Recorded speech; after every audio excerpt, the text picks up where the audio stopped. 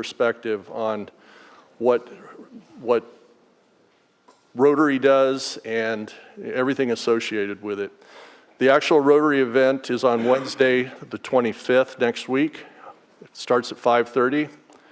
And anyway, I invite all of you to attend. It's going to be, we have so many organizations at the community center that have signed up for tables and a whole bunch of stuff. This thing gets bigger every year, so please, if you've got time to do it, come visit us at the Peace Bowl.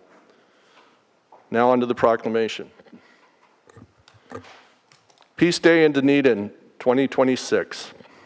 Whereas the city of Dunedin recognizes that peace is not merely the absence of conflict, but the presence of compassion, understanding, and cooperation among individuals and communities.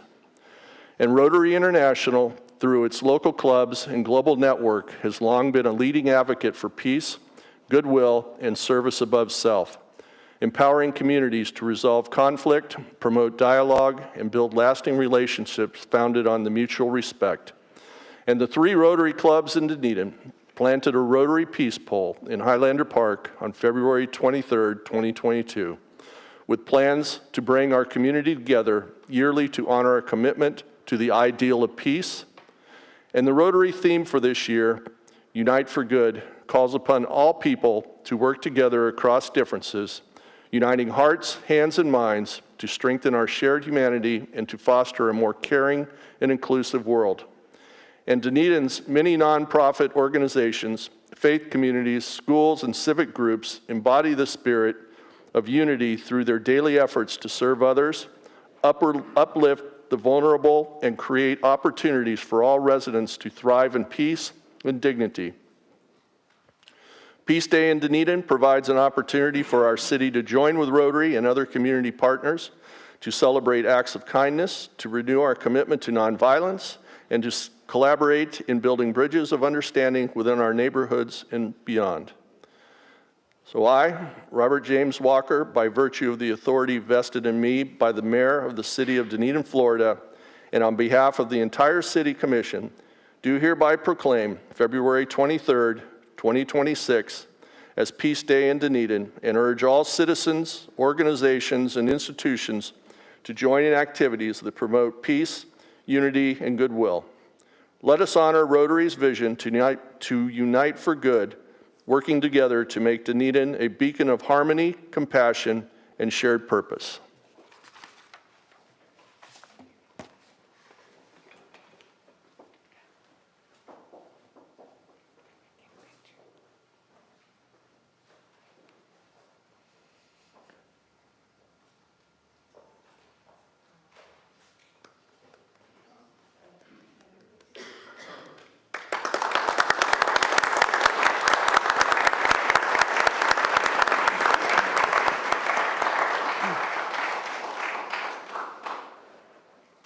Okay, gonna get a picture?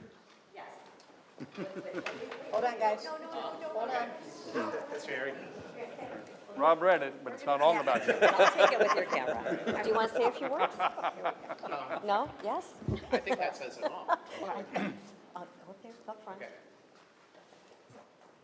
All right, hold the proclamation. Hold it, stand right up here. I'll let you get it first and then. All right. 3, 2, 1.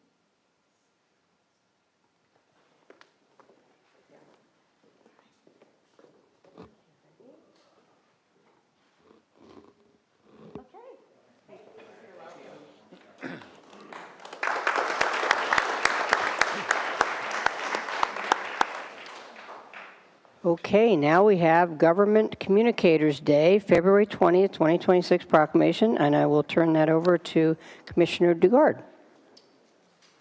Thank you, Mayor. Could I have the entire communications team come forward, please? And by the way, anybody that thinks they're on the communications team, they can come forward too.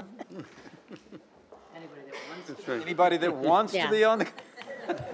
Don't everyone run at once, yeah. Not if you communicate on Facebook, do not have though. None of openings. that.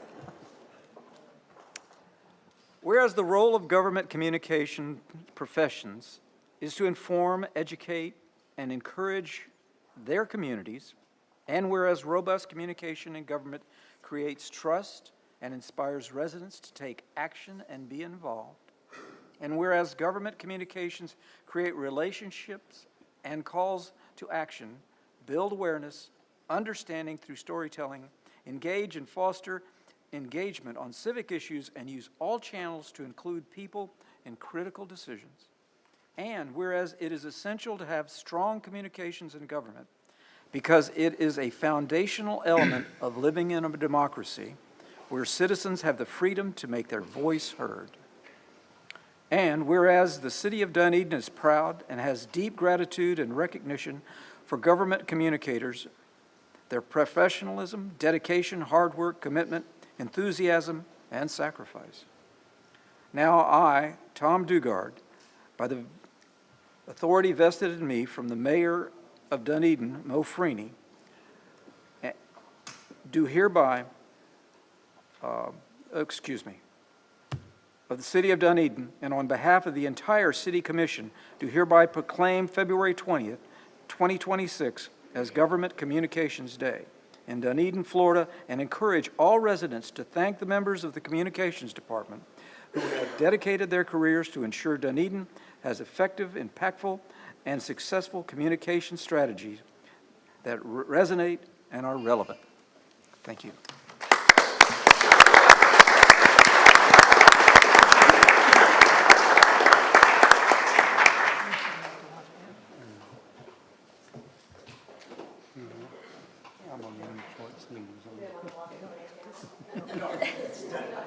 Somebody's got to teach them.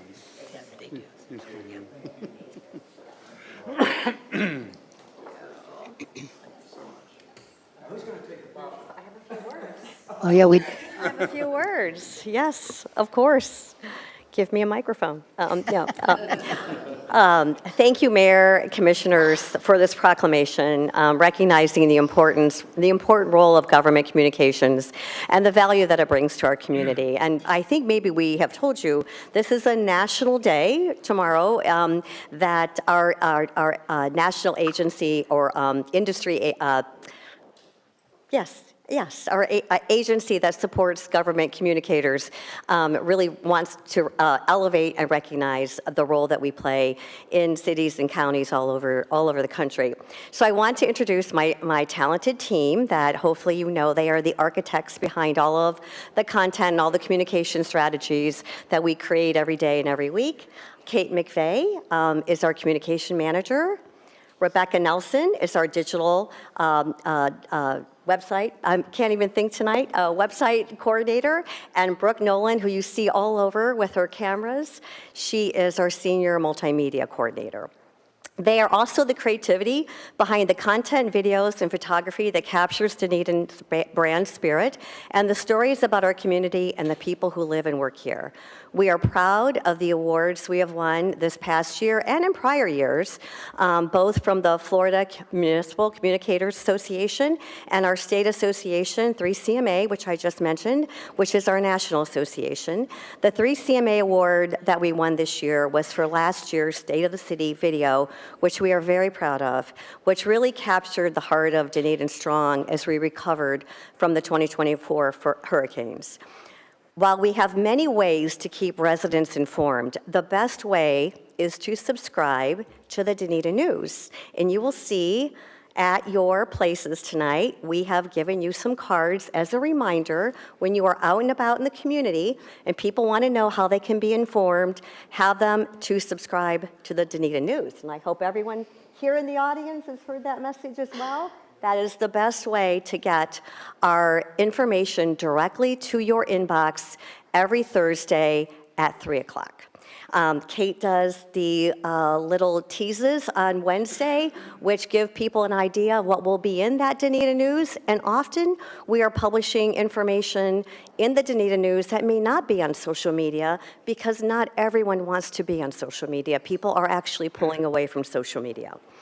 So we are very proud to work with all of our departments, to serve the community, to work with you, to elevate not only information and education, but also public trust. So thank you very much.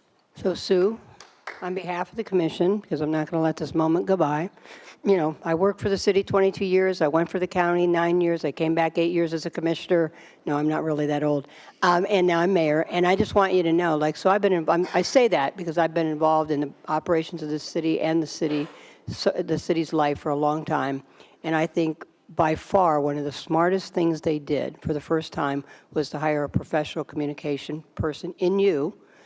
We got lucky with you for sure, and then you have a great team in Kate and Rebecca and Brooke, and I can't thank you enough, because I think before anything else, if we can't communicate well, our message will never get heard. It'll never get out there. Your team is amazing, and I know I speak for everybody out there. Thank you. Appreciate that. So now who's going to take the picture, since you all have to be in it? Where's Trevor? Okay, there we go. I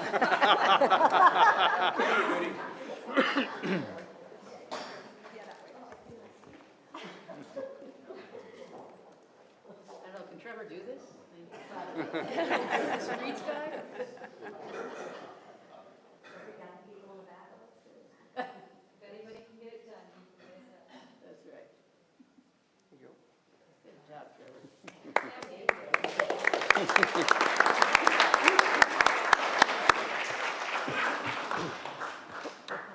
Okay, well-deserved accolades for that crew. Okay, we're going to go to World Whale Day 2026 proclamation. I will turn it over to Commissioner Gao. Well, thank you, Mayor, very much. World Whale Day proclamation, this is a new proclamation for me, but I'm very excited. I can't tell you for how long whales have been underrepresented. And so the idea that we can put them rightfully back in their place on the pedestal that they so justly deserve. Can I have the members of the Sierra Club please stand, come forward, and be recognized for this glorious day on World Whale Day 2026. All right, and it's long, so everybody get comfortable. Oh, that's a good-looking group. Wonderful. World Whale Day 2026. Whereas the City of Dunedin wishes to be a responsible steward of coastal environment and marine biodiversity, both within our jurisdiction and beyond. And local residents and visitors to the City of Dunedin cherish the natural beauty and the wildlife found in and around the Gulf, including shorebirds, sea turtles, manatees, and whales. It's all good. Staff from the City of Dunedin work every day to protect that natural beauty and local wildlife. And there are some 17 species of whales that live in the Gulf year-round and swim offshore from nearby waters, including various examples of toothed whales, beaked whales, and baleen whales, with more commonly species to include sperm whales, killer whales, melon-headed whales, that's what my sister would call me, and pygmy sperm whales.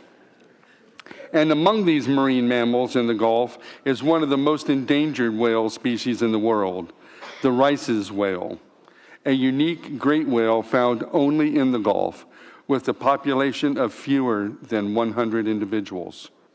And the Rice's whale have lived in the Gulf for approximately 3 million years and are known to spend most of their time near the ocean's surface, where they are especially vulnerable to human threats, such as oil spills, ship strikes, plastic pollution, and seismic blasting from offshore drilling activities. And around the world, the port, shipping, and fishing industries are taking action to slow down and watch for whales in areas where whales are present. And Rice's whales contribute to the Gulf's ecological health through their role in nutrient cycling and ocean productivity, and are a symbol of our region's rich and fragile marine heritage. As the City of Dunedin supports ongoing research, conservation measures, and public education to protect whales and other marine life in the Gulf, I, Jeff Gao, by the virtue of the authority vested in me by the Mayor of the City of Dunedin, and on behalf of this entire Commission, do hereby proclaim February 15th, 2026 as World Whale Day in celebration of Gulf whales and local efforts to conserve them. And I'm just going to read.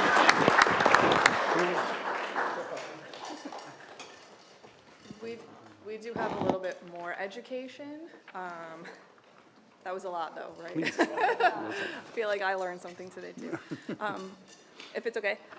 Good evening, Mayor Franey, members of council, city staff. I'm Megan Colby. I'm a Dunedin resident and also a member of the Suncoast Sierra Club Executive Committee. On behalf of Sierra Club Florida, thank you for your leadership and for your partnership in recognizing World Whale Day and the urgent need to protect one of our most extraordinary and most endangered Gulf neighbors, the Rice's whale. This proclamation matters for the whale tale it shares. It matters because the Rice's whale lives nowhere else on Earth but here in our Gulf. These whales are not seasonal visitors, they're permanent residents, woven into the fabric of this ecosystem for millions of years. And today, with fewer than 100 individuals remaining, they stand at a crossroads. What we choose to do now will determine whether their whale tale continues or ends in extinction. Megan, Dunedin's can leadership. you step forward a little more into the Sure. mic? Thank Lift you. the mic up a little bit, maybe that's probably part of it. That's great. Dunedin's leadership tonight is especially meaningful because this community sits at the very heart of the Florida Gulf Coast Hope Spot, a globally recognized stretch of ocean spanning from Apalachicola Bay to the 10,000 Islands. Hope spots are places identified by science as critical to the health of our oceans, and Dunedin stands right at that nexus. In doing so, this city continues to honor the legacy of one of its hometown heroes, Dr. Sylvia Earle, a lifelong champion for our oceans, founder of Mission Blue, and a global voice reminding us that no blue, no green. Her work has helped the world understand that protecting the ocean and all of its inhabitants and the communities that rely on her bounties is not optional, it is essential for our continued survival. By issuing this proclamation, Dunedin is once again serving as a beacon of hope and leadership on Florida's Gulf Coast. It sends a clear message that this community values stewardship, science, and responsibility, not just for today, but for generations to come. We're grateful to stand with you as partners, not only tonight, but moving forward. We're excited to celebrate together as presenters and vendors at the upcoming Gulf Coast Fest next weekend, honoring our Florida Hope Spot and the life it sustains. And thank you to the leadership of Natalie Gass and her staff for putting this celebration together. And in the months ahead, we look forward to working with the city, community partners, and local leaders on Rice's Whale Beach Banner Days across the Gulf Coast, continuing to share this whale story and invite the public into action.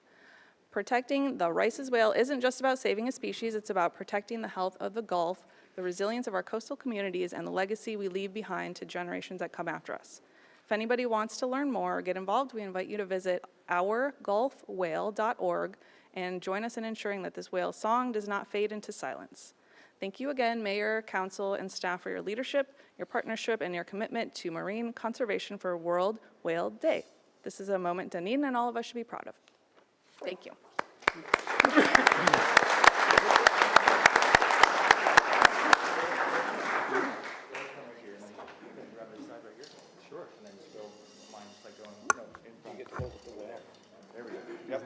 I'll get over there. Look at the organization. Nobody will be seen in this picture. It is a Our whale. Gulf, our whale. Oh, nice. I like that. And this is all made of recycled materials. It's all recycled materials. Maybe on, yeah.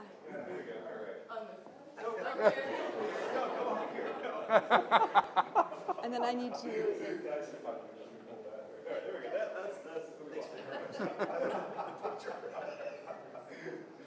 Put your fishing rod away.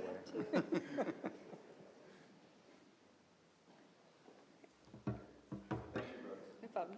And thank you for everyone's patience today as well. I appreciate it. All good.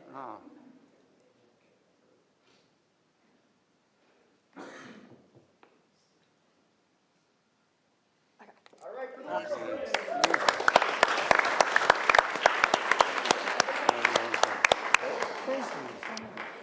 We certainly have to take care of the precious gift we've been given in this coastline. I'll say that. Thank you, guys. Thank you, Megan. Okay. We only have 10 more proclamations, so don't worry about it. Okay, we are going to go to citizen input.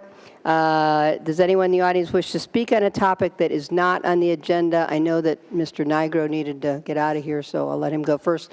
But then anyone else that wants to speak on something not on the agenda. So name, address, in 3 minutes.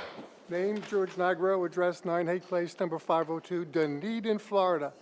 Fellow citizens, Mayor, Vice Mayor, Commissioners, my name is George Nigro, and I am an advisory member of the Dunedin Public Theater, the DPT. First, 2 invitations.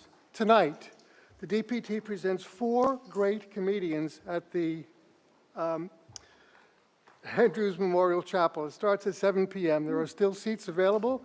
There's a great comedian there who's actually going to be the MC and a performer at the Scottish Edinburgh Festival. You don't want to miss him. Second, mark the calendar. Thursday, April 23rd, 7 p.m., again, Andrews Memorial Chapel, the DPT will be presenting an event entitled A Play, a Pie, and a Pint. It's a great celebration of Caladesi Island, the history, and especially Myrtle Share Betts. Tickets, of course, DunedinPublicTheater.com, DunedinPublicTheater.com. We'd like to bring you up to date on where we are and where we're going. The citizens and businesses of Dunedin have contributed tens of thousands of dollars to the DPT. The funds go to many of our artists and presenters, but most importantly, have gone to the now finalized feasibility study. That study was conducted by Keen Independent Research of Phoenix, Arizona. That study confirmed our suspicion that a professional theater in Dunedin was not only viable, but also sustainable. Viable and sustainable, yes. We received grants, and thank you for your recent organizational grant. Sponsorships are increasing, social media followers are increasing, and we submitted a state appropriations request, which was sponsored by Representative Bierfeld and Senator DeKeagle. We also thank the Commission for your support in Tallahassee. Yes, we're moving forward. As you know, we had several possible locations, but no confirmation yet. But that does not stop us from identifying the specifics of a professional theater. Loading access, visible ticketing, sound and lighting separation, dedicated dressing rooms, flexible seating risers, permanent lighting grids, a sprung floor for dancers, and adjustable masking for multi-purpose scenery. All not luxuries, but necessities to a professional public theater. DPT remains collaborative and committed to working with our entire community and with the Commission to work toward the construction, the opening, and the dedication of a Dunedin Public Theater. To the citizens and businesses of Dunedin, we close with a phrase from the movie Twilight: "Hold on, Spider-Man, it's gonna happen." Thank you. I have to give you a hand on that one. Thank you, George. Thank you, Jackie. Okay, is anyone else in the audience wish to speak on a topic that is not on the agenda? Okay, name and address in 3 minutes. Yeah. Rob Cozen, Chesterfield Drive, Dunedin. Father Bob Swick. Peggy Ray Drive. Peggy Ray Drive. First of all, just before I give you my talk, since we're congratulating a team of local women for all of the good job they've done, I just want to congratulate another group of women. The United States national women's hockey team won gold today over Canada. So another group of women we should be very proud of. The reason why I'm here today, and along with Father Swick, is to do another message of encouragement for the city to seriously consider us becoming a Red Star community. At the end of this month, there will be the first national gala, a fundraiser for Red Star that has now, in the course of less than a year, become a national organization. The city of Dunedin has an opportunity to be the second Red Star city in the country. This gala, the guests of honor, you should know. First of all, Jose Pequeno, who United States Marine, who was seriously injured in Iraq. who has been to many of our ceremonies over the years. Also, Admiral Mullen, who is the 17th chairman of the Joint Chiefs of Staff, 3 recipients of the Congressional Medal of Honor. And once the word was out that we were having this gala, Gary Sinise, the Lieutenant Dan Band, Gary Sinise, from Forrest Gump, offered to come to Tampa and play to support the Red Star Foundation. With a 17-member band. With a 17-member band, not just Gary Sinise. I realized that there was a cost incurred with making the application, a $1,000 application, which is standard. So I want you to know that the 3 military guys here, Rob Walker, Navy, Rob Cozen, Navy, Father Splick, United States Marines, we will, on our own, pay that $1,000 so the city of Dunedin can become a Red Star Foundation. Okay? So again, we just implore you, please take a serious look at the application. It is very timely because I would love to be able to go to Tampa at the end of the month and give the news that the city of Dunedin has in fact become a Red Star city. Thank you for your consideration of that. Thank you very much. Anticipating that it's going to be a unilateral yes for this, I do have a little token here that I'd like to give to the mayor on behalf of the city and on behalf of the Red Star Foundation. I represent the foundation as the national chaplain, and it's just a tremendous honor. This is an organization that's helping the families and the friends of those that commit suicide. And in the military environment, we still have over 20 men and women, many women, over 20 every day that commit suicide. And every suicide affects at least 85 upwards to 150 other members, not just family, but friends.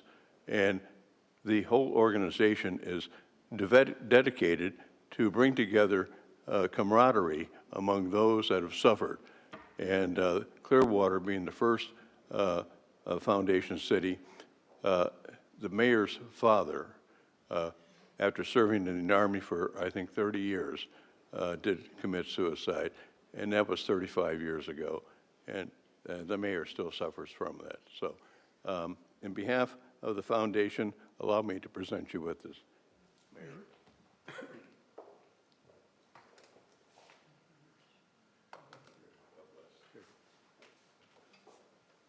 Does everybody know what the Red Star Foundation is? I think, yeah, just explain real quickly, then I'm going to move on to other citizen input. But it's important. I want to make sure people do know what it is. So just explain briefly, what it is, yes. Just real quickly, there is the Gold Star Foundation, which represents families who have lost a member of their family in battle. The Red Star Foundation represents and supports families where one of their members of the families committed suicide. And it's a gap that we have had in our system, because not only is there no support system on any level, VA, social, community, for families of someone who has committed suicide, it's a stigma that's put onto the family. So there's so much work that has to be done. So the Red Star Foundation is there to fill that gap. Probably the worst statistic that we could ever say is that twice as many soldiers commit suicide than die on the battlefield. And that's an unacceptable statistic. So that's what the Red Star Foundation is trying to do, is to help and support those people. So just for anybody else getting 3 minutes out there, I let them have 6, so. Yeah. Anyway, thank you, gentlemen. It's a very important message. Yeah. Very important message.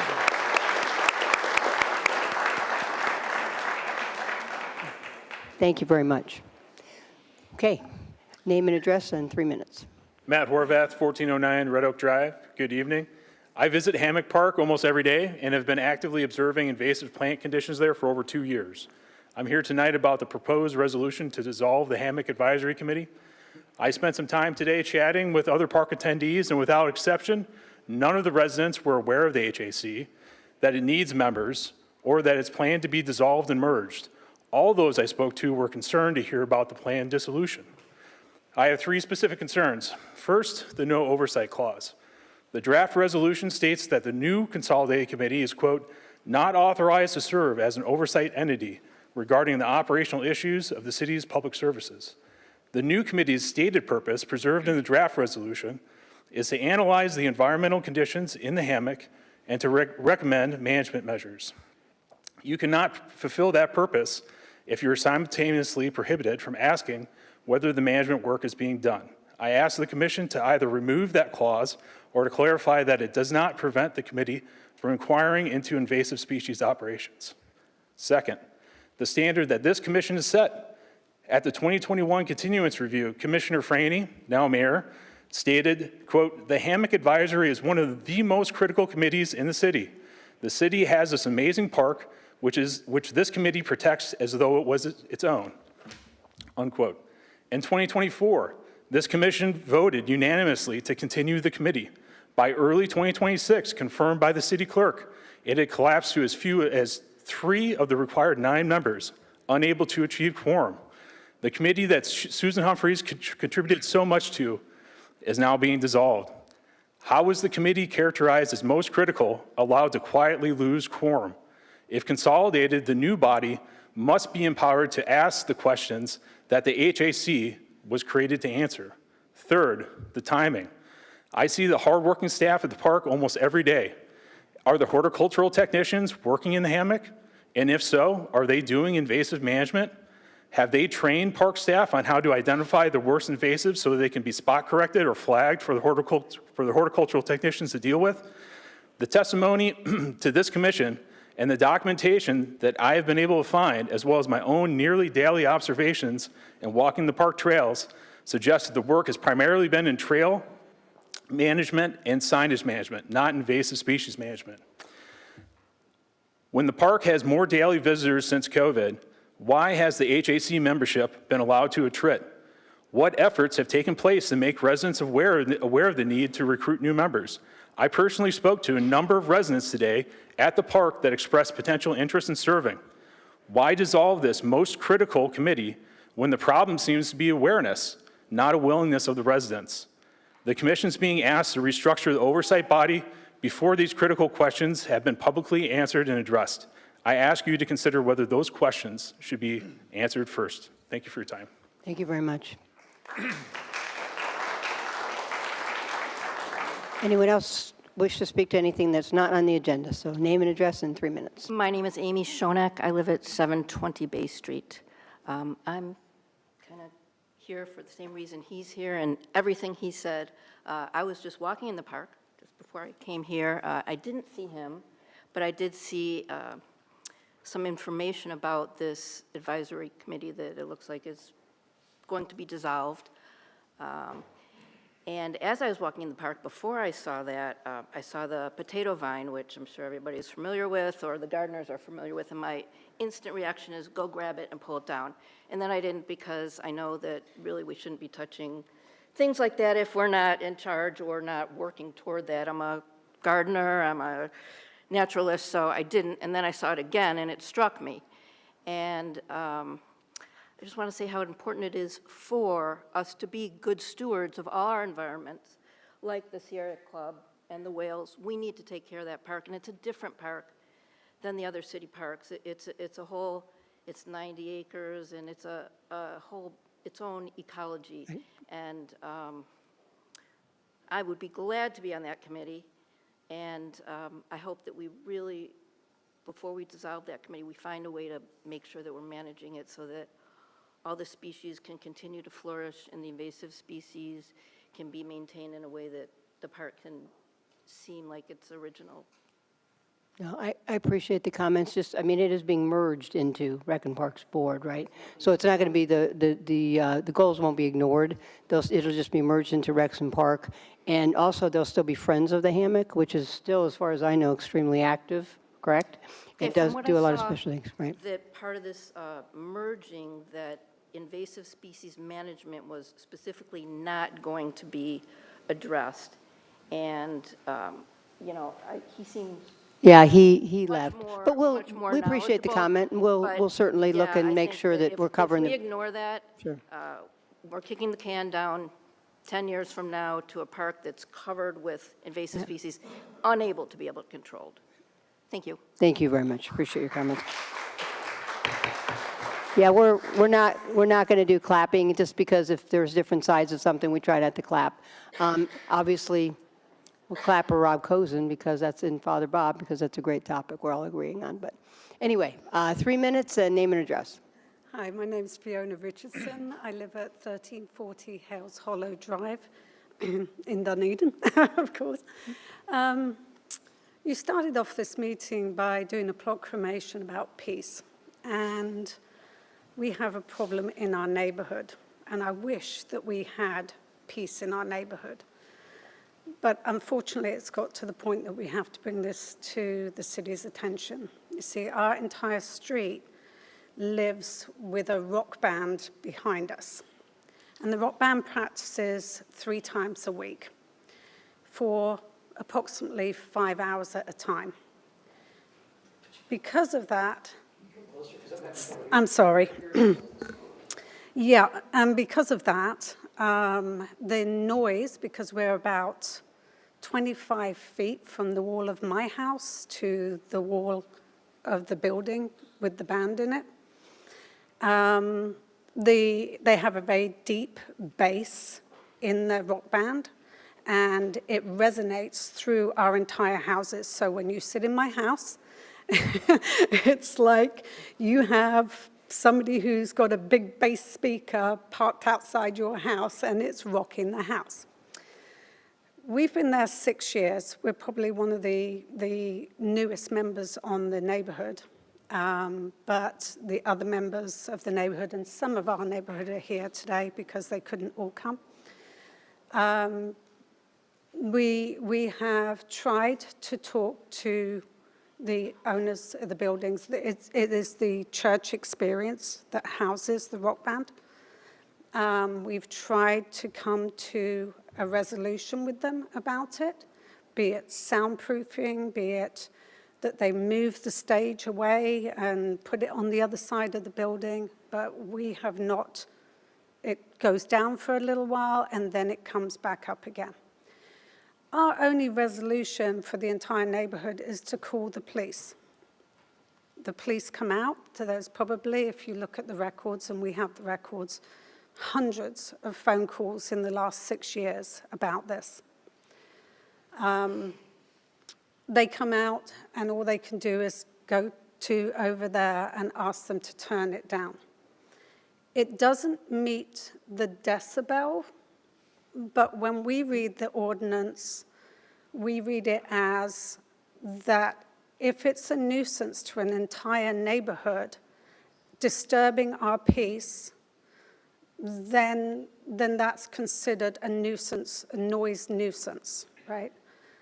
The sheriff's department doesn't read it that way. They believe that it has to meet the 65 decibels, but this is a deep bass rumbling through your house. So, no, thank you, and I don't know, do you want to give a card? Maybe you can touch base, get together? Yeah, let me go ahead and touch base with the Pinellas County Sheriff's Office as well, because I had heard of this situation. I thought it was resolved. So let me meet with the Sheriff's Office and talk to our attorney a little bit about the intent of the ordinance, and then I'm going to give you my card, and if you can send me an email so I can communicate with you. Thank you. Mayor, just out of curiosity, I didn't hear where that property was. I'm sorry. Where do you actually live? What's your street? It's on San Chris.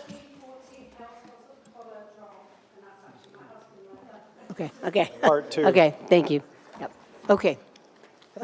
Name and address for the record in 3 minutes.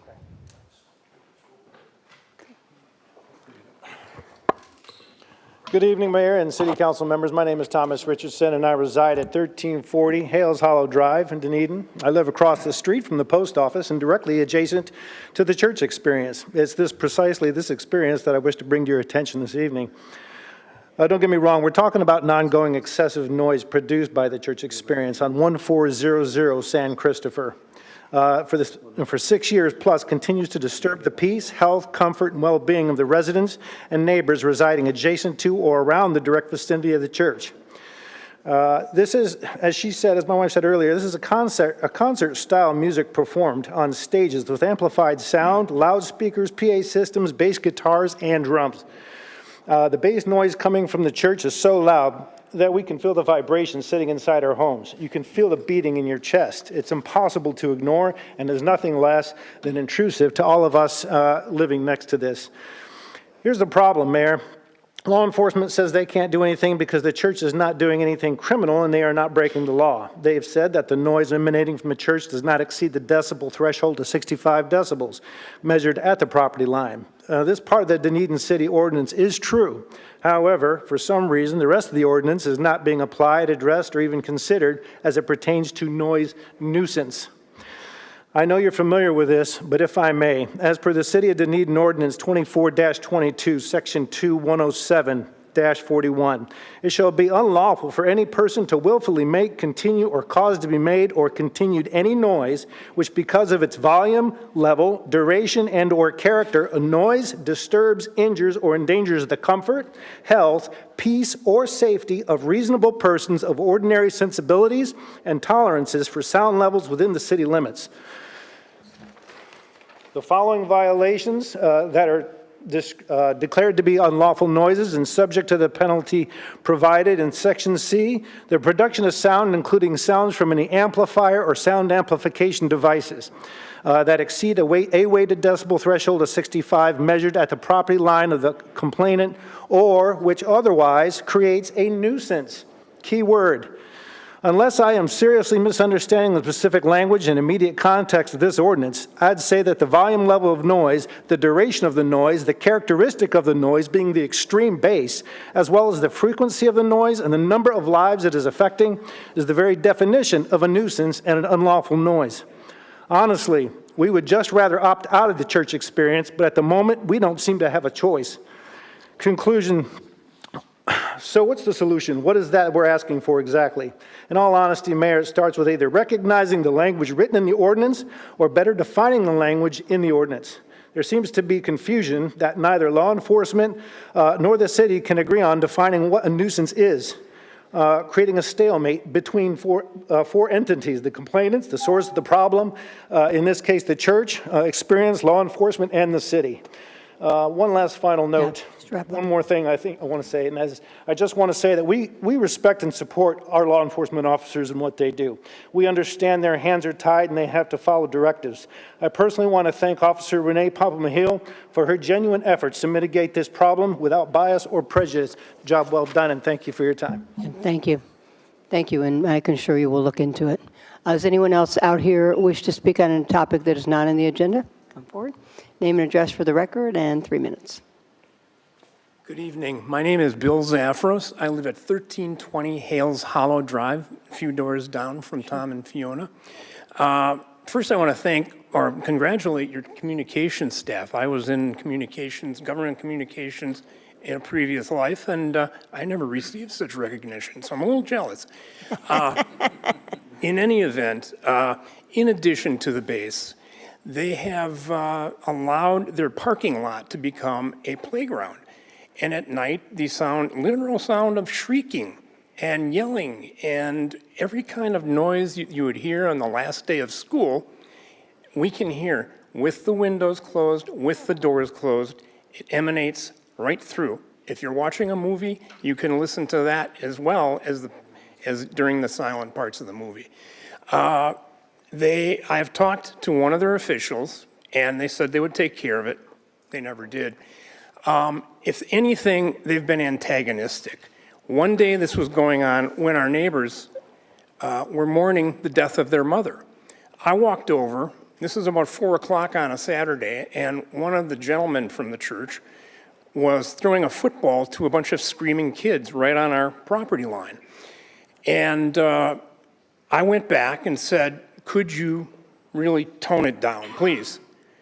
And he looked at me and he said, call the cops. And I thought, well, if that's your attitude, I guess that's what I'm going to have to do.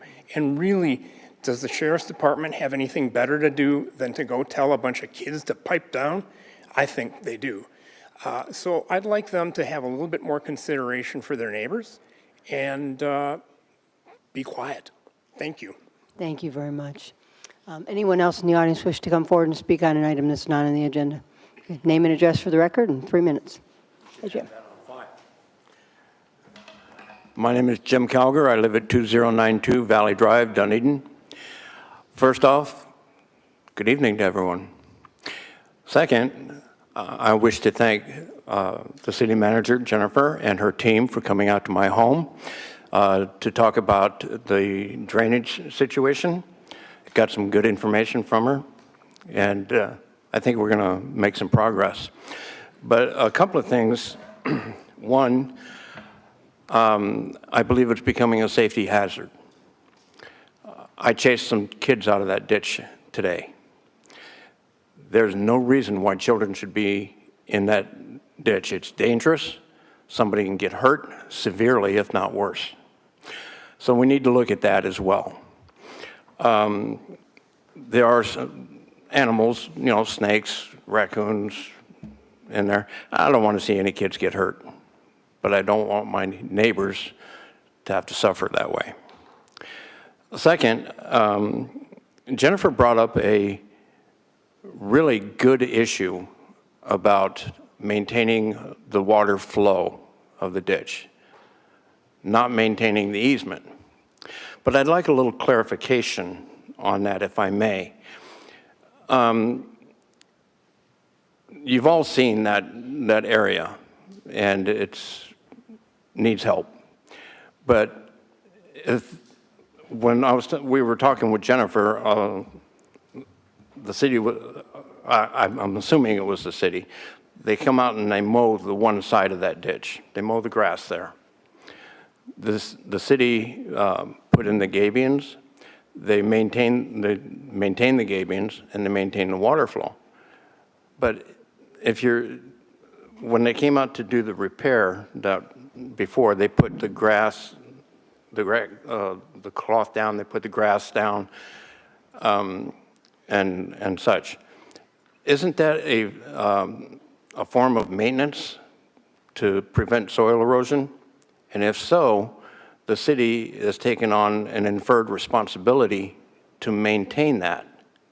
So I'd like a little clarification on that, if I could get that. So we don't really do the back and forth here, and at the end of it, I understand. I think probably, you know, the manager can contact you because you've got a relationship now. Mm-hmm. And I don't know, maybe the city attorney can expand on it as well. But I want to thank you all for your very kind consideration and coming out to my home, talking with me. And as I expressed to Jennifer, let's work together to achieve a common goal, which is preventing soil erosion, maintaining the water flow, and maintaining the integrity of that ditch. I want to thank you all. Thank you. Thank you, Jim. Appreciate it. Okay, anyone else in the audience wish to come forward and speak on an item that is not on the agenda? Okay. Name and address for the record in 3 minutes. Hello there, sir. Joe Palcoxy, Broadway and Albert. I brought a $100 bill here in case Jeff wore a shirt that I couldn't live without. But on a serious note, and it might be a little bit petty for some of you, but I want to talk just briefly about the road improvement project on Skinner, okay?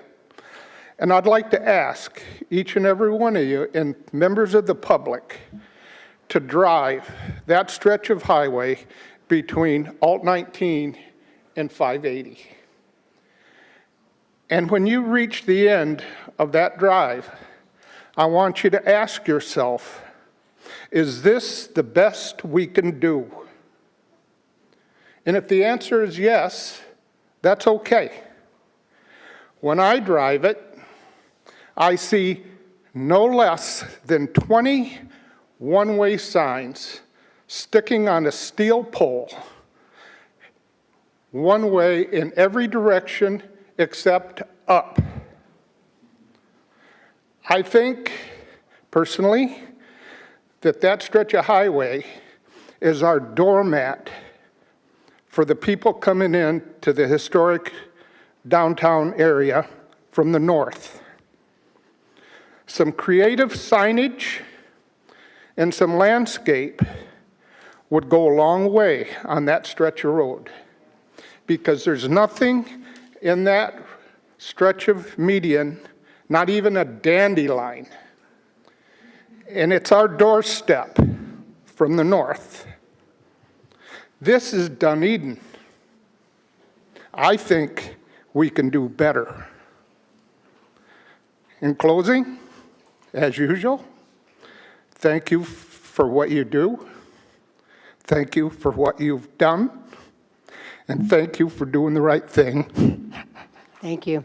City Manager, have your marching orders now. If I may, Mayor? Yes, I know we're please, go ahead. You're right, Dale, we can do better, and we will, because the landscaping has not been installed by FDOT yet. And there's additional light posts and so on and so forth going in. So stay tuned. Landscaping will be installed, and we'll do better. I understand DOT and the rules and regulations. We can do better. Well, we will. We have a landscape plan. We're good.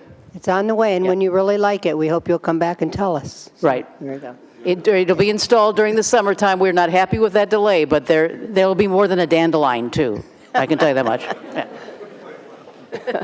Okay, anyone else in the audience who wishes to speak on an issue that is not on the agenda? Okay, seeing no one, I will close citizen input, and we'll go to consent agenda. So there's just a couple things on consent agenda. Approval of the minutes, and we have board and committee appointments. Were there any you were going to pull off? Yeah, Mayor. City Manager needs to pull something off. If you wouldn't mind pulling 2B. 2B. Yes, boards and committee appointments.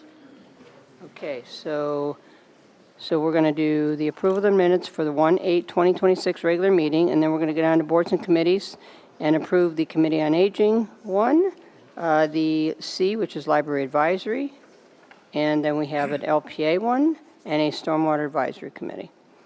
And so is there anything anybody wants to pull off other than that one?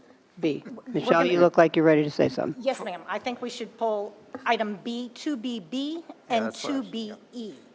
And 2BE. Okay, those two, right, okay. Okay, and that's because those are the merging ones. And so you guys are going to look at that. Okay, so without those two, could I have a motion? So moved. Second. Okay. And anyone in the audience wish to speak on any of the consent items? This would be your moment. Okay, seeing no one, I'll close public input. And all in favor? Aye. Aye. Any opposed? Okay, motion passes unanimously. Okay. Okay, we're going to go to action items. First action item is 3A, first reading of Solid Waste Ordinance 26-01, amending Section 66-101 of Chapter 66 of the Code of Ordinances for the City of Dunedin, Florida. And Jen, could you please read Ordinance 26-01 by title only? Ordinance 26-01, an ordinance of the City of Dunedin, Florida, amending the Code of Ordinances for the City of Dunedin to increase collection rates for solid waste services, providing for publication, providing for severability, providing for an effective date. That was Ordinance 26-01, read by title only. Okay, could I have a motion? So moved. Second. Okay, I've got Commissioner Sandbergen and Vice Mayor Walker. Okay, so we'll go to staff presentation. Good evening, Mayor, Vice Mayor, Commissioners, and everyone else. We're here for the first reading of the solid waste rate ordinance, and I have joining me tonight Michelle Monteclaro, the Assistant Public Works Director, Sue Bartlett, the Public Works Director, forgot that part already, and Bill Pickram, the Sanitation and Recycling Superintendent, Terry Boveri, the Vice President for Aftalis Consulting, and somewhere is Les Tyler with Finance, the Finance Director. probably up there watching, but he's on his way available. back from his office, I'm sure. Yes, exactly. I just have a brief statement, and then we'll be happy to answer any questions you might have. In your agenda item, you will find the ordinance that was read by title with attachments, and they include the rate table, the letter from the Board of Finance, and the workshop presentation from the December 2nd workshop where we presented the rate study results. Initially, the study was delayed based on the Commission's request to proceed with efficiency evaluation and implementation of those recommendations prior to having the study engaged so that we could implement the efficiencies prior to suggesting or recommending rates. Ordinance 2601 was developed after input and consensus direction from the Commission at the December 2nd workshop, at which time Ratify Consulting Services presented its financial findings and recommendations of the study. We have taken the Commission's feedback and looked carefully at our replacement plan of vehicles, and we completely revised it, and we also have realized some of the savings from the withdrawal from the unincorporated area. Many of these anticipated savings have been incorporated into the model that was used to determine the rates. And we'll be presenting much greater detail on those savings on March 3rd at the workshop, where we're going to provide a status on the efficiency update on that progress. So we'll provide you more details there, but they have been considered and coordinated. The Ratify collaborated with Solid Waste Finance and the efficiency consultant, as well as their expertise, and reviewed the presentation and the rate basis and facts with the Board of Finance twice. And key drivers behind the rate increase included capital cost increasing, labor increases, recycling, and disposal costs, to name a few. And we have Terry and Les who can provide more details specifically if needed.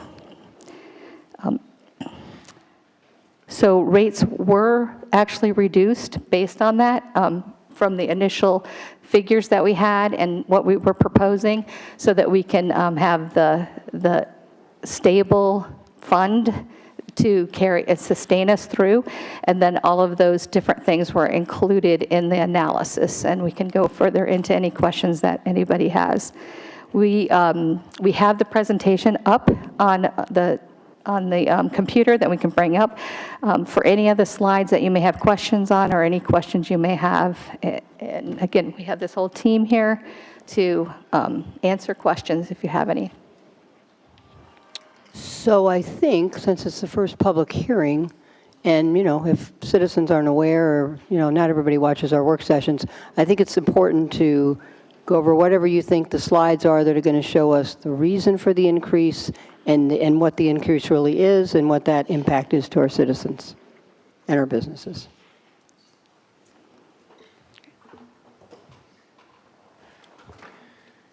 Good evening, members of the public. My name, for the record, is Terry Bovary with Reptalis, and I'll be giving a brief presentation to provide some context for the need for increasing the solid waste rates and charges. My thought would be to run you through the background and key issues and then the recommendations on the fee adjustments. So just as a reminder for members of the public that this is an enterprise fund, meaning that it doesn't receive any funding from the general fund. It's funded entirely from the user fees of the solid waste operations.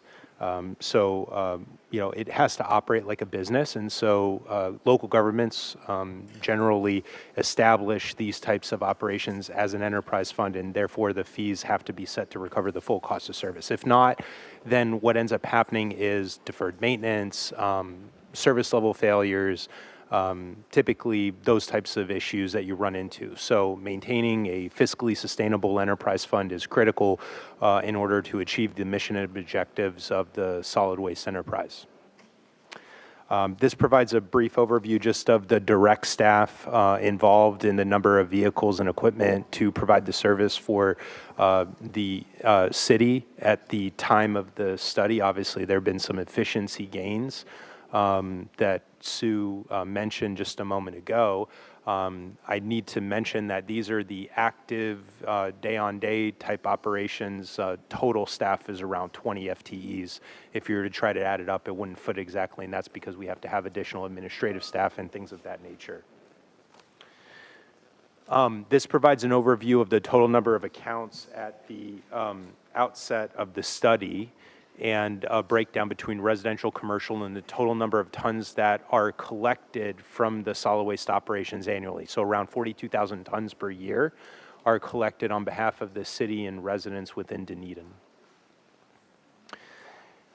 This is an important piece of information. I know the font size is small, so I'll read out for everyone a little bit more about what's being communicated here with this slide, but the city had performed a similar study to the one that we were engaged, Reptalis was engaged to perform this past year. When the other consultants performed that study back in 2020, it was based on a series of assumptions. Some of those assumptions related to projections and inflations related to the cost of operations.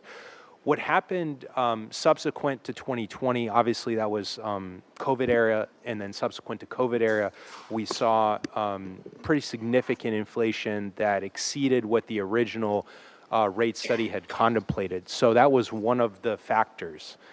This slide right here, the chart presents two bars, and they represent the operating expenses from what was previously forecasted versus what were the actual reported operating expenses. And you can see about $1 million shortfall by 2025, and that's just based on the actual operating expenses.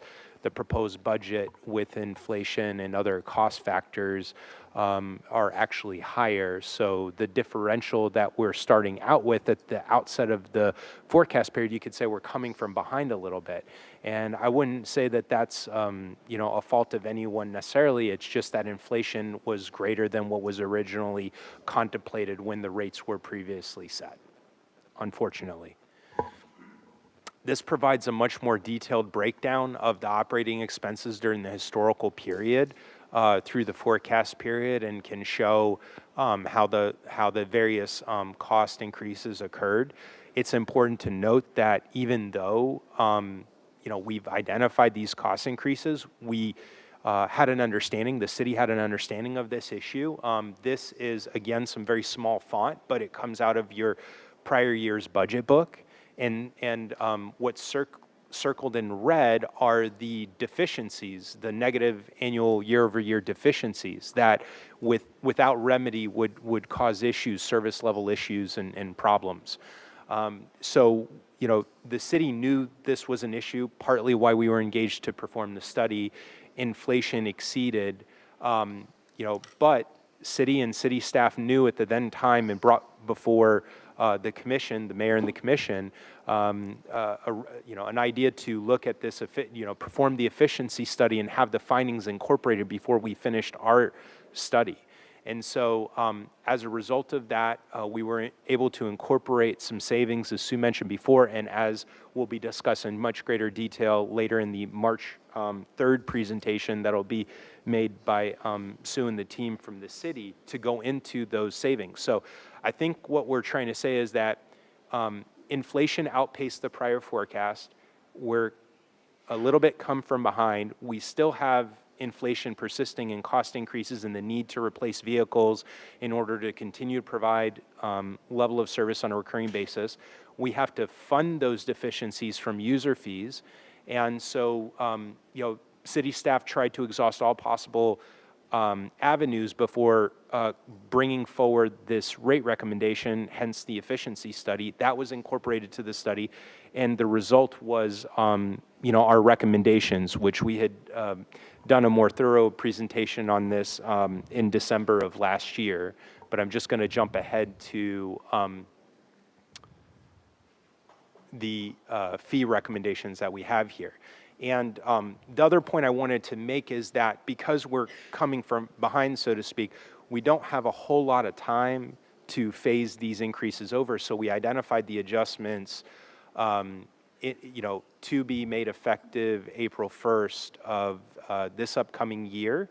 And then again, 12 months subsequent to that, another adjustment. But then after that, we're anticipating that we will be at a sustainable level and require only minor or inflationary type rate adjustments.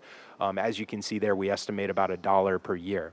One of the things that came out of the discussions that we had when we had given this presentation to the Board of Finance, for example, was that, they said, well, could you index these rates on a recurring basis to ensure that we don't get too far behind, because the rate increases were fixed percentage increases, and part of the problem was that inflation exceeded that. Is there a way to sort of better index to actual inflation so we don't have a larger hit on the rate increases in the near term and avoid that potential issue? And so we said yes, and part of our recommendation is that subsequent to the next 2 years of rate increases, we're proposing that the fees be indexed to the trash and collection index, which is a subcomponent to the consumer price index as reported by the U.S. Bureau of Labor Statistics. And that is included in the ordinance. That recommendation has been incorporated and reviewed by legal, as well as the rate table that you see. It's more formalized in the ordinance so that it doesn't just call out residential. This is an example, but it does address all of the rates. And as Terry mentioned, we did not have a rate increase in October. So for this fiscal year, we're recommending that we have the first that increase for the fiscal year in April, and then rather than come right behind that in October with another balancing increase, we have recommended that we stay the course for the year.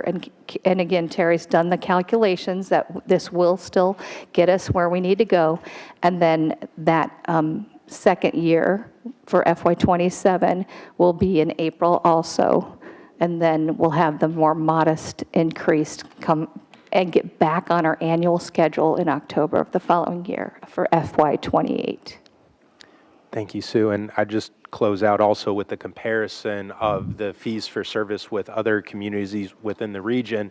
And I think even with the, greater increase that we're proposing in April, it still puts us slightly below the average for those on this comparison. And we can speak to that if there were more questions about the comparison, since it's difficult sometimes to have a like-for-like comparison, but I think it is instructive to at least show members of the public where we're at, relatively speaking, in the market in the region.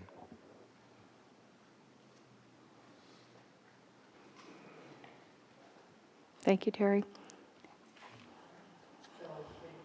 Excuse me, ready for questions. So I'm going to go ahead and start over with Vice Mayor. Questions? Thank you, Mayor.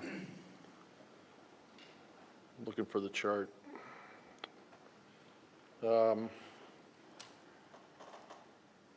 the background and issues, the operating expense growth.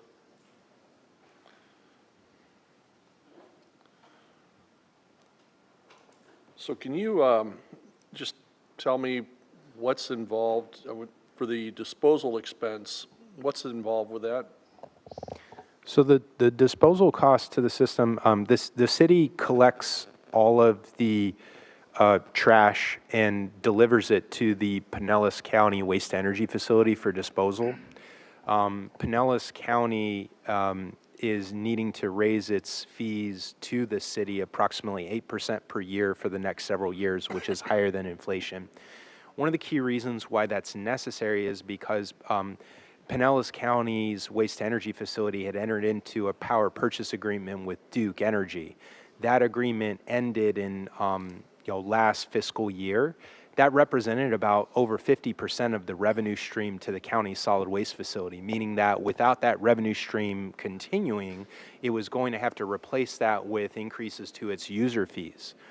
And therefore, it's raising those rates over time to make up for the loss in revenue. So the disposal system costs are primarily associated with the disposal of trash or what's known in the industry as municipal solid waste, or MSW, and it's being taken to the county facility, and the county's facilities costs to the city are increasing at approximately 8% per year. Okay, that's, yeah, so, because that is the highest increase in operating expense. On the labor, and I don't know if you have the comparison for that, but if you take a look at the labor costs, how, do we have some sort of comparison of the labor cost against what the market is? HR actually provides that for us, and during this period, those FY 24, 25, we actually implemented, to be competitive, a career ladder structure so that the compensation for the skills would be increased, that individual drivers. And we also had the base pay for people who are coming in with skills. HR approved bringing them in at a higher rate so we could be competitive. We were struggling quite a bit before that to actually keep people and to recruit them and have them come on board. So we are in constant communication about that, and Bill is very tied to the market and what other things are happening out there, including the other cities' rates, so that we can stay abreast and then be aware, what do we need to do? So would you say our rates are competitive, below market, above market? Currently, they're competitive. We have a step program in our, within our pay structure for different layers of drivers. If you get a driver who is at entry level and he's that driver who has a CDL maybe a couple of years, a year, but it's more driving than is operating a truck, and as opposed to an operator who becomes a 2 or a 3, if we bring him into those, we have leeway to be able to hire more for a more skillful driver. So we're competitive in that range. It's just identifying the candidate, corroborating the skill of driving they have, so we can be competitive there. It's a tough county to attract drivers in this industry. 24 municipalities, a dozen of us are municipal haulers. The others have private contracts. So there's a lot of players in our county who are vying for those drivers. So, Are there specific certifications for some of these labor categories? We do. We have, again, the structure that we put in place actually outlines the level of skill, and we do have a relationship with the American Public Works Association and SWANA for standards, and there are certifications in APWA that we're pursuing now, but again, we're weighing out the cost of those. We're really concerned about getting the skill, and then the certification will follow and come after that. But one of the recommendations from the efficiency study was to require all of the staff at solid waste to come up to that level 3 skill level, because as we reduce number of people and, in an effort to have these efficiencies and savings, that we have to have more skills. We have to have everybody who has these multiple pieces of equipment that they can operate, so that we have versatility. And so that is something that has been put in place. I think there's only 2 maintenance or sanitation associate ones left. And so we are working on that, and they do have a little time to catch up, and we provide that training and support so that they can get that level of skill and produce it. So it sounds like the labor market for this area is probably one of the most competitive. Is Absolutely. That correct? Okay. Final question. Do we have any other alternatives? And I think this question is probably more rhetorical, but I think for the benefit of the public, we really don't, well, no, I'll ask the question. So do we have any alternatives to where we dispose of the waste other than waste energy? Go ahead. We do when it comes to residential service, I'll pick on that. On commercial, not so much. Commercial, it's an agreement with the county to take our MSW or Class 1 trash there to feed the burn plant. And that is in place for a Class 1. When we collect the yard waste and the stuff outside the barrel, the debris outside the barrel, we take it to an aggregate recycling facility station, and that is Class 3, and it's a little bit less, but we do separate the debris for that matter to take that debris type to a different alternative place than the county. Okay. So I just 8% per year, that seems like a lot. Is that a lot?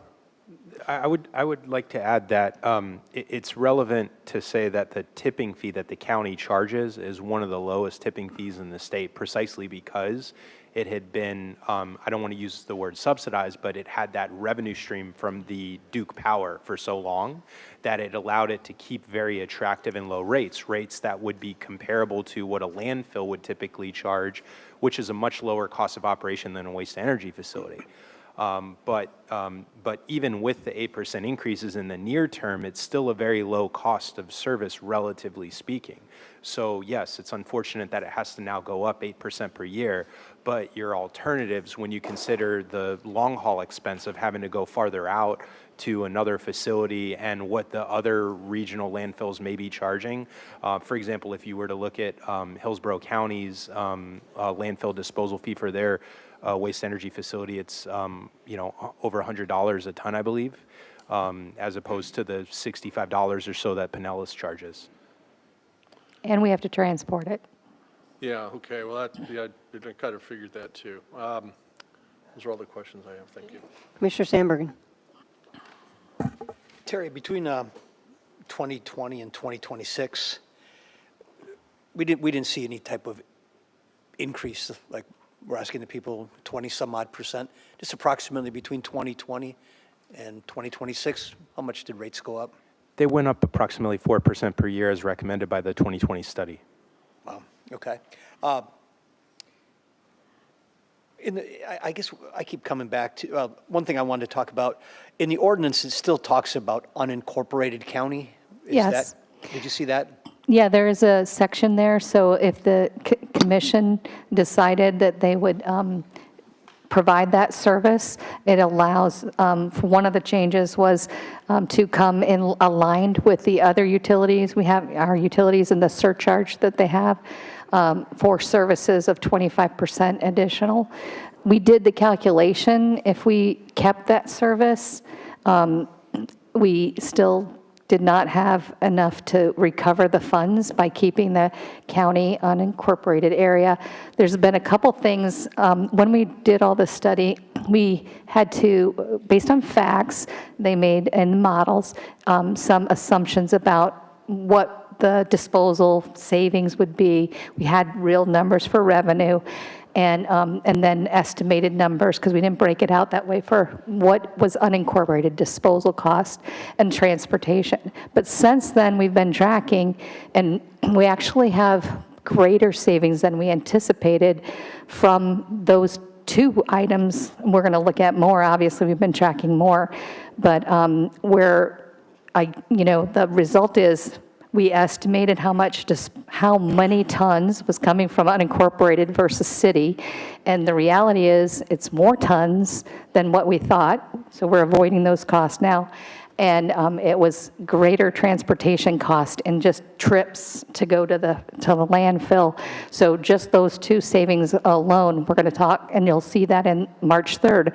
But that is additional savings. We estimated it conservatively, and that is what is in this rate study. But again, you will have, as a commission, a choice as to how you deal with rates. This is the structure set up, the way that things are now, anticipating some of these continued savings, recurring savings from eliminating the unincorporated service delivery.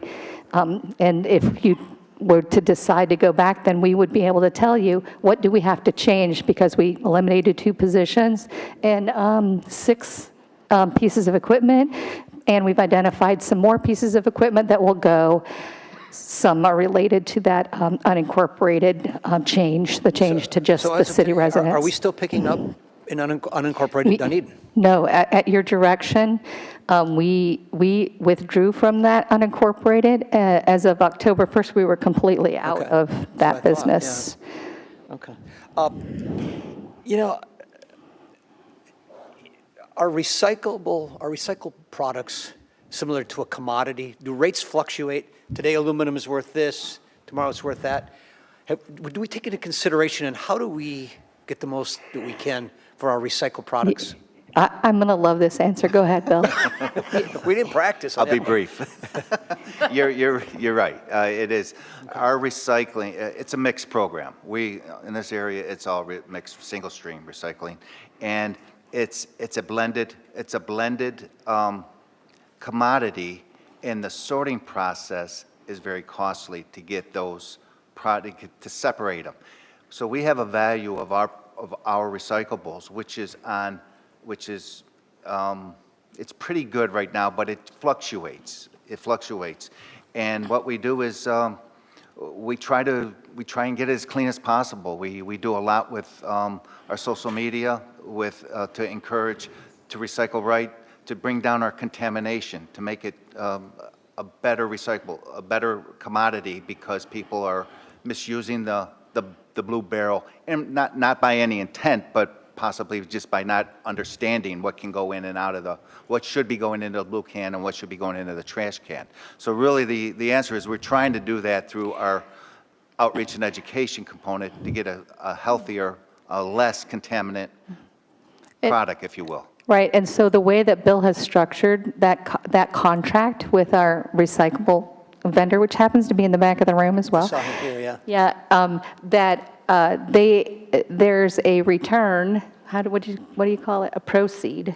We have with the way our cost structure is with our recycling contract. There is a collection component that it's fixed. It's fixed because those are the Waste Pro trucks following the same patterns ours do. And then it's the processing side of it. The processing side is based on that blended average quarterly. Each month I get an average market value of our blended recyclables, and then it becomes a quarter value of it. And what we do is we either pay or net zero, or we get some proceeds based on the market value of our recyclables. That's where it's volatile based on the market. Some years we were net zero. 2-3 years ago we got a little bit of proceeds. Right now we're paying $15 a ton for the processing, which is very, very good on our side. I have never seen a contract structured like this. When I first saw it, I was very impressed because it gives the city every opportunity to recoup dollars and recycle. My last question, and you tell me how, because I'm sure, I know I get contacted, and I'm sure my colleagues do. We're going to ask people to pay 28% more for their solid waste, I don't want to say their trash bill, but their solid waste portion. In my specific community, there are people that live alone, or there are 2 people. They probably have 3 items in that recycle bin. What can we do to maybe reduce heavy users versus, other than holidays, our recycle bin is never full. And the times that it's really overfull, I break them down and take them to Lake Haven. You have any suggestions what we could do for that single person that, just a couple that don't have a lot of recycle, a lot of Amazon boxes? Any suggestions that we could pass on? Our rates are based on the city as a whole. Okay. And we have, when you're a curbside customer receiving the 3 layers of service, they're all paying a minimum of that. And I get the thing you can do is those heavy users, those bigger households, if they need that second barrel, they're getting a second barrel at a 50% discount of another fee for that second barrel. It is really, the minimum charge for those 3 services to be provided each week, which is across the board a premium service for our city. Oh, I know. Because it includes yard waste and bulk. My last question would be, if someone, and I don't want to open this up for a whole night, but if someone said, I would like to discontinue my recycling, can they opt out of it? No, it's part of the program. It's a staple of our program. Okay, that's all I had, Mayor. Okay. Commissioner Gao. Thank you, Mayor. Please refresh my memory on the percentage increase that the county, it was 8%. When does that start? That's, previously, it was 6% per year, and they had to increase at 8% per year based upon new information as it pertained to other cost effects to them, including the recent new contract that they entered into for the operation of their facility with FCC Environmental. They just entered into that agreement. So that 8% per year is over the next 3 years, I believe. And subsequent to the 3-year period, they have a forecast of what the increases are, and they're expecting those increases to generally maintain in that range of vicinity until sometime in mid-2030s, once they get back to the point where they've replaced the lost revenue from the Duke Power Purchase Agreement. Okay, so that 8% increases sometime in 26. Is that what I'm hearing? It's going to be going on for 27, 28, 29, and then I think that they will reevaluate, the county will reevaluate what the rate needs to be, but the forecasts show a continuation in that trend. Okay, so it's going to start in 27. And you said prior to the 8%, it was 6%. Yes. You know approximately how long it was 6%? I could get back to you on the specific timing of when that started. Bill but has it. Roughly 2020, 2021. Terry, Bill has it. Terry's firm is the consultant for the Solid Waste Department of the Pinellas County, but how they set their rates is, and it's part of our TMC group that the professionals in our industry do have an opportunity to weigh in on the county, and each year we see Terry through the county to establish what their rates are, and they do them in that 3-year periods. Okay, so right now we are in, the county has adopted an ordinance which we as a group supported, that it was at 8%.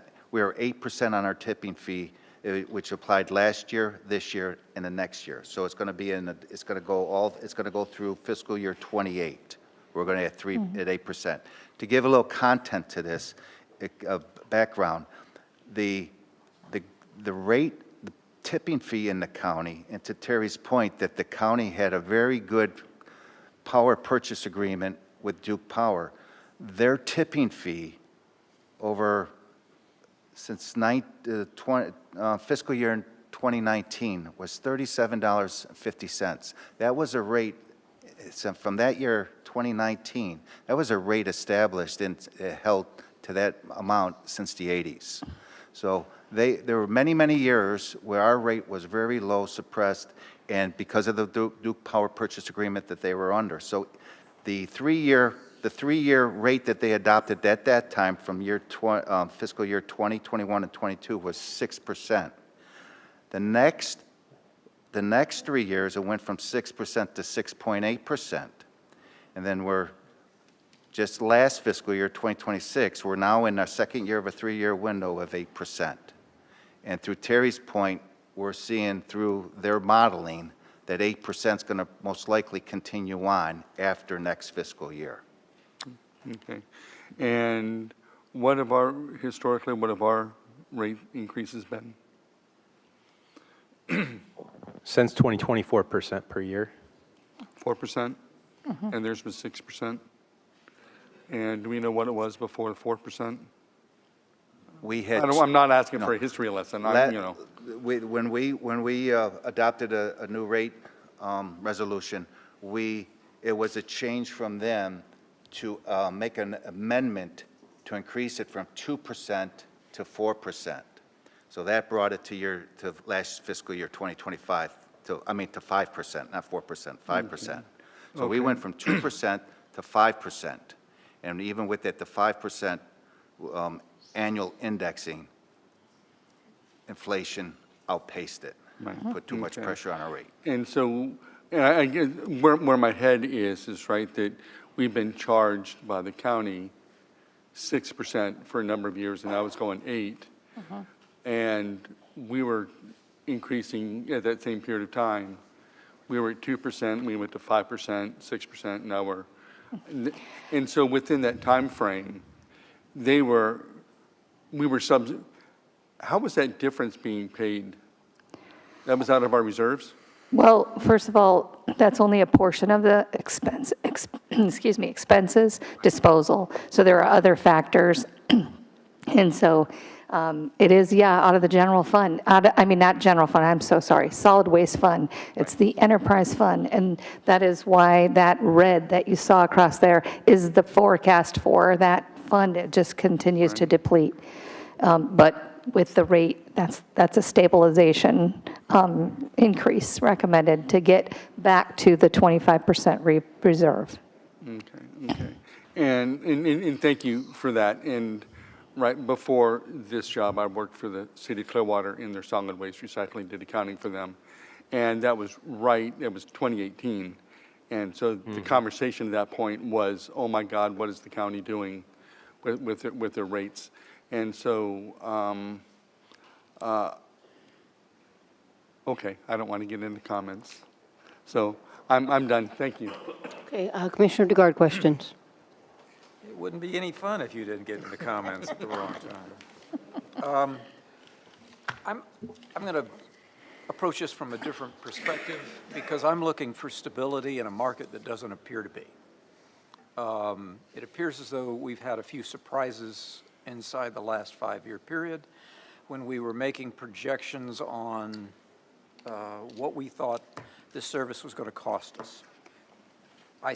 So I'm trying to explain to myself, okay, what happened? Where were the variables? Where did they go up? It was very helpful to hear that we had planned on a 4% increase and you actually implemented a 5%. Is that what I just heard? We initially had an ordinance in place in fiscal year 2027 at 2%. 2027. Yeah, I'm sorry, that's 2017. 2017. Thank you. In 2020, we increased it from there, knowing that we needed more because of inflation. We recommended and it was supported to go from 2% to 5%. So since 2020, we've been going up 5% per year according to plan. Is that correct? Correct. Is that correct? Terry, Just want to be sure. It's 4%. I thought we verified the last 3 At years. 4%? I'm butchering that. He's looking. I had 5% never mind. He's going to the data.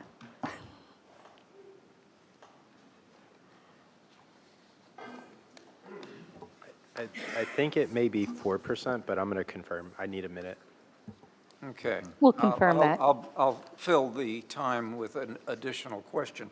I'm looking at the financials, and I understand that they're a composite of a number of items in each one of the line items, and I'm aware of that. But I'm looking at our capital budget, and it doesn't appear that in 22 or 23 we had any capital expenditures except 339 and 22. And then suddenly here in 24, we have just a lot of capital expenses, and they're continuing on out from there. Can somebody explain what went on there? So I think I mentioned this when we had our fleet presentation and a replacement is for quite some time there has been a deferring of asset replacements. Yep. And solid waste wanted to make sure they could deliver services, and assets were kept well beyond their life expectancy, and the maintenance costs increased. We didn't have capital expense, but eventually that comes to an end, right? There's you have depleted, the use of those vehicles and those pieces of equipment. They're heavy duty, and so again, to make sure that they could provide service, they were dealing with older pieces of equipment, and it just got to a point they have to be replaced. So now, as we mentioned, we don't if we replace those timely, also, we don't get any surplus money for that. Salvage value, once it's, 20 years old, is nothing. So now, the way that this plan has been redone is that the assets are replaced timely, and the reserves are according to industry standard versus 100%, which, again, I want to just say that the whole goal was to have service delivery. If something breaks down, you got to have another truck. And to, replace the asset when it's supposed to be replaced, we will still evaluate the condition of that asset. And if the life is there and the maintenance costs are low, we can continue to extend the life and not replace something. But we have some grants coming up where we got 2 grants, and it's given us the opportunity to actually get a little jump on that and have the couple assets replaced. But you have to show it in our budget first, right? You have to have it in there. Then the expense won't be there because we have a grant, but we have to have it in the bank. This is where less comes in, and showing in our budget in order to acquire that piece of equipment and get the loan. And then we buy it, and then we get money back. So that's 2. That's unexpected, not included in this scenario, but it will help us overall offset some of those costs that have been increasing. So we had to reset, really, on that on the vehicle replacement or the equipment replacement. And you guys, we talked a little bit about this at Fleet. Some of those assets were just ancient, and they also need to be serviced. So this has really impacted some savings at Fleet by getting rid of these assets. We got rid of 6. I think there's at least 3 more, and maybe more that we will also look at. And we're not just looking at solid waste. We're looking throughout public works with our efficiency, but it will have a direct impact. We have to make the capital investment to make it work. We have to make it so that we can have a reliable, useful piece of equipment that they can rely on, and that we can get rid of those extra spares, as they call them. Now we have just enough reserves. Okay, thank you for that. I think it's really important that as we make these inquiries, that we recognize that we are a very reasonable service against our peers. I mean, that's just apparent in the numbers. But it is also our job up here to make sure we're squeezing every penny out of it we can get. And walk me through asset management a little bit. By the way, it looks like our capital investment is running at about 40% of our total budget, somewhere in that plus or minus 3 or 4, depending on the year. So that makes our capital investments awfully critical and the life of those capital investments. So let's say we're acquiring a new truck, and it looks like we're acquiring some new trucks here. So we make that purchase. We also have debt service that appears on the budget simultaneously with that acquisition. That feels a little like I'm paying for the same thing twice. Help me understand that I'm not. Where's Les? If I may. Terry, yes, Terry, he's prepared. I think I mentioned at the background that what happens when you don't adjust rates to keep pace with the cost service, and I just want to remind everyone that really the outpacing occurred over the last 2 years. Was the most, it happened just recently. You can see here from the chart, it really happened in 2024 and 2025 where we had this big gap that happened.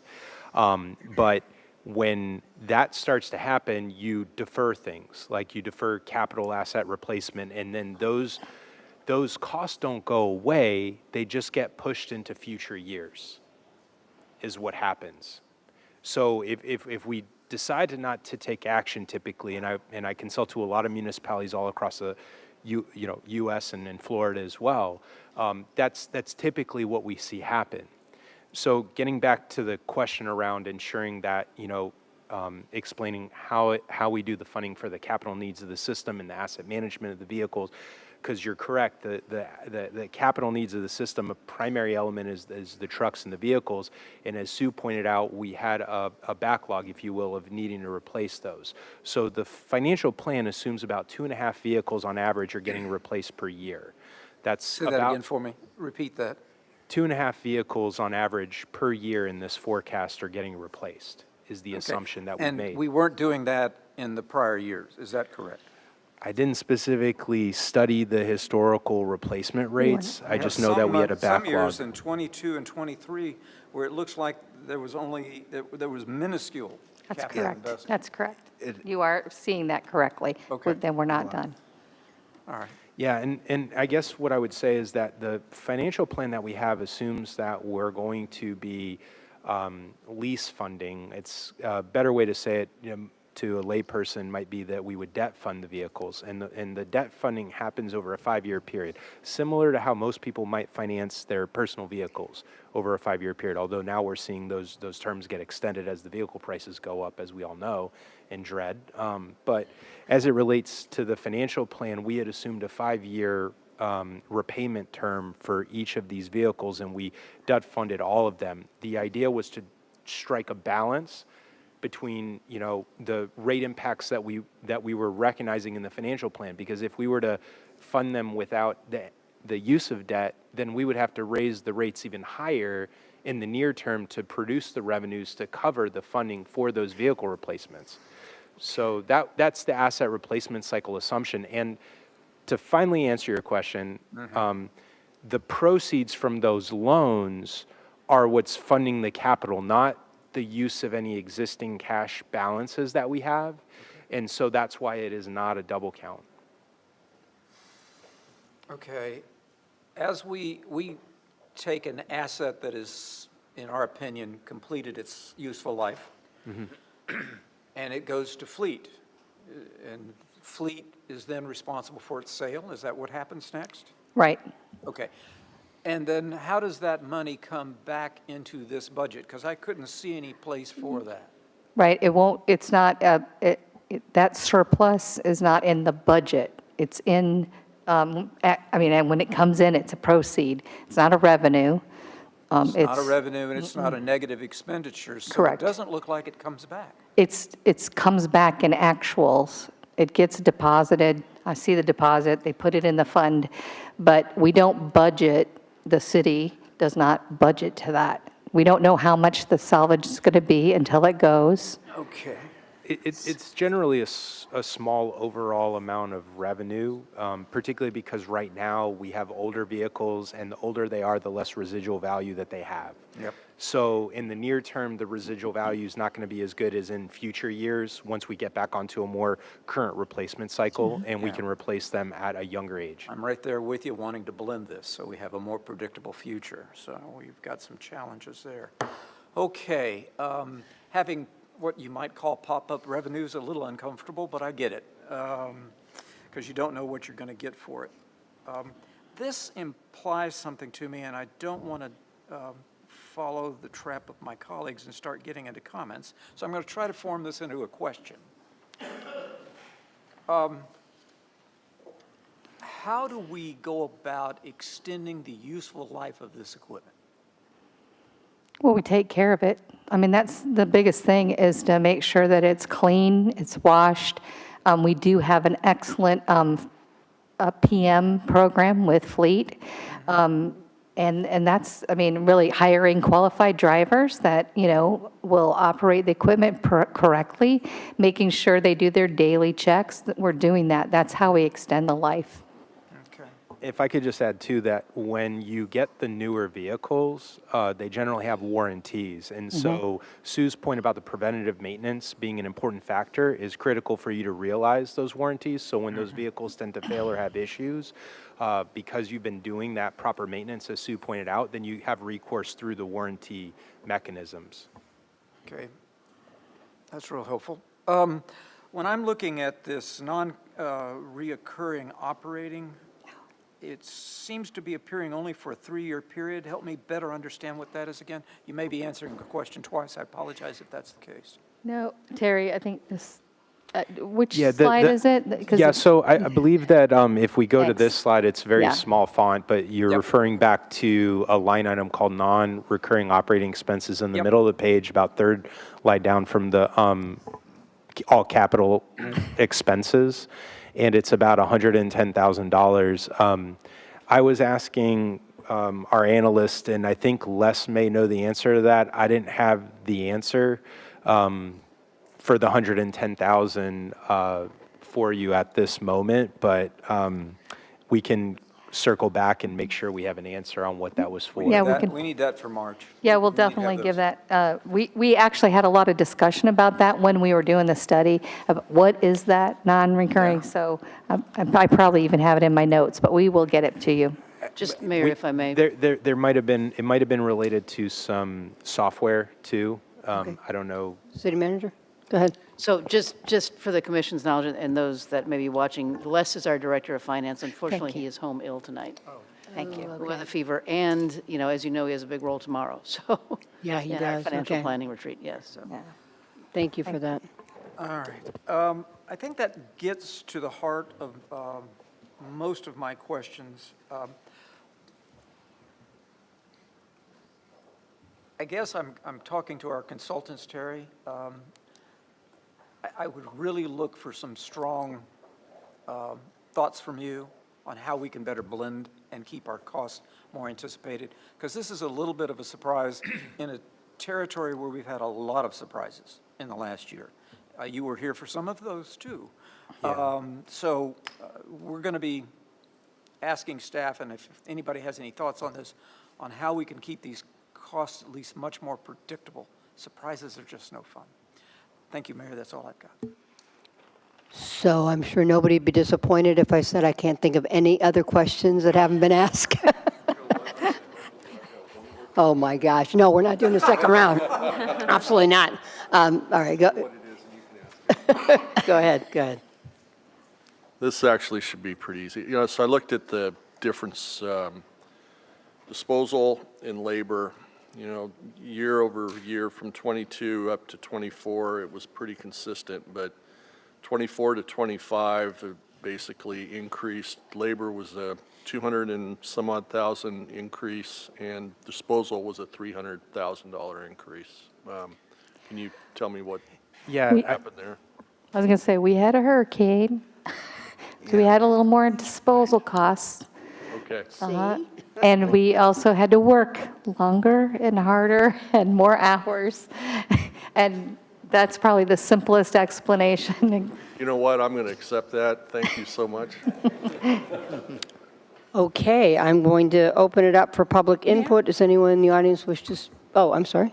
I just wanted to draw your attention to something very quickly, which is in the packet, there is the ordinance. Also in front of you, just so you're aware, is the ordinance in the strike through and underline.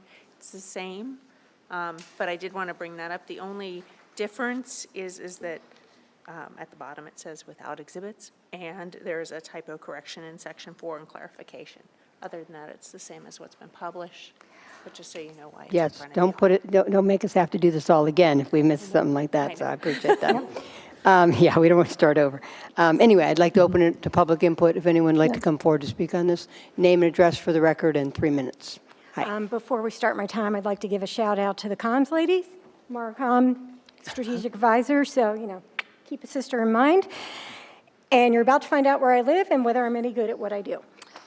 So I'm having a hard time with this, and I appreciate all of this. So, I understand. would you give it your sorry. name and address? I guess Yeah, I'm sorry. not good at what I do. My name is Lori Pirelli, and I live at 2293 Edith Drive. So I'm having a hard time with this. And my notes were pulled together quite quickly. I was on a conference call, and the email popped up, and I saw this, and I saw a almost $7 a month rate increase, and I wasn't happy. And then I kept reading, and I saw that, and I was happy to see your chart showing additional cities, because the cities that were listed that were comparable were Clearwater, which is 115,000 residents, that's 3 times bigger. St. Pete, 225, 7 times bigger. Tampa, which is a different county, 400,000 residents, 11 times bigger. The only comp that was provided in the email, happy to see that it was more in the chart, but the only comp that was somewhat realistic is Safety Harbor, and that's with 20,000. So using Tampa as the most significant disparity, again, 11 times bigger, our per capita delivery cost, assuming assuming fixed operating expenses, is more than double Tampa, 112%. Tampa's true cost is $112.50 per resident. Dunedin true cost is $238.89. And so I have to respectfully disagree that our rates are lower compared to the neighboring communities that were referenced in the email. So I have a few asks. Let's do some more realistic comparisons. Let's not use cities that are 11 times bigger. Eastlake, and I think that was on there, Tarpon, Seminole. Let's figure out how to negotiate some additional services at no additional cost to residents. Ideally, and I think most people here would agree with me, go back to 2 times during the summer at least.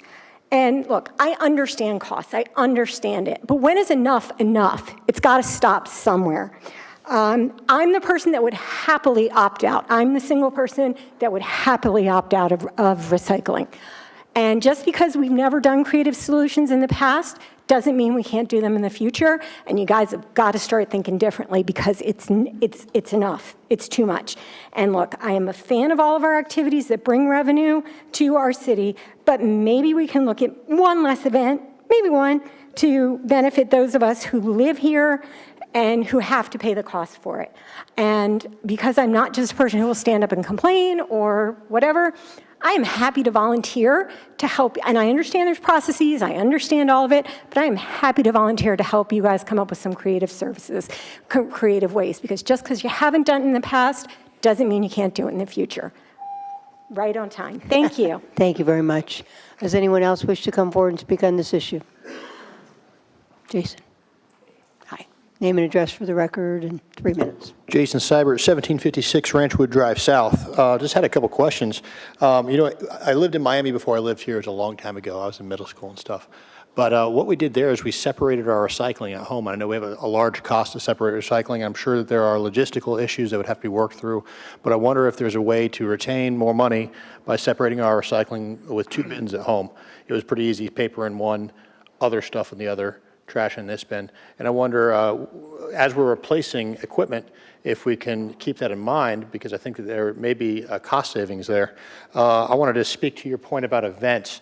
Because I own one of the events, I do pay for all the trash at the event. Address the commission, though, Jason. Excuse me. We do pay for all the trash at the events. I know city events are paid for by the city, but I did want to make that clarification. And then professional services, what does that mean, recycled temp labor under professional services? So I'll take your questions and we'll answer them when everybody's spoken. So. And then last comment, because I have cubic yard commercial bins. I wanted to see if we could kind of touch on that for a second, if we could, because I saw there was an increase in that. I want to know what that's based on. Is that based on cubic yard? I saw it's cubic yard, a 2 cubic yard dumpster, 1 day a week. And we have several days a week that we're, depending on what time of the year, that we're dumping our dumpsters. So is that times as many days a week as we're dumping, the $101 and whatever. Thank you very much. Okay, thank you. Anyone else wish to come forward and speak on this item? Okay. Did you guys gather all of Jason's comments? Are you able to answer? I think one was about separating things and if that would actually help save money. First, I guess I should close public input, and then now we'll answer those questions. Yeah, we can look at that. I know that Bill's looked at it in the past, but we have actually a person who, Savannah, was doing that job, and we have new Laura doing that, looking at ways we can do recycling better, and so we'll go ahead. We used to have a curb sort program where we had the truck out there, and we would separate it right at the street and send it to the recycling plant, which was City of Clearwater at the time. But there are no more plants that accept nearby for dual stream. Say you want to separate your fiber from your containers, plastic, glass. That in this area there's not, and that's a cost to do that and to transport it to the nearest place that does offer that. There's places on the East Coast that do have that over and on the East Coast of some of the counties. Unfortunately, we don't have that nearby. Some of the technology they use now, versus in the past actually does the separation, but it also, I mean, that's what, it's single stream. I have to be clear, though. You can separate cardboard out, and it can go to and it can fetch a higher value, where cardboard is that product that doesn't bode well for a rolling cart. You can bring your cardboard to a drop-off site that has a clean cardboard container. We're a mixed recycling program, even at our 2 drop-off sites in town. And then there was a question about the recycle temp service. So we do employ temporary employees to work the physical part of the back of the truck. It was also identified in the efficiencies as savings, so that we're not using that physical risk to our own employees and not skilled drivers on the back of the truck. So we do use that to supplement our services, and that's what that is. And it just happens to be the way that it falls in the professional services consultant, contract services. It's the line item that is designated for professional services, is the contract. And then the rates for commercial are based on the same percentage. Really, that's why the rate table's there. So it has been really applied across the board to all of the different rates, so that it's, the same ratio for the increase. Okay, that helped, Jason? Okay, thank you. Okay, so one other question. We have Commissioner DeGard would like to ask one more question. Thank you, Mayor. The question I failed to ask is, how does this compare, our rates with our 15,000 customers, compare with the rates of for-profit providers? We don't see them on here, and I wanted to get that piece just to understand. Well, I would just add that when we're looking at the comparison, sometimes you are looking at for-profit. And the reason being is that those other municipalities don't always self-provide the service. They contract out collection of the service, just like the city here does with recycling service, if you think about it. So the city here contracted out collection of the recycling and disposal of the recycling, but its MSW and trash is provided in-house by city staff. So when you're looking at this comparison, we could go back and look at the notes and report back to the commission and members of the public around the breakdown of it. But if you were to look at that comparison, you're going to see a mix of both city and private providers baked in there. One last thing, does scale tend to reduce unit costs, or does it increase unit costs? That's an excellent question. When I do these types of studies for not just solid waste, but also for very capital-intensive enterprise operations for municipalities, water and sewer utilities. Water and sewer utilities require immense amounts of capital investment because these assets live over 30 years. When we compare that to solid waste, it's a much lower capital investment because the cost is tied to a vehicle, and that vehicle serves about, roughly 800 to 1,200 households, roughly, if you're doing an automated curbside collection type service. Obviously, if you have different styles of service, those numbers can vary. But my point here is that generally the cost of service scales more closely on a solid waste operation, so that you don't have these huge differentials in economies of scale as you might infer. Like what you would have with a water and sewer operation where the capital investment has to be made in large-scale operations. The other point I'd make is that where you would have those economies of scales would be for the disposal facility, but the city doesn't own any disposal facilities. It actually brings that to the county, which is one of the largest waste-to-energy facilities in the state. So, I can appreciate the comment earlier, but that's a more direct answer to your question. Okay, all right, we good? Anybody else, seriously? Okay, okay, we're going to go to commission comments, and I guess I'll start over here with Commissioner Gao. Thank you, Actually, Mayor. I'm sorry, I'm going to take it back because I think we had a maker of the motion, so I'm going to start with Commissioner Sandberg. Nothing more to add. We've discussed that for a long time. I'm good.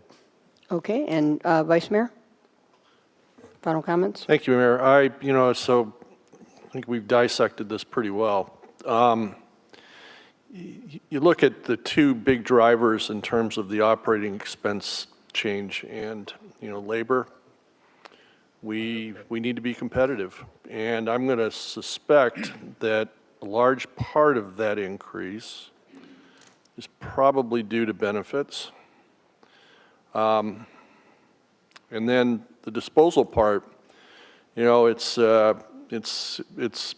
necessary, it's a trade study, because we either stay with, we don't have a whole lot of options outside of Pinellas. And so quite frankly, I've looked, I don't know where you carve anymore, but I will say that I greatly appreciate the staff and your efforts to carve out some of those expenses and find efficiencies. That a big help. But anyway, nothing further to add. I'm in favor of the increase. Okay, Commissioner Gao. Thank you, Mayor. Yeah, it just seems to me that to echo a lot of Vice Mayor's comments, this for a period of time that we haven't been increasing at the same rate the county has. You take into consideration the inflation that we've all felt at home and here over the last couple of years, the right sizing of the labor force with pay increases and making sure we're paying market wages. It just kind of culminated at a very difficult time for all of us. And so that's, I can't speak for the entire commission, but this is not a comfortable situation to be in. But we've done some right sizing, we've done some efficiencies, we'll continue to do those efficiencies. Do we have, and I'm sorry if, in March, if you could let us know, try and make a comment out of this, what's a mechanism to make sure, especially when we start indexing, that we are staying right-sized? Want to make sure that, if we're going to do this, that all of a sudden we don't get a surprise, sorry, residents. Thank you. That's all I have, Mayor. Okay, Commissioner Dugard. There's an old saying, those people that live by crystal balls oftentimes have to eat ground glass. We're eating ground glass today. I guess I'm looking for solutions that will help us avoid these kinds of surprises. We've had a trial by fire for this commission in the last year. We've had one after another of our enterprise funds come with more than double-digit increases. And that's disquieting at best, and we wonder, as we sit here, what is our role and responsibility when it feels like we're riding on a horse and don't have a bridle? It's just taking us where it wants us to go. And I understand that we have variables going on that we have very little control over. If the county decides it's going to do things differently, we're stuck with that decision. We don't really have much ability to influence that. But I'm leaning on staff here a little bit to come back with a plan. Maybe we don't project 5 years. Maybe we do something different. 5 years is a long time, and there's a lot of variables that can happen in a 5-year period. 3 feels a little more comfortable. Secondly, if we do stick with 5 years, I want an alarm bell to go off a little earlier than, oh, we got new rates and we have to catch up. So those are my comments on this. There's no way I'm not going to vote for this because, by the way, those guys that pick up my garbage, I'm very proud of. They do a good job, and they won't pick it up if I don't vote for them. No, they would pick it up. But I think they do a wonderful job. I've seen their work. I've seen their esprit de corps. They're good people, and they work hard. So I'm proud of the team. I want some better warnings. That's what I want. Thank you, Mayor. Okay, so, yeah, I mean, my comments, first of all, I know 28% always sounds worse than $6.75 a month added onto $23.67. I know that we looked at labor, inflation, the disposal cost of Pinellas County, cost of recycling. All those things drove this cost, and it looks like it did it in the last 2 years. So it was kind of, difficult. I had the same concerns. I talked to the city manager because as I was reading the item, I was just getting aggravated, even though we'd already looked at it in the workshop, just because we've had to deal with water, and we had to deal with wastewater, and we had to deal with stormwater, and it's like, you're reclaimed, and you're trying to do the right thing for the residents, and reclaimed stands out as one that we could have jumped all over sooner, but again, so when you talk about, Commissioner Dugard, I think staff is already looking at the 3-year look ahead versus 5. So we're better able to catch this quickly so it's not all kind of hitting everybody at once. And the other thing is to kind of stagger it. So the same year or within the same year or two, it's not boom, boom, boom, boom. They're all going up that kind. We catch them at different times so it doesn't seem such a shock to the system. That being said, labor, inflation, disposal costs, all those are things that are not strangers to this anywhere in this country, even internationally, and of what we're dealing with right now. And so we are victims of those ourselves. And we have, to me, one of the best solid waste departments in the nation. Those people tell me all the time, they'll pick up anything.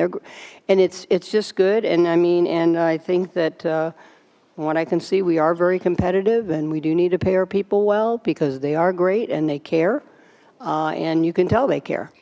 And I just saw one of our guys retired who went through Fairway, and the whole neighborhood came out with signs wishing him well, and he had pictures with kids, and that's the special touch that Dunedin gives. But we have to treat them right as well competitively. And I also just remind everybody that our Board of Finance, made up of how many members are on Board of Finance? 9, 10? 10, all citizen advisory, don't get paid a dime. They're just there to, just to really look hard at all this stuff. And they looked at it a couple of times, and they solidly said, we have to do this. So on that note, obviously I'm in favor of it. Not that I like it, but it's a good service. This is competitive, and it's something we're going to have to do. So roll call vote. Commissioner Dugard. Aye. Commissioner Gao. Aye. Vice Mayor Walker. Aye. Commissioner Sandbergen. Aye. And Mayor Franey. Aye, and that motion passes unanimously. The second reading is scheduled for March 19th commission meeting. So thank you for anybody who came for that. And thanks, staff. Thank you. And Terry, I did notice you were being a little protective of the county, so it made sense when I heard you were doing some stuff for them. Okay, we have 3B, first hearing of the Main Street Exchange, and we are going to take a quick break, and then we'll go into that. Thank you. Oh, yeah. No, we have to have a break.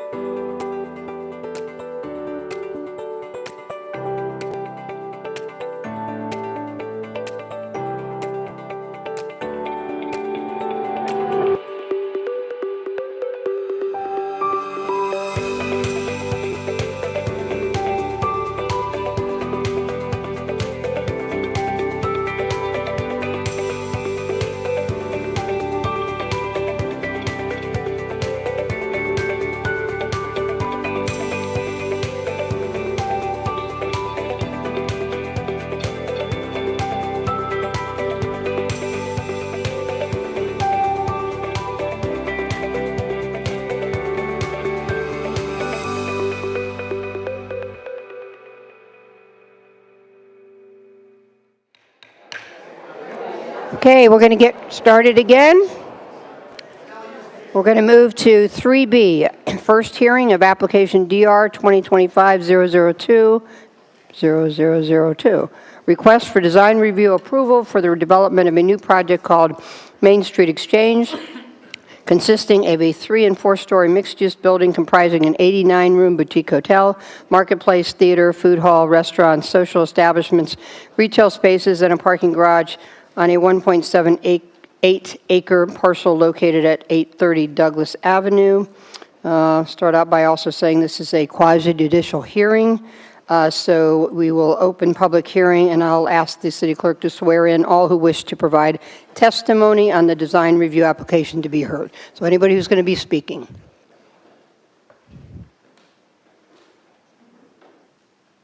Good. Do you swear the testimony you're about to give in this proceeding is the truth, the whole truth, and nothing but the truth? I do. Okay. Okay, and I'll ask everyone up here, does anyone have any ex parte communications to disclose for the record? Okay. All right, seeing none, we will go to staff presentation, which is George and Bob. Thank you, Mayor, Vice Mayor. George Kinney on behalf of Community Development. With me, to my right, is my trusted and learned colleague, Robert Ironsmith, who is joining us for this project because of its location in the downtown and in the CRA. As the mayor indicated, this is application DR 2025-002, design review approval for a project known as Main Street Exchange. The owner is Bill Mazas. The applicant is Kricker Kazarjian. I hope I got that right, Kricker. I'm sorry, I do that every time. Representatives are Brian Onks. Street address, as the mayor mentioned, is 830 Douglas Avenue. It is a 1.78-acre site. I'll go over the land use and zoning designations in preceding slides here. And currently, the site is occupied, as the commission knows, by a 3-story vacant office building with associated parking. Just very quickly, the slide to the left is the aerial photograph of the existing situation, and you can see that office building kind of tucked to the center/rear of the property, with parking surrounding, parking primarily on the front side, but also a little bit of parking off to the trail side as well. And just to orient anybody that might not know where the property is, it does front Main Street, and it is the vertical road that runs to the right is Douglas, and then Monroe Street runs to the rear of the property. Very quickly on the project description, again, this is called the Main Street Exchange Project. It consists of a 3- and 4-story mixed-use building comprising an 89-room boutique hotel, marketplace and food hall, event space, restaurants, retail spaces, and on-site and off-site parking garages. Again, characterized in the lower left, you can see a Google Street view of the existing property with that 3-story office building, which sits at about 40 feet in height, and that parking field. And that parking field contains, I think, approximately 53 lots or 53 spaces. From a land use plan evaluation standpoint, the entire site does have the designation of activity center for the land use plan. The subject property does permit, with this underlying land use designation, the property permits 50 units to the acre for temporary lodging units. And you can see, if you look at the table below, how that plays out with respect to this particular property and the site size. So at 1.78 acres, that would permit 89 transient units, and that is also what happens to be, is what is being proposed for this particular property. There is no minimum maximum floor area ratio for this site, so what that does, as the commission knows, is that FAR then allows for additional non-residential development without any additional restriction to those density dwelling units. The activity center land use category also permits an impervious surface ratio of up to 85%, and the applicant is actually coming in under that at around 82.5%. From a zoning district standpoint, the subject property is located in downtown core. I have a slide that will follow this that will show the street types of that downtown core and with a little more explanation, but the property is entirely zoned downtown core. That there is a height request piece to this particular ask for the Type C portion, which I'll move into in the next slide. There is also a step-back waiver request for portions of the structure. And I can tell you that the rationale for that ask to the commission is located in Exhibit I. And the requests, and they'll talk a little bit more about the requests and why they're asking for that waiver, but it's really to gain full architectural impact of the project, and you'll see that as they present their proposal. One interesting piece to this particular ask, the Land Development Code does require hotel rental units have a minimum floor area and maximum floor area, and all 89 units in this particular case meet that special requirement. This is that next slide, which breaks down the street types of downtown core a little bit further. So as you can see, that northern portion, which is up against Monroe Street, is called a Type C street. The portion up against Main Street is Type A street. Nothing deviates with respect to the uses that are permitted in either category, but you can see by the breakdown in the boxes to the left, and really try to focus in on the building height piece of it. That's the key component. So for that Type A portion of the street up against Main Street, the maximum height for this project can be 36 feet. And that's what you'll see is the height that the proposal will obtain or is being requested for. The Type C street's a little bit unique in that it's 36 feet by right, but it can go up to 46 feet with commission approval. And that will be part of the request that the applicant is making to you to move that rear portion of the property to 46 feet. And they'll talk a little bit about in their architectural renderings how they're going to move that fourth floor back in so it really doesn't have a huge impact on the street frontage. From a compatibility standpoint, we did, as our office normally does, we did a full compatibility evaluation. Most of the surrounding properties, well, all of the surrounding properties are zoned downtown core so that there's consistent zoning in and around the subject property. Again, the property is occupied by a 3-story, 40-foot high vacant office building, primarily sitting on that Type C portion of the lot in the rear. Mixed-use development projects are encouraged by the Activity Center through our master plan, our land use plan. And mixed-use development with a variety of permitted uses includes a boutique hotel, marketplace, theater, food hall. All of those things that were mentioned in the description are all things that this type of zoning and land use support. The photo on the lower right-hand side is part of that compatibility exhibit, which you'll find in Exhibits D and D1 in your backup. Most of what surrounds the subject property is fairly consistent with what is being asked here. There are the Ocean Optics building, for instance, as noted, is at 40 feet. The Artisan, which is just up the road from this property, is at 46 feet. The Grant Street Inn and the 428 Virginia property are all at 36 feet. So you see some consistency throughout.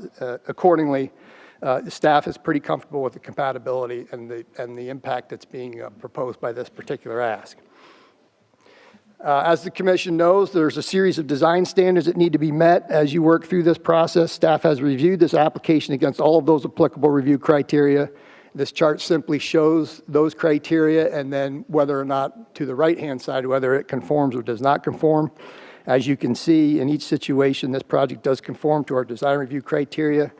A little bit of detail on just a couple of them. The parking, loading, and stacking piece of it, there is a dedicated loading zone, which the applicant will show you as part of their presentation. The off-street parking requirement, I'll have a little more information on that on the following slide. A little bit on the architectural style. The applicant will really talk about the architectural style that they selected. It's a mix, so they didn't necessarily pick one of the 5 Cooper Johnson styles. They actually they blended some of those styles for an alternative architectural ask. On the Parkland impact fee, you'll see NA there because these are transient units. There is no impact fee, or there is no Parkland fee that is applied to the project. And you'll also see an NA next to the citizen participation plan, but I want to caveat that by saying that this applicant has really gotten out into the community. He's had several meetings with the chamber, several meetings with the DRC. He's been to the CRA advisory committee on a couple of occasions. And he's been in front of the architecture review committee on a number of occasions and also the local planning agency. So there's been a lot of outreach on the applicant's part, even though it wasn't necessarily required as part of this particular ask. So I just want to hit on the parking very quickly. The on-site parking required for the entire project, as will be presented to you, is 222 spaces, and that 222 spaces are the spaces that are required after their incentive reduction. So they get a transit incentive reduction because of their location and a bike rack reduction for installing bicycle racks. So the on-site parking provided, as you can see, falls under that 222. It's at 133 spaces, and it's all contained within that internal parking garage, which you guys will see as part of their presentation. That leaves a delta or an additional parking need of 89 spaces. So as the commission also knows, the Land Development Code provides for additional options to accommodate that lack or that parking delta that's underneath what is required. And some of those incentives include the parking bank as an example, and also revocable parking agreements. And that is what the applicant is proposing here. So you will see Exhibit E in your backup, a revocable parking agreement. And that is a parking agreement that is set up to accommodate valet parking. And it would move, and the way it would work is the applicant at the same time is planning a new parking garage at 968 Douglas Avenue, and that valet parking would move in between this project and that new parking garage. The revocable parking agreement anticipates those unused spaces, and 125 of the space. So let me back up. So the Douglas parking garage is anticipated to accommodate 318 parking spaces. 125 of those will be specifically set aside through the revocable parking agreement to meet that need at the Main Street Exchange site. And in doing so, that provides total parking to the Main Street Exchange project at 258, which is a 36 space surplus. And I know the applicant also has a presentation on how that valet service will work, so they'll get to that shortly after our presentation. I wanted to hit also quickly on the traffic side of the request. Development projects that generate more than 300 new peak hour trips on a non-deficient road corridor must be reviewed by the city's traffic engineer to determine if the impacts of the project adversely affect the level of service. Jerry Dabkowski with ICE Engineering was our third-party review consultant on behalf of the city. He's not able to be here tonight because I think he's not feeling well, but his partner, and I'm gonna mess this last name up too, I think, but Jeffrey Antonacci is here in his stead in case there's any questions on that peer review. But I can tell you that peer review, the results showed that the two adjacent roadways, Main Street and Douglas, will continue to operate at an acceptable level of service with the addition of the project traffic. And the applicant has also done a nice job of including multimodal inclusions that include wider sidewalks, a pull-off transit space, and bicycle and golf cart amenities. And at the bottom of this slide, you can see some of those daily trips and peak trips that were a product of that traffic impact analysis and the subsequent review by our third-party engineer. I'm just going to give a little shout out to the developer in the sense that they really provided some additional information that we don't typically ask for. So I just wanted to kind of mark those very quickly. We did receive from them not only a compatibility statement and exhibit showing the height and mass of surrounding structures, so that is a necessary requirement, and they did provide that. But there's also bicycle and golf cart provisions or amenities being included in the project. You'll see from the renderings when the applicant does their presentation that the new bike racks are mainly located near the trail at the Monroe Street side. And they've also included several dedicated golf cart spaces in the parking garage. They have provided commitments and intentions related to undergrounding of utilities. They have provided estimates on delivery vehicle sizes, types, and frequencies of deliveries.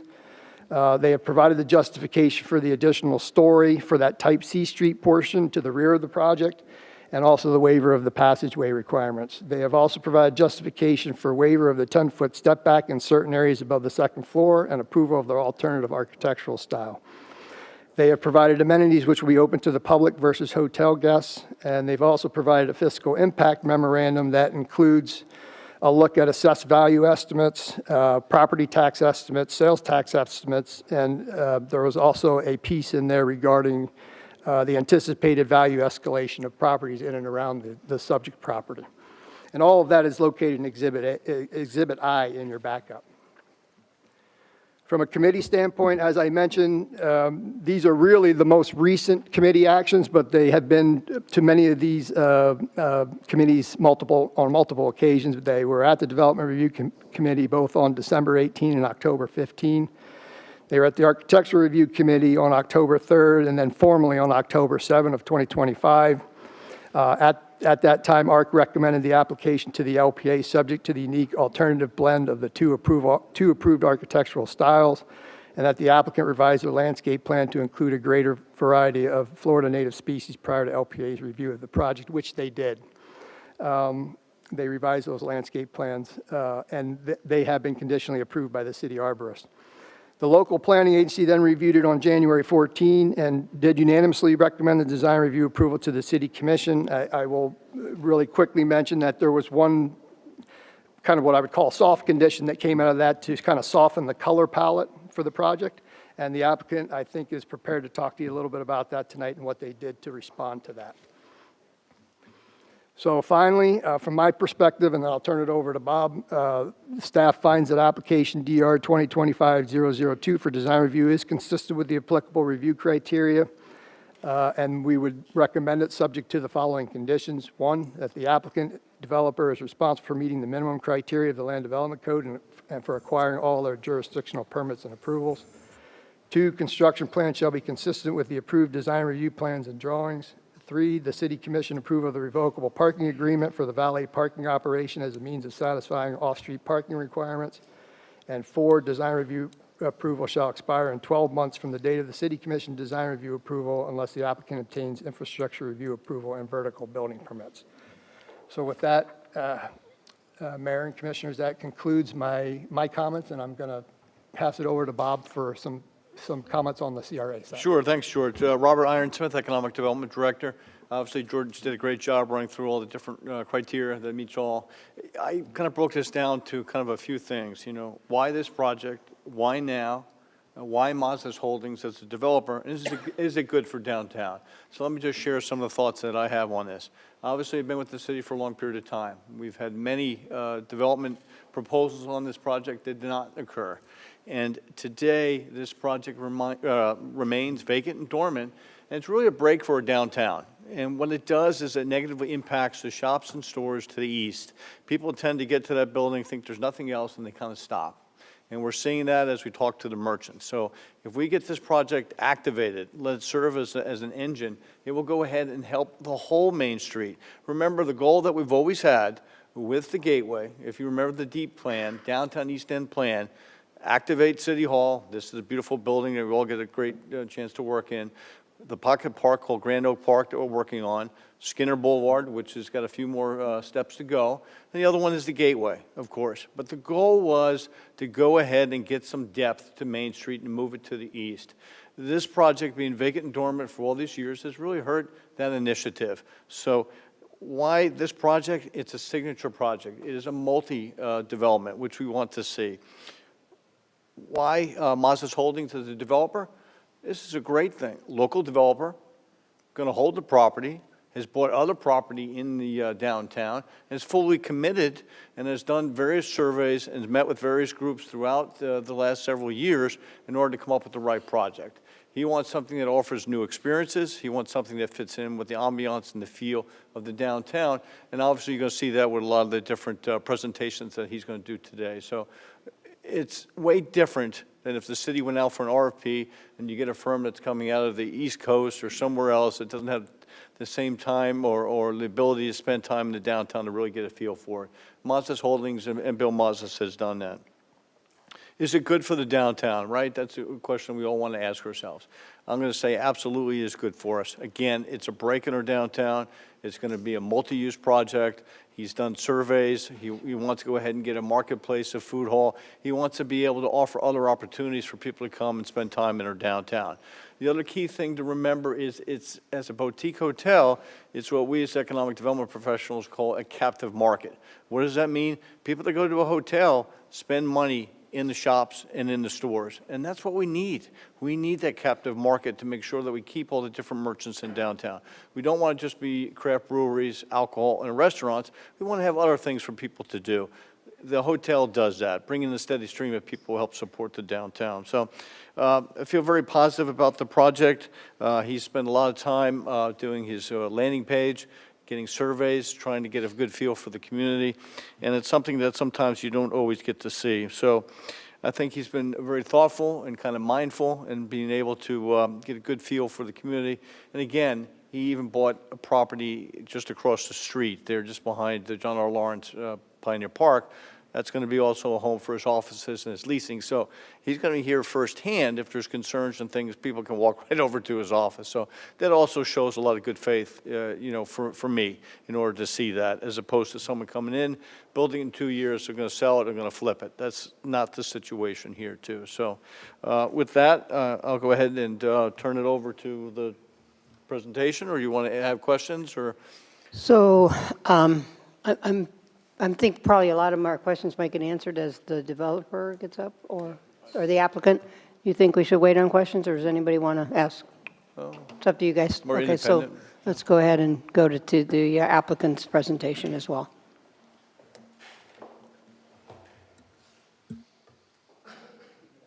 Oh, I have to do that.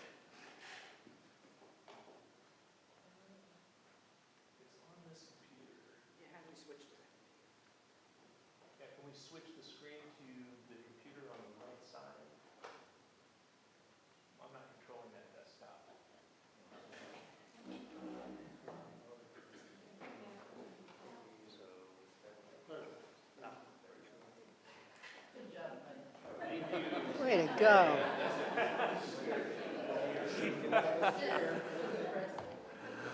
Yeah, we're not seeing it on our screens, though. We need to see it on our screens, too. Can you get on our screens? That must be maybe controlled in the back.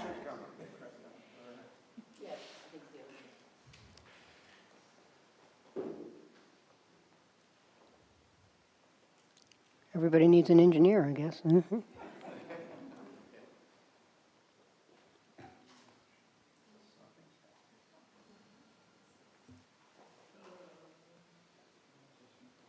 Something's happening. Not yet, but something's happening. No, it says Microsoft update, waiting 6 hours. That's not good.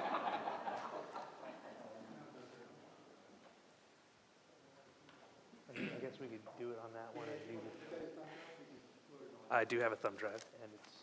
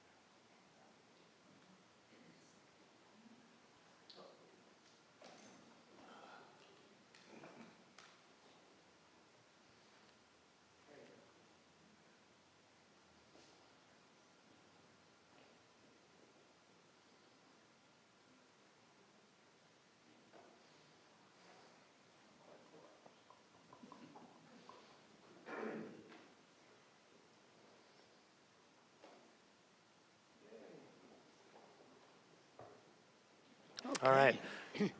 Madam Mayor, may we proceed? Absolutely. Good evening, Mayor and Commissioners. Yes. Brian Onks, 625 Court Street, McFarlane, Ferguson, and McMullen here on behalf of the applicant Mazas Development.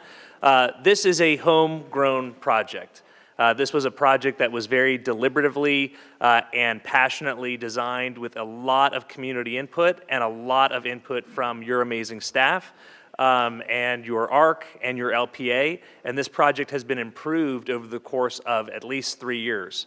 This is an all-local development team led by the vision of Mr. Bill Mazas, who is a lifetime resident of North Pinellas County, has been a business owner in Dunedin and supporter of Dunedin for decades, and as Mr. Ironsmith said, has the office directly across the street from 380 Main Street, so he will be proactively involved in not just the design and the implementation, but the development, management, and operation of this facility.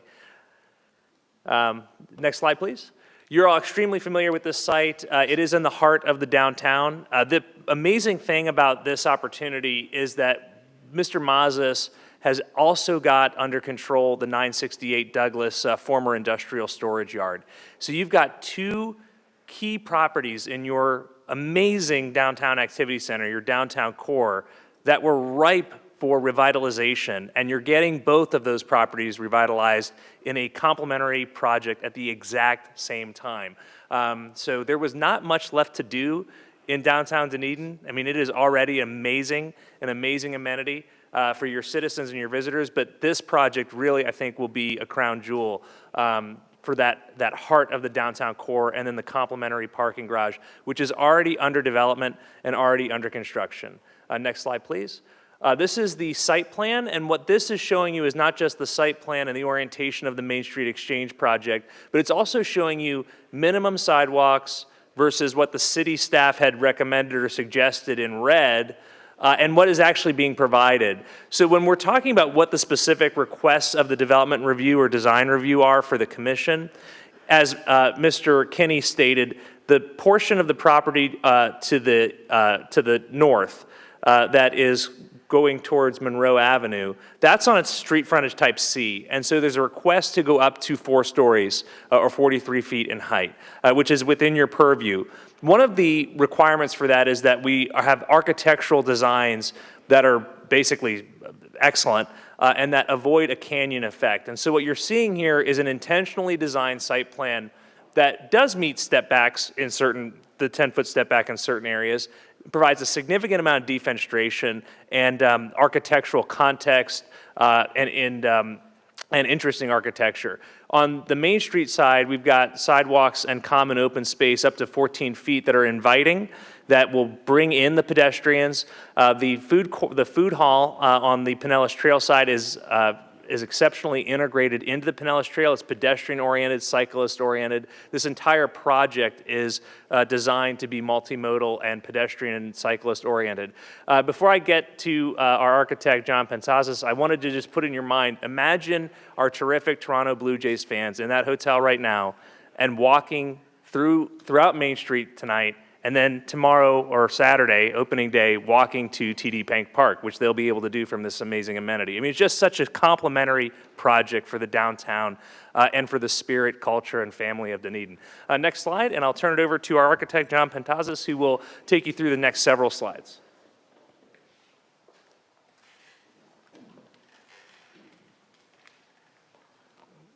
Good evening, everyone. I'll keep this short because I know everybody's probably seen this already, but if you were to give this project a style, it's basically a blend of French Creole and Mediterranean revival. And you could see it, through the galleries, the balconies, the ornamental work, the window treatments, the trim work. And if you go to the next slide,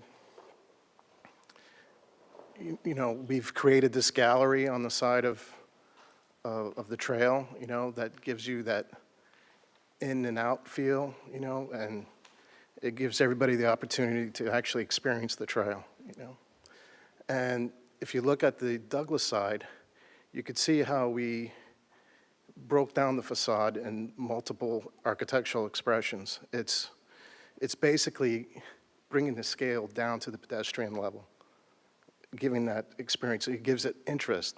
It's not just one monolithic building or one style. It's basically a style that kind of is bringing back some of the old Florida elements and a typical Main Street feel that you would see in a town.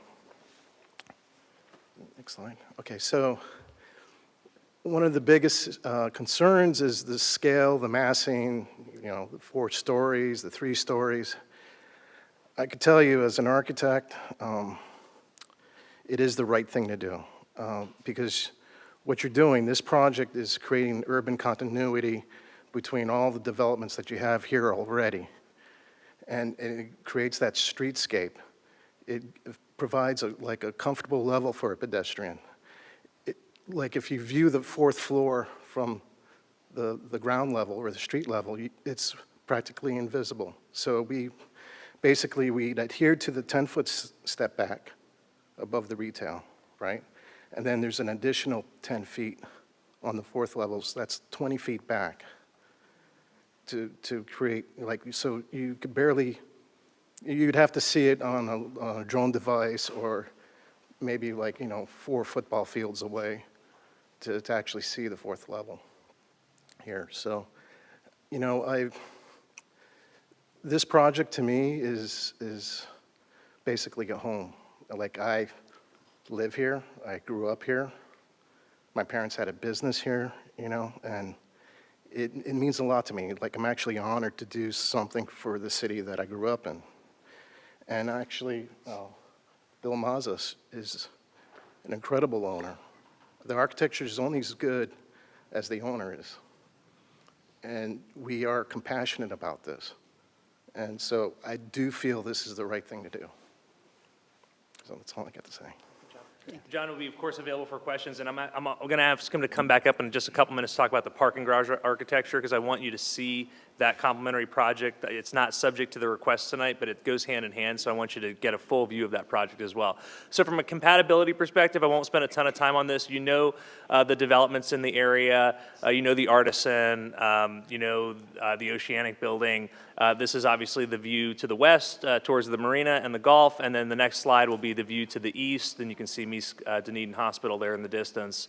And the compatibility, I think, is spoken to by, first off, the fact this is the downtown core. So we're not asking for a variance. You know, a variance is when you want to do something you're not allowed to do. What we're asking is something that the code encourages us to do, which is go to 4 stories with commission approval, but prove that you earned it through your design and through your thoughtfulness and through your compatibility. And I think that's what we've accomplished. Next, we're going to play a short video, and you'll hear from the, oh, I'm sorry. This is the summary of the request. So you've heard, obviously, about the 4th story for the building portion to the north that is part of the street frontage type C. And then that 10-foot step back waiver, that really is not uniform throughout the building. There's only certain portions of the building that are subject to that, and I think we've explained in detail how well designed the building is.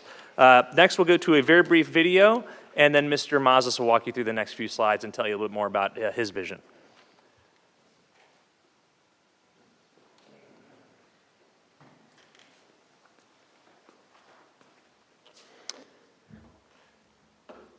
So good evening, everyone. My name is Bill Mazas. I'm the developer. You can see the video. I was going to let the video play through before I started talking, but I think it would be kind of odd being up here and not saying anything. So as you can see, we've put a lot of time and thought into this project. I'm a 50-year resident of Pinellas County. I am a member of Holy Trinity Greek Orthodox Church. I have no other religious affiliation. I want everyone to understand, I'm gonna skip right to the, you know, what makes us who we are and Mazas Development. We're a small boutique firm, and to show the commitment that we've got to this project, we basically purchased the property across the street, and that's gonna be our office. We're not going anywhere. We're committed to this. When we came to the LPA meeting, if it's one thing that I take pride on our company, it's that we take the time to actually listen. That's why this project's taken 3 years. Like Bob has said, we've met with a lot of agencies. We've met with the city. We've met with downtown stakeholders. We've met with the Dunedin Chamber. After the LPA meeting, we realized there was still confusion around the site. That's why we decided to go ahead and launch a landing page. We wanted to explain the project so people could understand that, yes, there is parking. Yes, we're being sensitive to the character of Dunedin, the charm. We're not looking to take away, we're looking to complement. Sometimes when you're doing these designs in Revit, these are very complicated softwares. They're not pretty all the time, and it doesn't always reflect what you want it to show. So that's why we took 3 snippets, and we had promised that we would do this to kind of show, as this develops, how you're going to see the detailing and how it's going to transform the project. So on the left side of this slide, you'll see this is the corner of Douglas and Main Street. The left side is what we had on our Revit model. The right side is once you start detailing it and you get down to the the nit and grit of the design, you're able to tone down the colors a little bit, detail it a little bit nicer, and make it more appealing. If we can go to the next slide. This is a slide of the boutique hotel, which is in the middle of Douglas Avenue of the property. Again, you can see on the left side the original, on the right side an alternative, where again the colors are a little bit toned down. We're trying to bring a little bit more of the Scottish color palette into it, because we understand that that's important. We feel that it's probably the right thing to do. And we said, we're listening to what people are saying, the comments they're saying. If we can go to the next slide. Again, this shows the corner of Monroe. Once you detail it, once you put, the colors up, it changes. It becomes a lot more appealing. What I want to reflect with this is our company, we're not here to say this is it and, we're done. We're still making refinements. I mean, we went to the Dunedin Chamber. We met with them again. We realized that it's what Bob had mentioned earlier. Not every business is thriving in the downtown. When you start heading east on Main Street, the narrative kind of changes there. And that's what we want to see, what we can do with this project. How can we help this? I believe that this project, all these years that the Ocean Optics site has been there, it really hasn't offered much to the downtown. I think that through the years and through the listening and the meetings, we've really come up with a concept that complements everything in the downtown and activates the downtown. It gives residents a place to go. It has a sense of community. It ties a lot of the downtown together. If we can go to the next slide. So I want to clear up another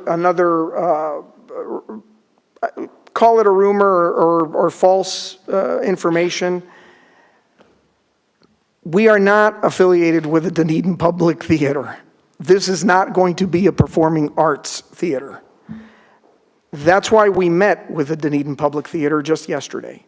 And we wanted to clarify this, and we wanted them to know from where we're coming from on this project.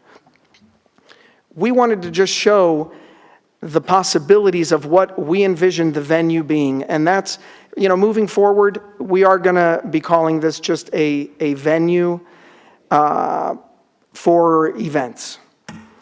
And basically, you could see, you can host a fashion show, you can have a cooking exposition, you can do a tribute band, you're going to have a movie theater, again, a dance recital. We're looking at this being a multi-purpose room, and it can be utilized for many, many things. We think it's going to be a huge complement to the downtown. I mean, a comedy night. So we're looking at a very versatile space that the way it's being designed, it's going to be able to transition quickly. It's going to be a quicker transition from what a typical space would be because of the way that we're designing it. So again, I want the commission, I want the citizens, the residents, I want everyone to understand that we're committed to this. We're not a fly-by-night company. We're not here, just throwing up pretty pictures. We've actually sat and we've talked with a lot of individuals. That's why we've done the landing page. We've started the community survey. We want the community to tell us what they want in these spaces. We're going to be sure that we get this right. We don't have a second chance. We've hired a great group of professionals. They're here with us tonight. Our traffic consultant, our civil engineer, Our architect, we have a group of architects. It's not just one. There's multiple architects for each space. You've got your hospitality consultants. Again, my background's hospitality. That's what I did for 15 years, and then I got into commercial development. So it's ironic that I go back to hospitality again, but it's something that I'm very happy to do, and actually the creative juices get going. So we're excited about this. I'm going to wait for any questions you may have. I'm going to pass it over to Brian again. Thank you, Bill. Thank you. And of course, he'll be available for questions as well. We'll try to go through the rest of this relatively quickly. I know it's been a long night. I did want to show you now the element. Yes, ma'am. It's an important project, so it's okay. It's okay. Don't want to rush it. We want to right. take our time too. Good, so. good. It's all good, but I appreciate right. you saying that. We'll be efficient from this point on. So this is the parking garage at 968 Douglas. This is already under construction. This site has a zoning of downtown industrial, DI. Okay, so that's why we were able to go straight to permitting for this building. It is not subject to the current request. However, the plan is to put some retail on the bottom floor there, and so you will see in these elevations the retail. That retail is only allowed on the first floor in the DC, in the downtown core. So we will be coming back to the commission down the road if this is successful and the commission supports the Main Street Exchange project. We will be coming back to the commission with a rezoning and obviously go all the way through the process again with DRC, LPA. We did show the garage to ARC though, before we started building it. Because even though we didn't have to go through ARC for the DI zoning, we knew we were going to come back for the DC zoning, and we wanted it to be complementary. We wanted it to be supportable. We wanted them to have a voice and give us direction. And they did. They gave us some great direction. They wanted to make sure that we added elements such as those architectural features that make it look less like a parking garage, make it look more like a condominium, particularly when you get to the Pinellas Trail side. This garage is in a part of the Pinellas Trail that hasn't been particularly aesthetically pleasing with that industrial storage yard. There's a surface parking lot to the rear. Obviously, Cafe Racers next door, which is amazing, and the Artisan is next door, which does a great job of integrating their garage into the trail, and that's exactly what this will do as well. Next slide, please. And now I'll have Mr. Pentazis come up and briefly discuss the architecture on this one.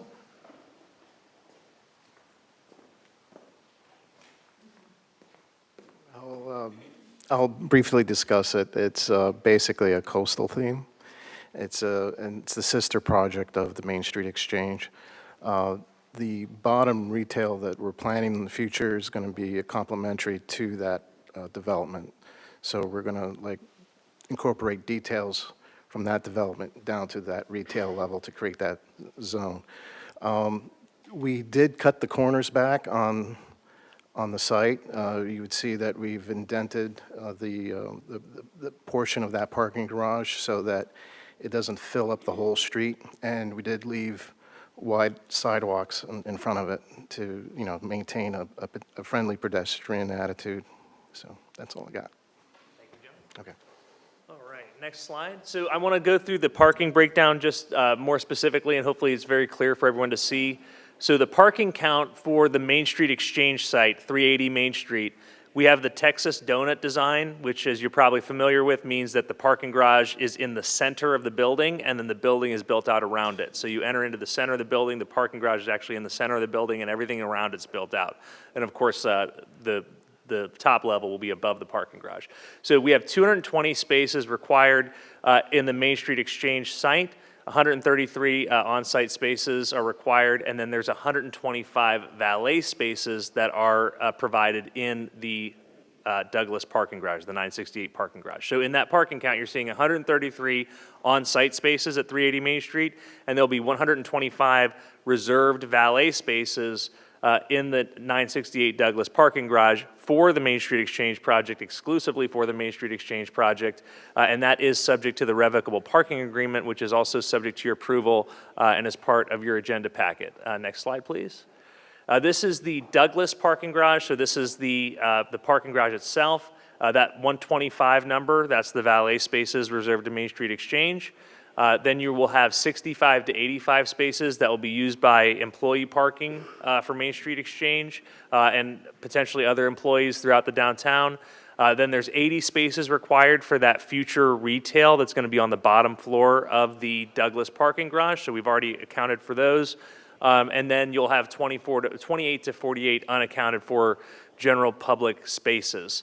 So that's 318 total spaces in the Douglas garage. Next will be a very short video demonstrating the garage. That's from the Pinellas Trail side, of course.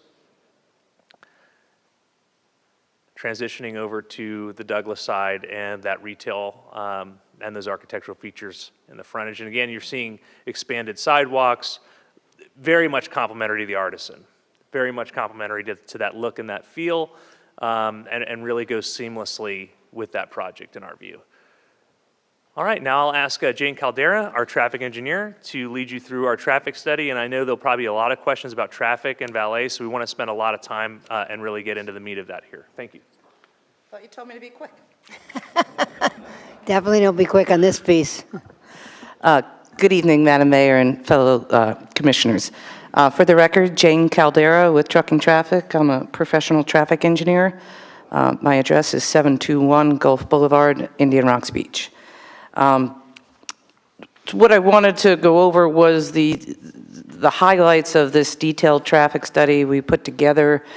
We worked with your city staff and then reviews with your outside consultant who is here today to make sure we did a pretty comprehensive analysis of not just the mixed-use development of the Main Street Exchange, but also on top of that, the 318-space parking center, I think we're calling it the Douglas Street Parking Center. So this study reflects both the traffic impacts of the Main Street Exchange project, the new garage, and the effects of the valet operation between the two and that additional traffic on Douglas. And our study area did include the two roundabouts that have been recently opened at the request of the city, then the signalized intersection at Main Street, and then all the site access driveways, and also the intersection of Monroe and Douglas. You said it did consider that. It did, yes. All the little green dots on that slide were the study areas. What I wanted to just show is there's a lot of details and technical things in traffic assignments, but the PM peak hour is the highest traffic generator of most projects. Usually AM is unusual to be the heavier generator, but the traffic that we're anticipating coming in to the Main Street Exchange project is 230 trips inbound in the PM peak and 192 out. And the numbers you're seeing there, reflect that traffic and how they disperse within our study area. Now, within that, we specifically have, if you go to the next slide for me, George, we have this valet assignment because when the valet is operating, which will be when our garage is full, or it's probably going to operate 24/7 based on the events, but we're going to have additional traffic that's going to come out onto Main Street. Douglas, take a left, drive the 900 feet north, park in that garage, and then there'll be a return movement when the cars are coming back to the site to get loaded up and their customers or patrons leave. So our estimates based on that traffic was an additional 74 vehicles and 61 vehicles in and out on top of what you wouldn't normally look at if all your traffic was parked on site. So we were basically double counting, as we should be, to accommodate the valet operation. The next slide is just a visual of roadway capacity, and I think you heard from the presentation from your staff that both roadways have meeting their level of service standards, and the capacity is not being used up. But this visually shows that Main Street and Douglas, they have 750 cars as their level of service D capacity, and the area in blue and purple are what's being taken up by existing traffic, and then our additional project traffic. So there will be a lot of excess capacity on both roadways in the peak hour. The next slide is just another way to look at the roadway capacity. 750 is what the road can hold in the peak hour, and that's in one direction. And then our other two smaller bars are the existing volumes out there and the additional site traffic, including the valet traffic. Next slide, please. This just shows a little bit about intersection level service. You know, we dial in and make sure that the traffic signals will be able to maintain proper level of service for your city standard and Pinellas County standards. And this is just showing the intersection of Main and Douglas, and that the existing level of service is on the left in the PM peak hour. And with our additional traffic from the project, we're still able to get level of service B as in boy on all 4 approaches. And just a little background on level of service in traffic engineering. It's like you're grading in school where A is the top and F is unacceptable, and when you're in F, you try to make improvements. So B as in boy is a very high level of service. Now, this next slide I put together, hopefully it's legible enough. I think click it one more time, it'll run. So I did a traffic simulation model of the PM peak conditions with the additional project traffic, valet traffic, to give you a better understanding, because there had been questions on how does the valet operate and where is there enough capacity to get up and down Douglas, you know, in addition to the other traffic that's coming in. So what you're seeing here is a clip, and it is running at 2 times speed. If I ran it at real-time speed, it wouldn't move very fast, and you might fall asleep. So it's running at double speed, so it's to scale and it's overlaid on your aerial, but just wanted to point that out. And, you know, it just is what we do to try to provide visualizations of how cars are moving in the corridor. The different colors represent through movements. Faces, blue is your right turn, yellow is your left turn. And from this, you could also see when traffic would be stacking up, queuing for different reasons, specifically when the light is red at the traffic signal. And this is the same information that was in my study and your consultant reviewed and concurred with, but I just didn't have any kind of visual simulation. So I thought this just might be, give you an idea of what the numbers will look like with the project open, what the traffic volumes will look like. And I'm available for any questions. Thank you. Thank you, Jane. And this is just an image of the revocable parking agreement reserving those 125 valet spaces for Main Street Exchange in the Douglas Parking Center. And then the next slide is our last slide. This is simply a summary of our presentation and our evidence. We believe we presented competent substantial evidence, which is the quasi-judicial standard for approval of the 4th floor, up to 4th floor for the C-type frontage to the north. And also for a limited waiver of that 10-foot step back based on the very thoughtful design. And we're happy to answer any questions that you have. Thank you for your consideration. Okay, so questions of staff or applicant. I'll start with Commissioner Gao this time. Thank you, Mayor. Oh, my goodness, I thought I was prepared until you had the presentation. Thank you, everybody, for being here. Just for my comfort, maybe the commission, a show of hands if you're with the developers or the company in some form or fashion.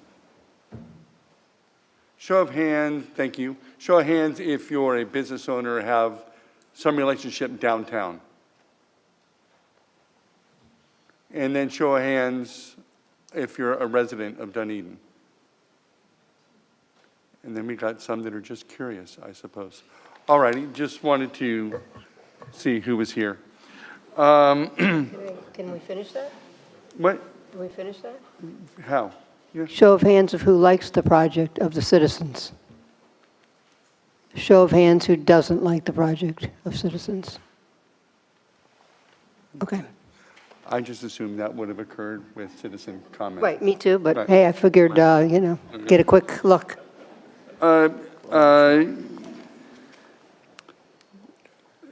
Main Street Exchange, how did you come up with that name? And how do you think it fits into the city of Dunedin?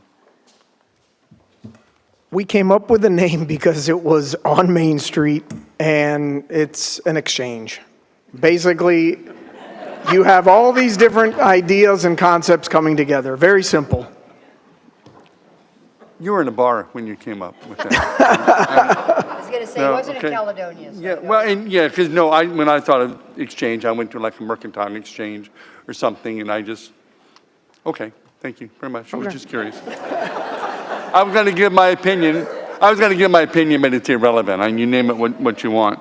And I assume that is the name you're sticking with, right? That will be on all advertising and everything?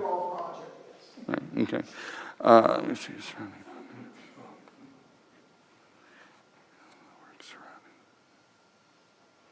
Okay, artwork. And I know that you've been drugged through with architecture and LPA, but I was just curious, and I am looking at Exhibit G, but I know that you have on the facade around the building several different murals or things of that nature. Are those placeholders, the pictures I'm looking at, or is that what's going to be on the outside of the building? No, they're placeholders. Okay. So all that we know at this point is something's going to go there. Well, that's something that we're going to go out to the arts community and we're going to put it out. I believe that there's is it 0.5% of the budget that needs to go to the arts? And that's what we're going to do is we're going to have those commissioned out. Of course, again, this is where when we're going to be putting these murals up, we're going to be mindful. It's going to be tasteful. I thought some of them were kind of interesting. Some of them were very interesting. Yes, they were.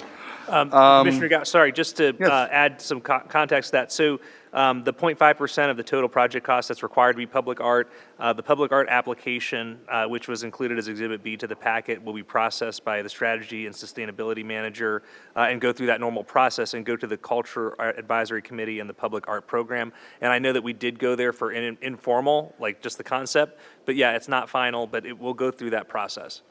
Okay, very good. And just since you mentioned Scottish, you've got the hairy coo or the Highland cow on the Monroe's or the trail side, and I just think maybe a Highlander, a bagpiper, somebody would be much better suited. And on the Monroe side, or the Scottish side, don't listen to Alan. Don't listen to Alan.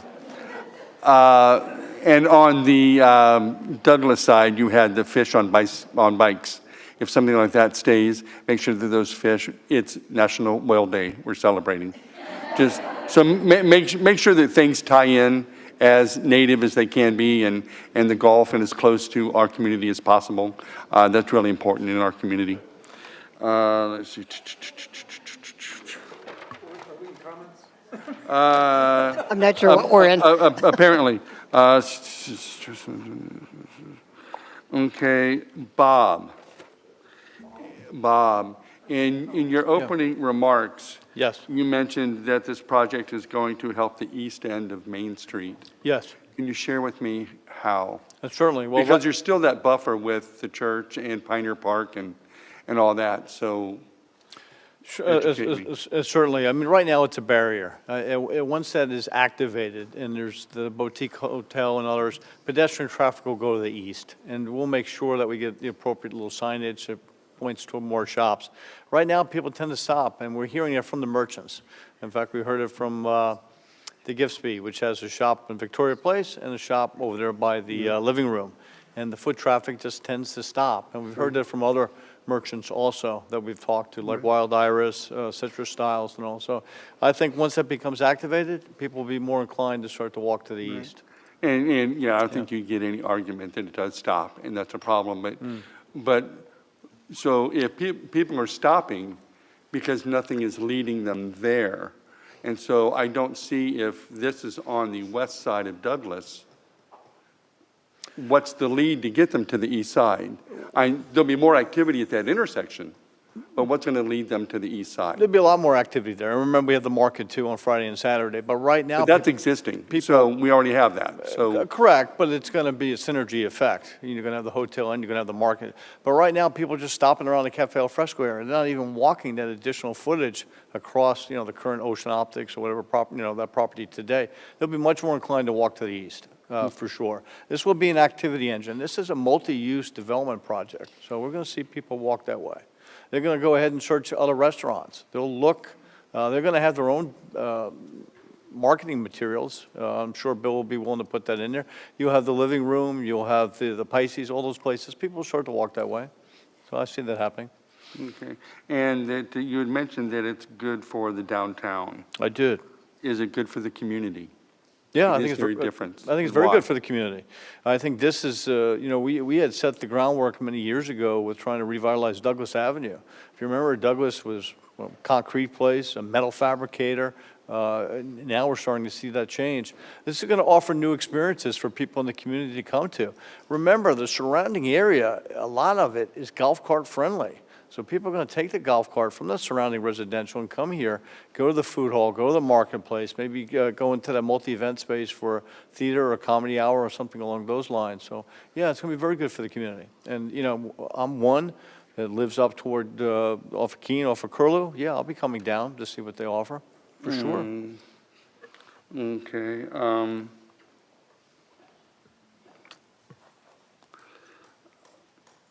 How...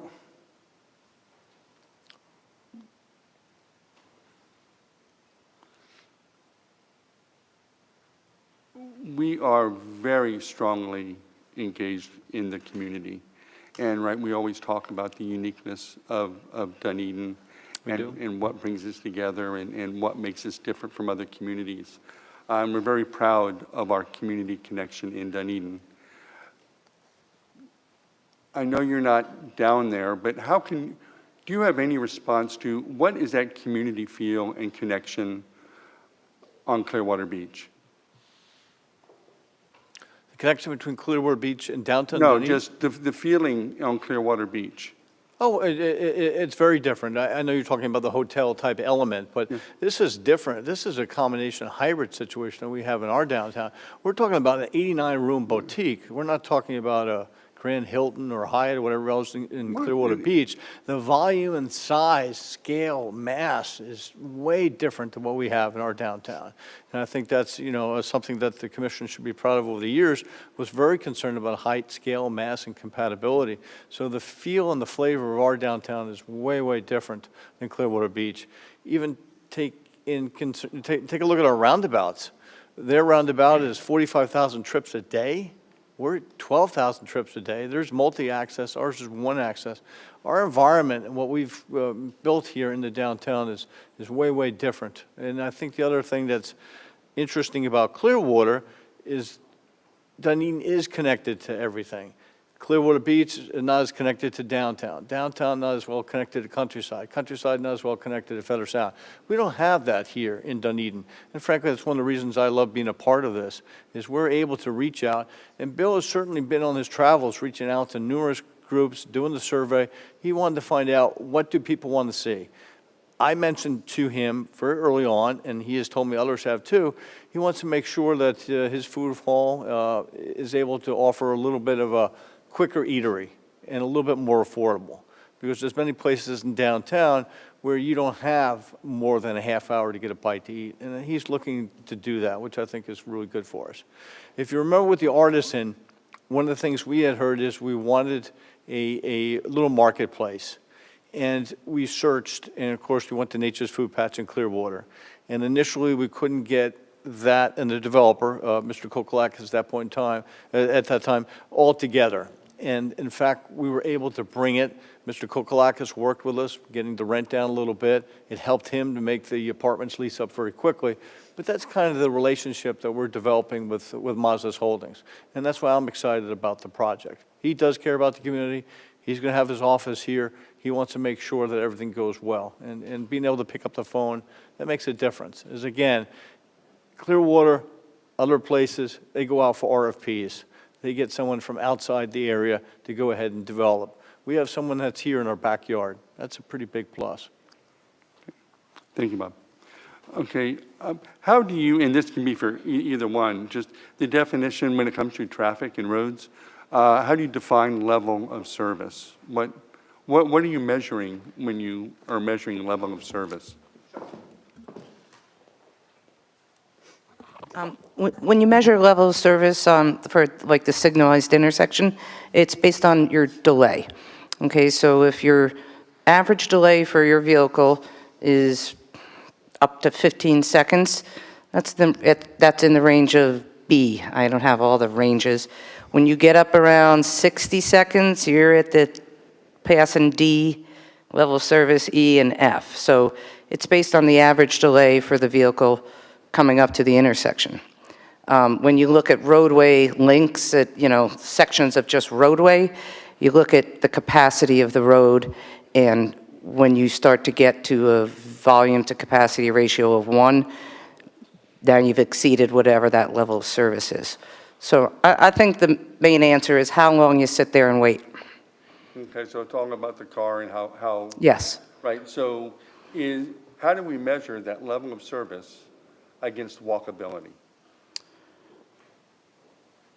I guess I'm not sure I understand your question. So we have pedestrian counts at intersections. So for example, you have the activated pedestrian signals out at Douglas in Maine where they're on demand. They'll press the button, they'll get activated. When the traffic stops on the other road, they cross safely. So your pedestrians are accommodated for every cycle if they press it. And then your vehicles are based on the timings Pinellas County has out there.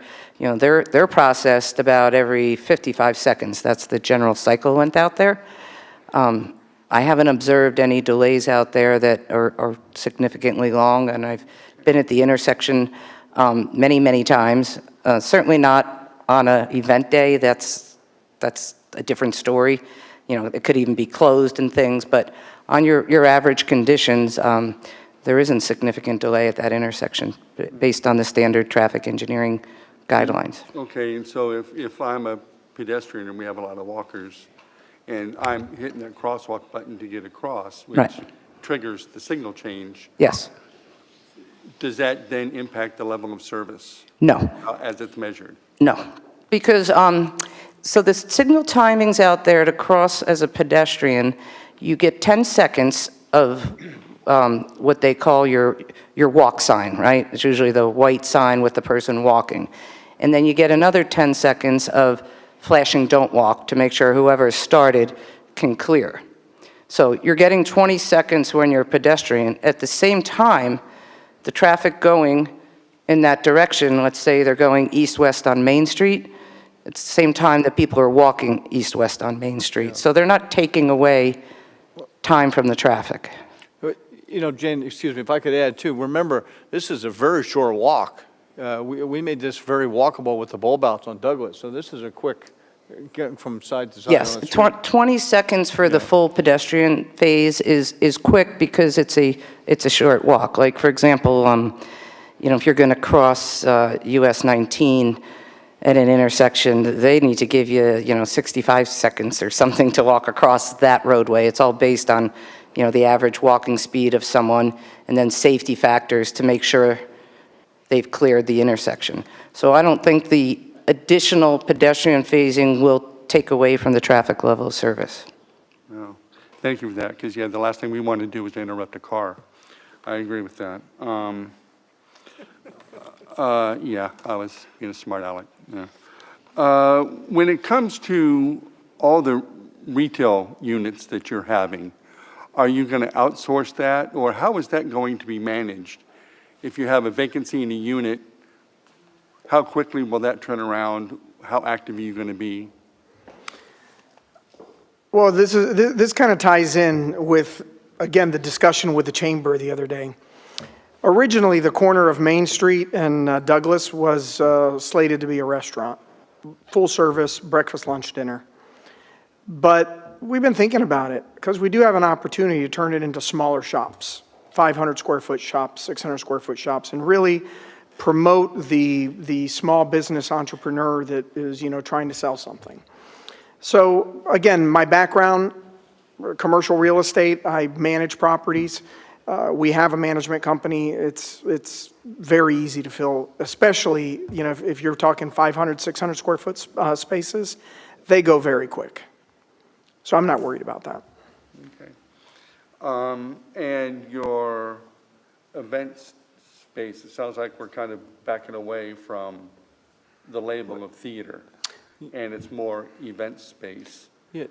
No, I'm sorry. And how is that, what are you trying to do with that space?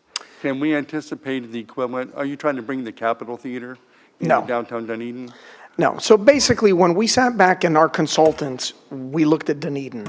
Like I said, we've studied it for multiple years now. This isn't something that we just woke up one day and said, hey, let's do a great venue. It actually started off being a workspace. And then we started scratching our heads going, well, where's the workspace? Who's going to come here? I mean, I know that we love the idea of live, work, play, and all that, but we just didn't see the demand for the workspace as much as we saw the demand that Pinellas County as a whole, venues that can hold 200 to 300 people, there aren't many. And that's a sweet spot. We made sure that the space we were designing, again, it's a very smart design because we've put storage bays directly along the length of the whole venue so we can stage quickly. And it's all about the turnaround. When we said it's a theater in the beginning, and that's why we met with the Dunedin Public Theaters, because we wanted to clarify this. We're not competing with the public theater. We can host a small black box event, but then there's the practicality of it that, are you really doing a service to the community? You're talking about a space now that can serve multiple purposes. Daytime, it could be something else. Evening, it could be something else. On the weekend, something else. A lot of times when you do a theater production for 3 weeks, that's all you're doing. So I don't know if that would really be beneficial to the shop owners, to the downtown, to the residents. We were looking to bring something that's really going to be community-centric, that's going to make an impact. During the week, you might see a movie night. You might see a comedian. It's going to be a significant impact to the downtown. I think it's going to be well wanted, and I think it's going to be a plus for the businesses. Yeah. If I may add, just over the years, from like Visit St. Pete and other places, we always heard that there's no place for like a corporate retreat toward the North Pinellas to hold something like 250 or 300 people. There should be something like that. You're not going to be able to compete with like large hotels with something like that in Clearwater Beach that can hold much larger. But for something at 250 or 300 people, we thought this is a great venue for a corporate retreat. And other things too, weddings or comedy hour, what have you. So it's a good space to have in our downtown. Again, another activity engine for us. Thank you. And on the parking garage, and I know I'm going back and forth, that's how my head works, sorry about that. In the numbers of spaces, and I can't remember the actual numbers, but you had, I believe it was 80 spaces were reserved for retail, and then there was like 24 to 48, I think, right, for public parking? That's it, yes. Yes. And so when you say retail, are those retail customers or are those the employees of those retail establishments? I'll do this one, Bill. So that's the required number of spaces for the to-be-built retail on the ground floor of the garage. So if this gets approved, and if we get a rezoning down the road from DI to DC, that's the minimum number of code-required spaces for that square footage of retail. Okay, so they aren't, at this point, they aren't designated out. Correct. And I mean, the garage is going to be open before Main Street Exchange is even built. So those spaces will be open up until they're required to be used pursuant to the revocable parking agreement and the code for the uses that are to be built. Okay, so if you are successful, though, those spots will be for, now I guess, if I'm understanding you correctly, maybe that the retail and the public spaces are the numbers that are needed, but you're not going to have them separated. In other words, I think if we could put that slide back up, George, this one here that shows Douglas Center. Okay, so I believe this is, Commissioner Gao, what we're talking about? Yes, sir. So in other words, if you think about the uses and the required parking per code for the uses, so we have 125 spaces we've committed to setting aside for the valet for Main Street Exchange. That's in excess of what was required by code, by the way, including the on-site for Main Street Exchange. So we're providing excess for Main Street Exchange that's required by code. And then from required by code for that retail is the 80. And then the other spaces that are seen there, 65 to 85, that's intended to be used by the employees of Main Street Exchange because we want to make sure that the users of Main Street Exchange that are not employees also have the spaces and excess spaces. So I believe it's Bill's intent to have a system whereby the employees of Main Street Exchange and that retail in the Douglas Center will be parking there so that they're not looking for spaces somewhere else around downtown. And that would leave an excess of 28 to 48 in that range. So, and that's for the peak hours. Okay. And so the 80 to up to 48, those, I guess, I'm trying to figure out from the public's perspective, how many spaces can they anticipate having? Is it going to be segregated that these 80 spaces are for retail, public, you don't have access? Or how is that going to work? Well, I think, again, we're going to be monitoring this because at all times, you're not going to need these spaces. I mean, let's be realistic. There's peak times, and what we're reflecting is peak times. I mean, I don't think anybody would have appreciated if we were doing this development, and the next thing you know, the little parking that Dunedin did have is being taken up by employees. I think that would be a problem. So I wanted to be sure that we accounted for it because I didn't want anybody thinking, well, where's everyone going to park? We're showing you a number. Now, at any given time, are those spaces going to be utilized like that?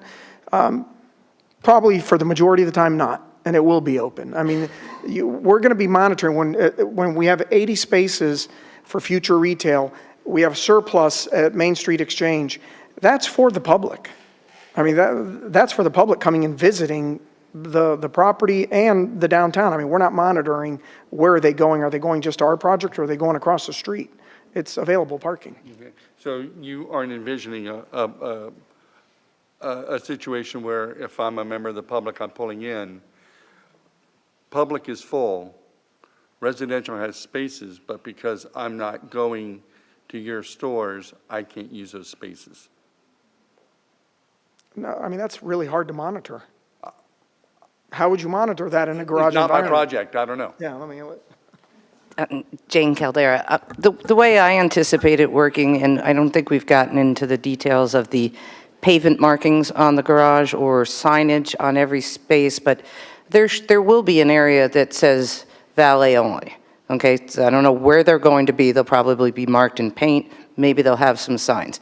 I think that will start off to this 89 spaces per code that we need to have there.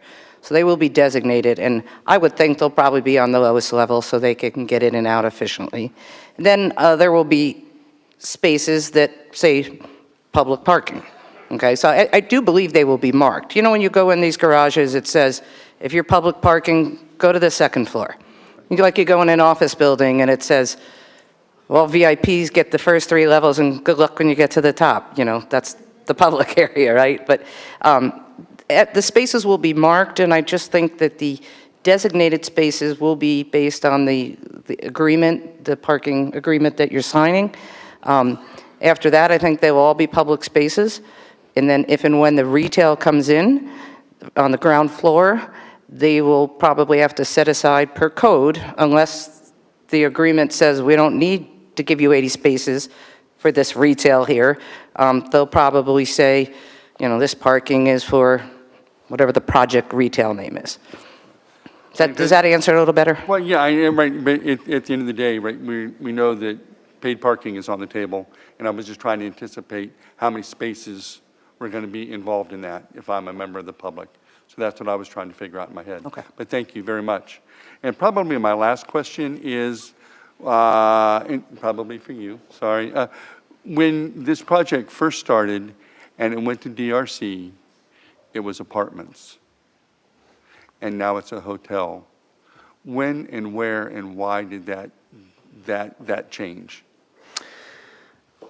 That changed when I came to the rude awakening when I was given a noise ordinance agreement that every resident would have to sign, being aware of what happens in the downtown, being aware that there would be road closures, and at times they may not be able to access their, the parking garage. Our consultants came back simultaneously to that. I started scratching my head going, I wonder if I'd want to live there. And they said, Bill, we're just telling you, this site, this specific site, is not destined to be residential. This is screaming boutique hotel all day long.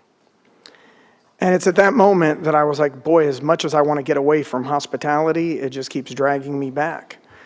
And we made that decision. We realized that, even in the meetings with the Dunedin Chamber, the business owners would really like to see some additional foot traffic and some transient traffic. And let's not forget, 89 rooms is not like 200, 300, 400 rooms. It's 89 rooms. I think it would be just a happy addition to the downtown. So yeah, when we made that decision was when we realized that residents were not going to be happy living here. Probably be more complaining. Yeah, I would think the residents of the Artisan would beg to differ with you on that. That's all the questions that I have, Mayor. Thank you. Commissioner Dugard, questions? Thank you, Mayor. Great presentation, just right off the bat. I'm in comments, I should watch that. Got a couple of questions for you here. What kind of street repair are we going to have to do to Douglas to accommodate this building? Because that's where the valet parking is going to be coming in and out. What's going on there?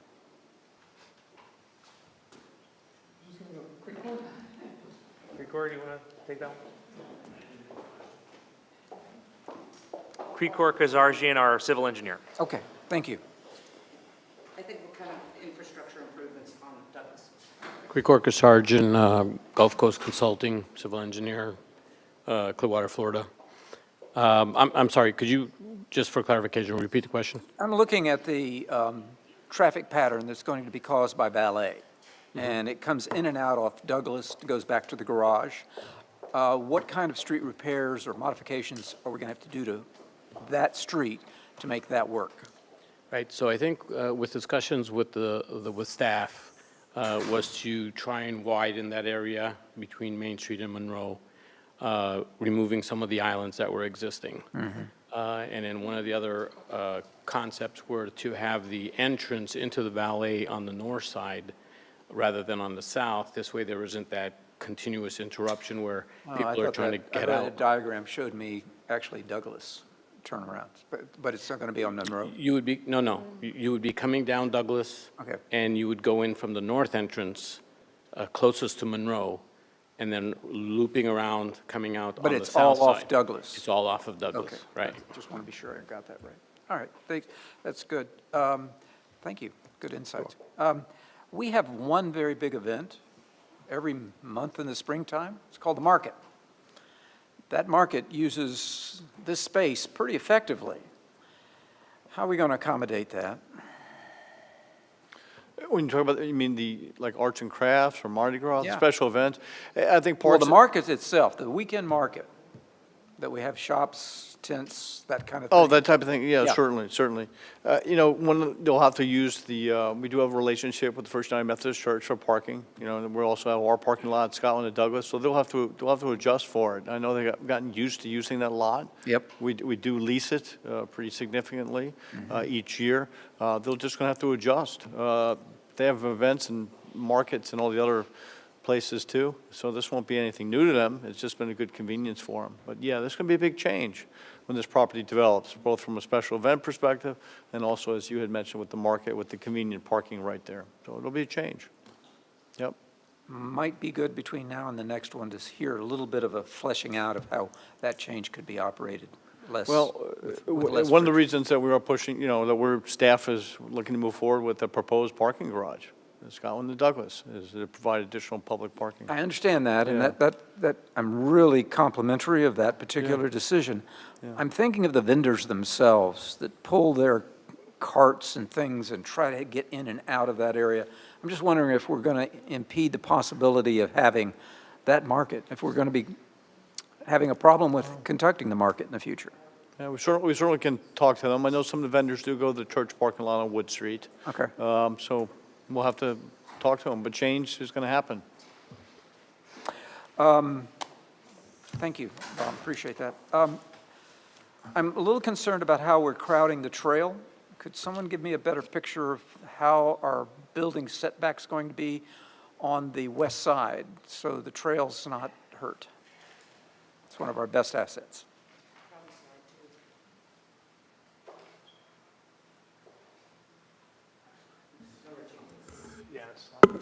Yeah. Commissioner, back to the market, we'll talk to Tampa Bay Markets and see about that. I appreciate it. We'll get back to you. No, not that one. And while we're doing that, our screens aren't showing what's up there, so that's an issue.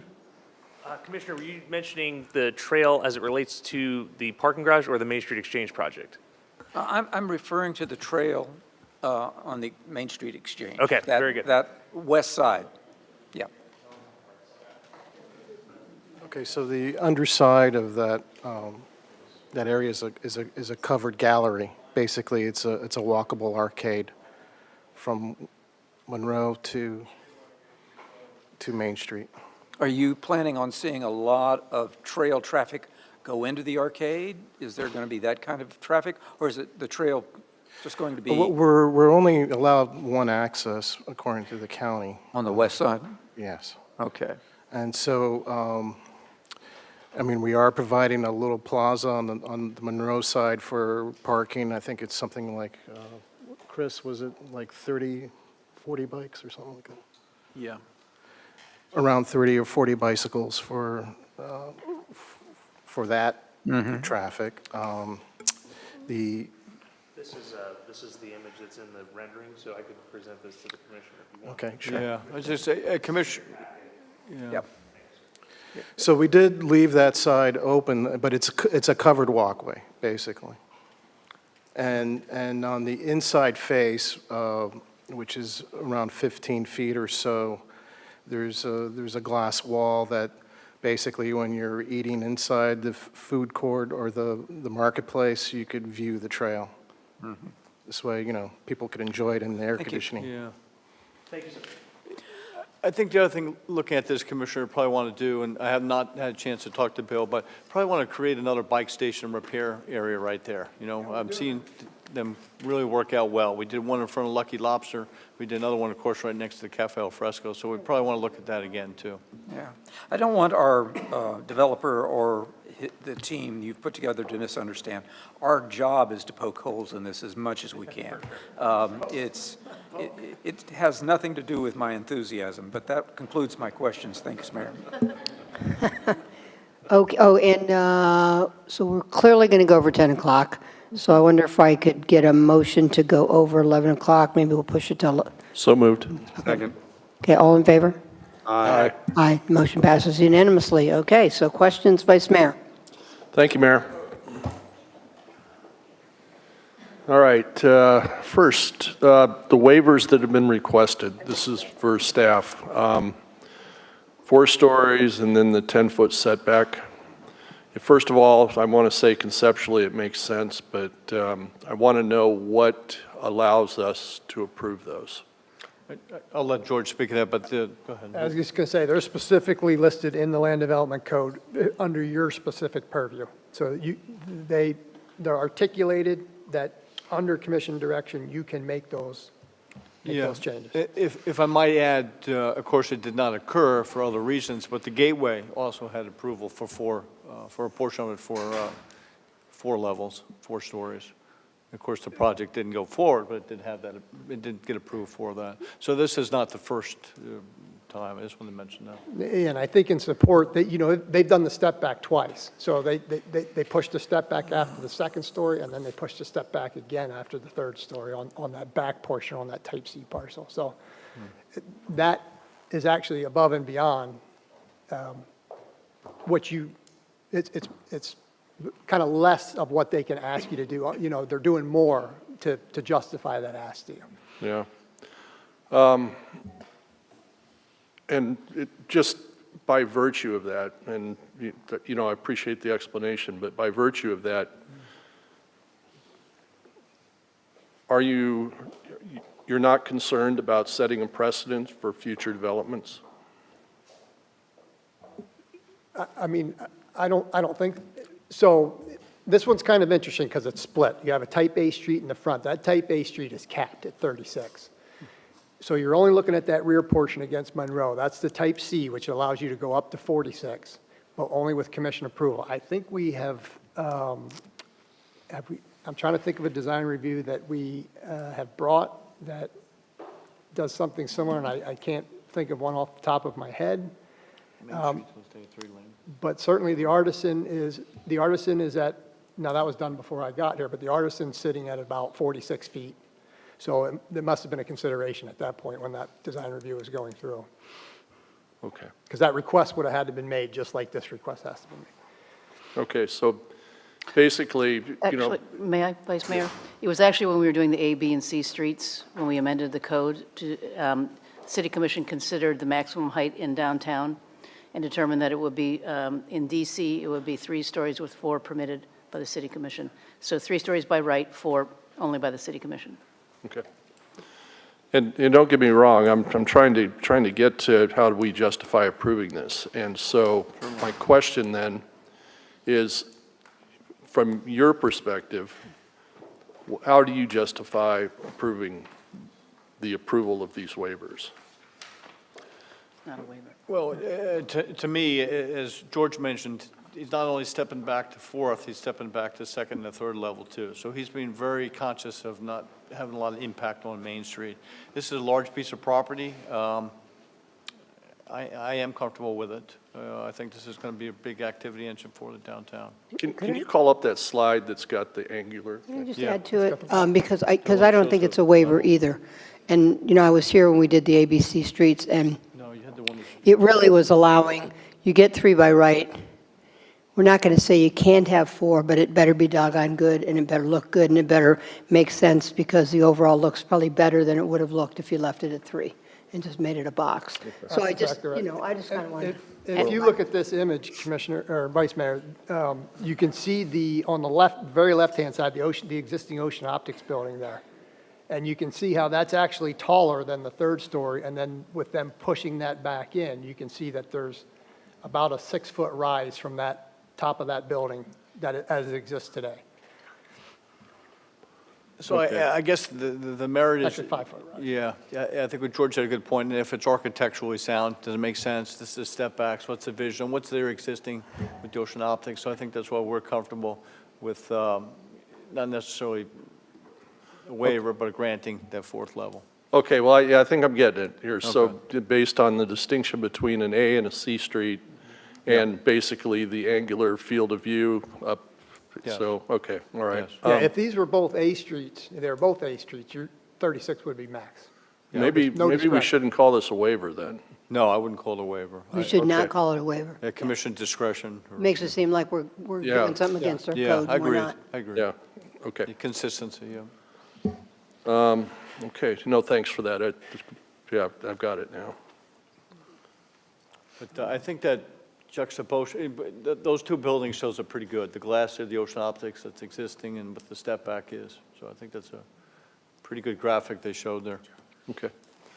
So back to the retail and the businesses that'll go into the Main Street Exchange.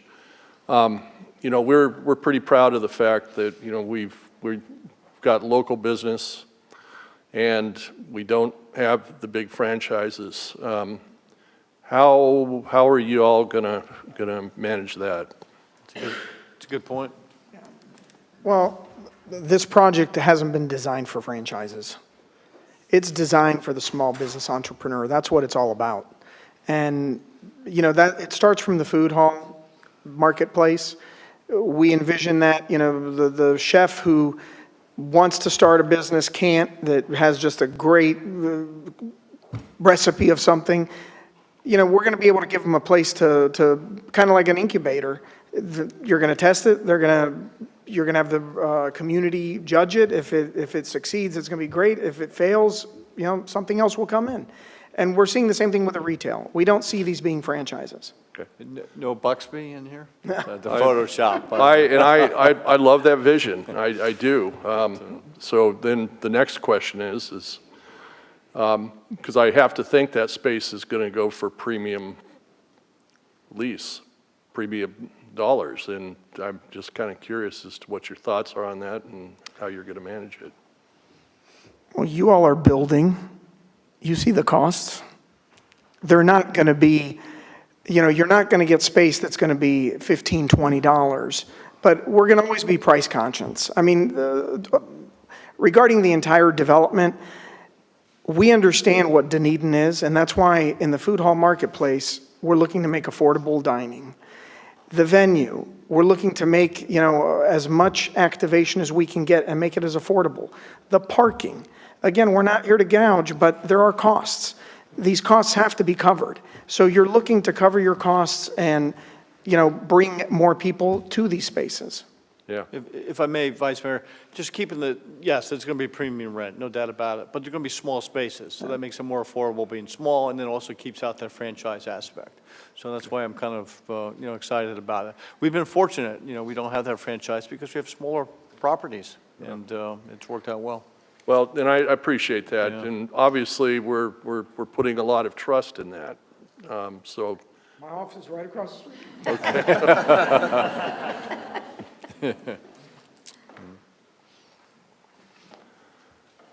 Well, I've got to save this one for a comment. So this is back to the parking. The distinction, I'm assuming that all the spaces will be paid parking, correct? And the reason I ask that is really a follow-on to Commissioner Gao's, basically, the allocation of the parking spaces. Yeah. I think the way the parking is going to work, and let's be real, Monday through Thursday, there's parking. You could find parking anywhere in Dunedin. Really, we're talking about the weekends. And again, the priority is to bring people to the downtown. It's not to make a garage where you're making money off the garage. That's not why we're doing this. You're looking to make it affordable. It will be paid parking. I don't have the luxury of making it all free. But I think there's going to be ways that we're going to be able to mitigate it. And, we're going to invite the business owners in the downtown, the restaurants and all this, start a validation program where if people go dine there, they may be willing to cover a reduced parking fee of some sort. So again, we're going to get creative. We're going to try to see how we can make this as least impactful for the consumer. Okay, I appreciate that. Yeah, I think one of the things to keep in mind too, and why I like it that Bill's office will be there, it'll be local. Things are very fluid. Things are going to continue to evolve over time. Get up again? Yeah.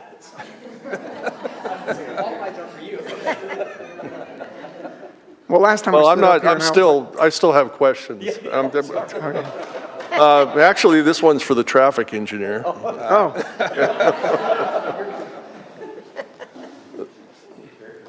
And this is my last question too. How do you determine those capacities for the Main Street and for Douglas? Those are the state DOT creates those. They have tables that they update about 2 years. Pinellas County has adopted the same ones, and I think they call it the vision plan now in Pinellas County. It's not called the MPO anymore. So they're Florida statewide capacity numbers, and they're different for different types of streets. Bigger roads have higher capacities. It varies, but it's a statewide average and somewhat a national number too. Okay, all right. I have no further questions. Thank you. Commissioner Sandbergen. Bill, I'm so sorry to do it. They're all, man, you got your steps in. It's interesting because all the years I sat on the LPA, this is the fourth time that I've worked on that address. So some of my questions are going to revert back to prior attempts at this. In the last couple of years, we've gained some hotels downtown. Have you done your homework on occupancy and what you think that hotel can produce and how it will perform? Yes, we hired, I don't know if you've heard of the consultant RevPar International. They do a lot of feasibility studies for hotels. And when the idea came up that this should be a boutique hotel, the first thing we did was hire a consultant. They came in and like I said, we have multiple consultants. The consultants for the overall project with the food hall and the theater and all that, they were the ones that came back and said, we're sorry to tell you, but this really should be a boutique hotel. Okay. We then hired specific consultants for the hotel who also came back and they said, listen, the product that you're going to be bringing is a different product. It doesn't exist right now. We foresee you having occupancies in 70%, and you're orienting this towards families. So there's definitely the demand for it. Okay. In these units, 89 units, and you keep referring to it as boutique, so I'm going to assume there's no cooking facilities in those units. There's kitchenettes, like in all new hotels, they have like the kitchenettes in them, and the sitting area, the lounge and all that. So we do have a mix of rooms. The rooms that are up to 600 square feet, that will be a king-size bed or like a double queen that will have a living room with a kitchenette attached to it. But it's not going to be full cooking. Okay, because usually microwave and things like that. Because I know all the restaurant owners in the north and the south and the east and the west, and yeah, no. I don't want to see you come to town and the folks check in and just stay. No. Have you anticipated what flag is going to be on that hotel? Will it be a Marriott or a Hilton, or how will you flag that? I can tell you that ever since it's gone public, I've gotten calls by almost every major franchise, wanting to put their flag on it. Okay. We're going to do our diligence. We're going to be careful. The company that we will end up going with is going to be the one that is going to be able to give us the best results, the best occupancies. With your office across the street, you're obviously there. You see how that road backs up. If I'm going to check into the hotel, I'm coming south on Douglas. I'm going to take a right and turn in. I drop off my car for the valet. That's a tough spot to get back out. I think Commissioner Dugard mentioned there is an island where your valet is going to try and pull out and make a left. He has to go across that pedestrian sidewalk and merge back in to go north on Douglas. You think that's really, do you think that can work realistically on a Friday night? You go down there and see the bikes and the pedestrians? I thought the islands we were talking about maybe taking. Are they coming out? Right? Yeah, excuse me, we're going to take out one of the islands. The one island that's closest to the intersection with the palm trees will stay, but the other island will come out. Okay, so that will work with. So that will work. Okay, yes. Okay. The hotel amenities, are they on the roof? Yes. Did I hear, will that be available to the public, or will that be just for your residents? Well, so our roof deck will be open to the public. Okay. Now the actual pool and facilities, that will be for the hotel guests. Okay. Okay. There's not a lot of room down there. We got to, we're going to try to make this work because we don't want to upset all the neighbors down there. Where are you going to stage the construction workers and the materials to begin the construction? What are your thoughts of how we can make this paint as seamless as possible? Well, great question. And we actually were meeting with contractors having this discussion. Okay. We're very aware the site is tight. And, we're going to do whatever it takes. So the idea, Douglas Parking Center will get built. Of course, that's going to be precast. Yeah. They're going to truck it all in. We're going to have to coordinate with the city and work closely with the city. Yeah. I was just going to say the artisan, obviously not a large project that was able to do it without too much impact. So I imagine it. Where it looks like there's a pull-off for the bus to get off at Douglas. Because right now, if you get caught behind the trolley down there or the bus, it becomes a long ride. Mm-hmm. So when the supplies, the deliveries to the hotel, to the tenants, will there be some kind of a plan that we can get that truck off of Douglas? Yeah, deliveries are going to be on Monroe. On Monroe, okay. Yeah, okay, none of them are. We studied that very carefully. Okay. And we actually designed a very good delivery area where we can stage a big semi-trailer and another van next to it. So we could have, two trucks simultaneously delivering. Okay, because if you look at Douglas this time, especially this time of the year where everything's busy, it's like an obstacle course. And they'll just stop right there. And the traffic, I've seen it backed up back to the stadium. Well, After the I game. guess I'm privileged that I had to be the one that designed it in the product, in the project, because most everywhere else you go, they stop in the middle of the street and you get stuck. So I totally understand that, and that's why we designed that into the project. And my last thing, I just want a little bit of explanation for the safety of these valets. So I pull in, I leave my car. I mean, do you communicate via radio, or is it just, hey, Steve needs his car, off the guy runs? How can I feel good that we're going to be safe? There's traffic at Monroe and Douglas that they're going to be crossing. I mean, there's trip hazards in that area, and we got to be careful and make sure. How do you run a valet like that? The companies that do this, they're professionals. Okay. I mean, this isn't the first valet service or parking, garage that operates. Right. They know what they're doing, and of course, we're going to align ourselves. We're going to hire the right company that's going to manage that. Good. Well, yeah, we'll come to that during, I heard what you said. That's all I had, Mayor. So there is a well-marked tripping hazard along there, and it's marked because I broke my wrist on it. So anyway, I'm just going to pick up where you left off, though. I watched LPA, and I think my first comment, lots of cars. But I was trying to picture all this. Lots more cars, more people, and, we had the experience at the Fenway.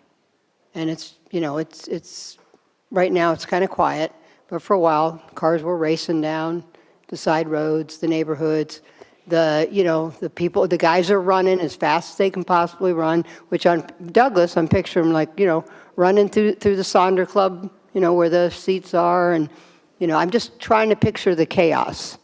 And so help me out to not be afraid of that, because I can tell you one thing, the traffic and the congestion on that one street is what will scare our residents, that's just going to be overwhelming. Okay, and that's a valid concern. I mean, I've heard that at plenty of, meetings and neighborhood groups in the past, and, there's a lot of valet that goes on in St. Pete Beach. I've worked on several hotels down there. And it's really about the control from the valet company and your local law enforcement. I mean, the speeding, so the road is 15 miles an hour, okay? So I was out there, like I had said earlier, several times, and not that many cars are speeding, at least from my observation. So I think that your local sheriffs must have done a good job at keeping that at 15. I mean, Main Street's 15, so the person on the road at 15 miles an hour, it's not that hard to pull out into a gap, right? Because someone there's a red light at the signal, traffic's not coming, that's when you can make your left out of the garage. If it's a 45-mile-an-hour road, it's harder to pull out and make a left turn. So I think the lower speed it helps. Obviously, there'll have to be enforcement, whether it's through law enforcement or the enforcement from the valet company. But, the volumes that we've anticipated coming out with the amount of traffic on Douglas, northbound and southbound, other than people not obeying traffic laws, we don't see there to be a big safety issue. Well, let me add to that. So you have a big event. What is it, 250 seats in the, okay, so you have a big event, 250 people, 250 cars, and you know how that goes, right? Where boom, boom, boom, everybody wants to get out. How do you deal with that? Well, the way they're usually managed is you're not going to get out 250 people in a very fast period of time. But, 250, event of 250, if everyone's going to leave at the same time, there's not likely to be 250 cars. Generally, there's 2 people a car. I mean, depending on the event, sometimes there's 3. So, it's just going to have to be managed. There's only so many valet drivers that can bring the cars in. So underneath, they're staging for a minimum of, I think, 14 cars underneath the area. So when those 14 valet operators, let's just say there's 14 for discussion, okay?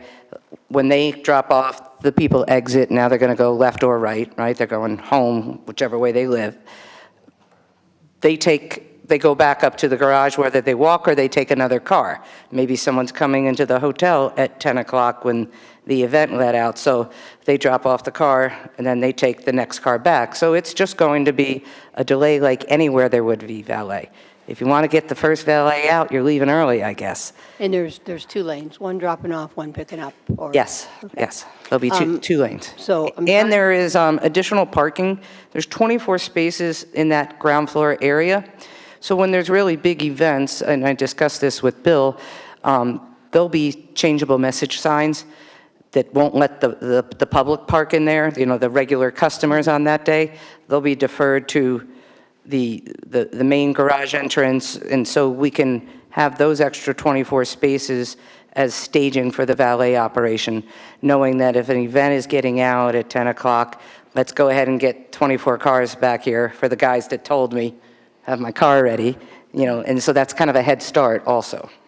So I'm trying not to laugh while I tell you this, because I think we've all seen the commercial where the guy's, I don't know, taking a food order to somebody, jumping over chairs. I just picture that with the valets running down Douglas and, just running past all the shops and the people sitting down having a drink, and they're, because we know how valet guys are. They're racing to get the next car and get it back. So, how do you handle that? I guess that's just training them, How right? did you solve the problem at the Fenway? Were there valet guys getting, was it through enforcement? Well, they didn't have things to jump over. You've got the walkways to go down Douglas, because they can't really run down the middle of the street. Right. So they're going to have to walk. They're going to have to run where a lot of people are, and where there's outdoor eating and drinking and things like that. So I'm just trying to picture how to control that. In their case, they were running down the neighborhood streets, but then they were racing back. But I don't picture the running of the people as much of an issue as, in this case, they got to run down an active sidewalk. Right, and they could also use the trail. I did say that. That was not meant as tongue-in-cheek, because that garage seamlessly integrates to the trail and has multiple pedestrian and bicyclist entryway into the garage, and bicycle parking, and also golf cart parking in the garage. So I could see a seasoned valet company figuring out a pathway to have the valet egress onto the trail, run down, come over on Monroe, and then get back onto Douglas in front of the Main Street Exchange. So I think it's definitely feasible. There's a lot going on there. And, that's a little of the worry. It's a lot going on there. The project scene is amazing, but there's a lot going on there, and that's my biggest worry. Let me ask you, Bob, we only currently have one crosswalk on that road, right? On Douglas. Yes, that's correct. We are still looking at the one in Monroe. I almost think, aren't you going to almost have to have another crosswalk? Going back to what Commissioner Gao's saying, if we're going to have all that activity there, how do we basically make sure we're still prioritizing pedestrians? The walkability, yeah. But no, we are looking at another crosswalk there. We did design it. We're looking to tie it in with the Main Street Streetscape project that we're looking to do from Cafe Al Fresco, the trail, to Broadway. And we're looking to tie it in with that. Is the flashing mechanism working that well in front of Artisan? Because I get some Yeah, it complaints does. that the walkway doesn't really show up as much as it should. Well, it's more as a nighttime, it was a nighttime Right, meaning type at activity. nighttime. And what we're seeing is some people aren't always hitting the button too, kind of what we had a little bit with the situation with the trail over on Skinner. But I was actually, if I may, Mayor, I was Sure. actually driving down Douglas last night on my way back from an event, and I asked somebody who crossed, they didn't turn it on. I asked them to turn it on when they got across, and it was bright. Was it good? At night. Okay, You need good. to look at it during the day. Okay, well, I got some feedback out of Artisan about that, so I just wanted to make sure we're thinking about that. Sure. So let me ask staff, so I asked a question, I think it was when I was running for mayor, so it would have been like 2 years ago probably. The question had to do with kind of smart timing of that light at the intersection of Main and Douglas. don't even remember who I asked this to, because it was a question I got asked at one of my socials. And actually, somebody in your neighborhood, Commissioner Sandberg, asked it. And the answer I got back was, well, it's kind of an old system. We won't get into updating it at this point until a new project comes into play at this site. So do you know what I'm talking about? And what would that mean to that intersection and that traffic signal? No, and how we realign? No, I do a little bit, and Jorge can speak a little bit too, perhaps. But my understanding is that the cabinet is dated, doesn't have all the technology aspect that it needs. But when this project comes in, they need to locate a new cabinet that's a little larger than what's there today, and there's plenty of room, and that would have the technology to do a little bit more of that signal timing, and that the county controls it. I think, unless that's different, Jorge. Obviously, it's a little bit more engineering, but my understanding, the county controls that. Is that our cost or developer's cost? Developer's cost. Huh? Good evening, Mayor. Jorge Quintas, Deputy City Manager. What Bob is referencing, and this goes back to the prior development Jorge, that didn't. I'm sorry. Have you been sworn? Right there. That was funny, Jorge. Thank you. Swear the testimony you are about to give in this proceeding is the truth, the whole truth, and nothing but the truth. Yes, I do. Let me try that again. So again, what Bob's referencing, and that came up during the prior design for the development that didn't proceed, but the county will require as a part of this development that that signal cabinet be upgraded, and it actually needs to be incorporated into the side along Douglas such that it meets what's called arc flash requirements, which is the space necessary for an operator to open the cabinet and not have impact to the sidewalk behind them. But the current signal box is outdated, so the new cabinetry, the equipment and components inside the cabinet will be upgraded, but that's something they need to work with Pinellas County on directly. And actually, Tom Washburn was involved in those development plans during the infrastructure phase. So as George mentioned, once you move past design review and they get into the infrastructure phase, that's, you know, the devil's in the details. That's where that part. And speaking of devil in the detail, could you pull up the intersection of Main and Douglas, the picture that we have in the rendering?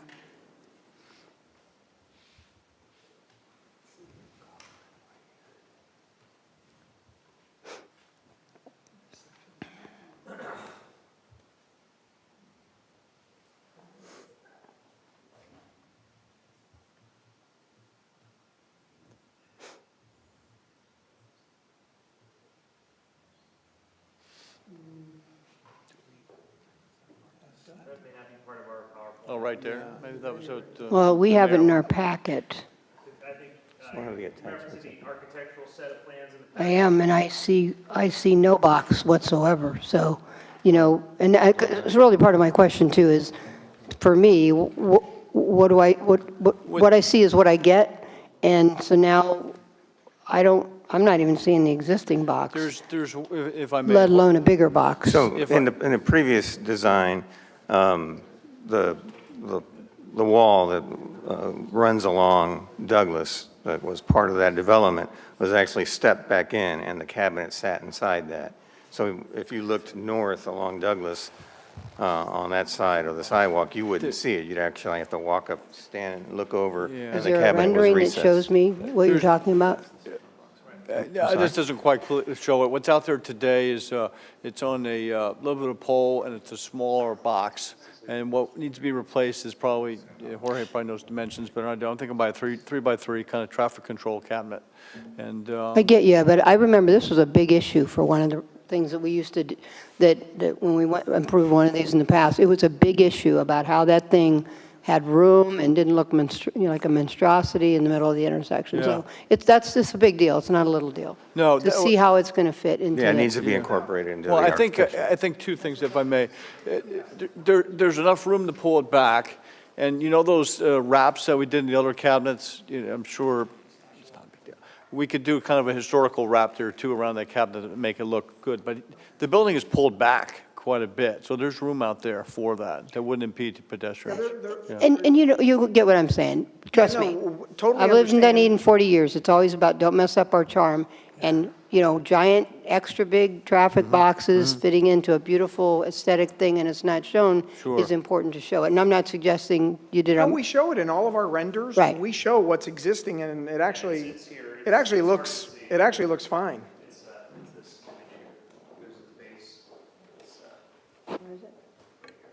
That's what's there currently, right? Yeah, it's there. If you look at the video, if you put the video in play, Yeah, it'll have to be replaced by a cabinet and stuff, but why, it looks good.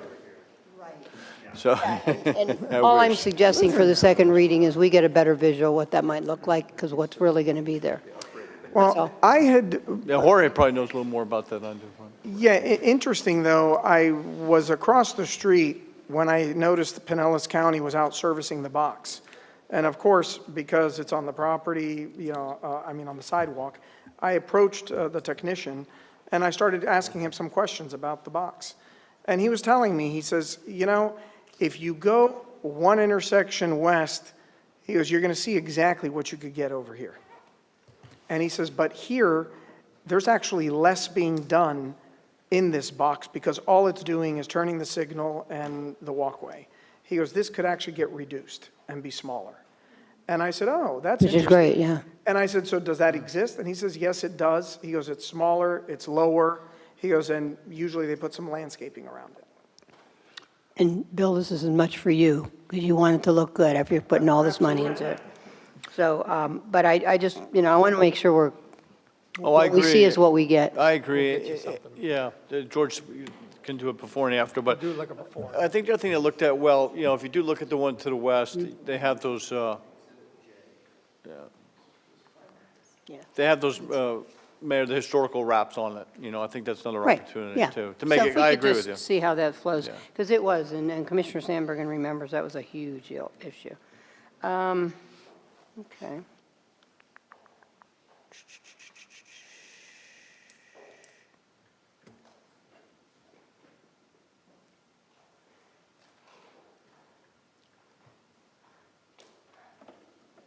Hold on.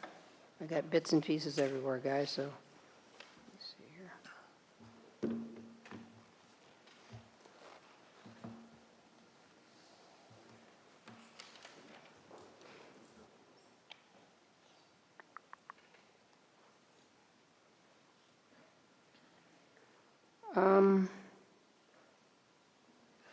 This question, I guess, is for Bill.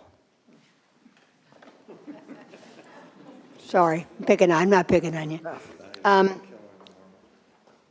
What's your expectation about the people that are going to come, park, and never touch their car and try to walk everywhere in downtown? I mean, I don't mean never touch their car. They're probably going to go to Caladesi or something. But have you done any thinking about that? I mean, in ways that you can incentivize that people bring their car and they just use walkable Dunedin and don't use their car a lot, which of course helps the traffic. I'm not, yeah, I'm not quite. We're talking about the hotel guests. Okay. Well, listen, that's what we're hoping they do. We're hoping they come and they park their vehicle and literally they're going to take bikes and go around town. I mean, that's going to be an amenity that we're going to offer as bikes. Golf carts. We see it that, they're coming here and we want them to enjoy what Dunedin has to offer. We don't want them getting in their car leaving Dunedin. Right. So, yeah, we're going to be selling an experience, and that's where the hospitality background comes in. Yeah, I think that's actually going to happen a lot. That's kind of why I ask you, because Yeah. I think that will help the situation, so. You might as well stay put. So I love that you thought ahead, because one of the questions I had originally said when I saw that the parking garage was going, and realizing it was downtown industrial, that you're thinking ahead, because, it just makes no sense not to have shops there. Are you going to do shops on Douglas and by the trail? No, just Douglas. And you don't think the trail would be good, too? When I mean, it'd kind of be a cool place, I'm just saying. Yeah, we looked at it, and you do have a little bit of an elevation difference. I mean, we have a ramp that you're actually going down to the trail. People don't realize it, but there was an elevation difference there. So we're just going to have it on Dunedin, on Douglas, and the back is going to be used for service. Well, I mean, it's actually great that you are actually already positioned yourself to have the spots for that kind of retail. Will it be retail or restaurants or both? Again, we're doing a community survey, and we're waiting. We want to hear from the community. We really do. It's not what we want it to be. It's really what the community sees it being. And that's what makes a successful space, is when you give what the community wants, it's going to be successful. So we have some ideas. I mean, it's interesting. We're getting the first trickle in of the survey, but until we get a few hundred more respondents, we're not going to come to assumptions of what it needs to be. So I know you've done some things on Facebook to get reaction, and of course it's been in the Beacon. So what are you hearing? I mean, obviously, I've always said, and I'll say it again, whatever went in there was going to feel like a lot for Dunedin residents, and will probably, not be liked about that. We're just trying to balance it. But what are you hearing? The good, and what are you hearing? What's the best thing you're hearing, and then the worst thing you're hearing? So I'll be honest, before the LPA meeting, I think there was a lot of confusion. What we were seeing was, like a 45% positive, 35% not really knowing, asking more questions, and there was like a 15 to 20% that was just, opposed.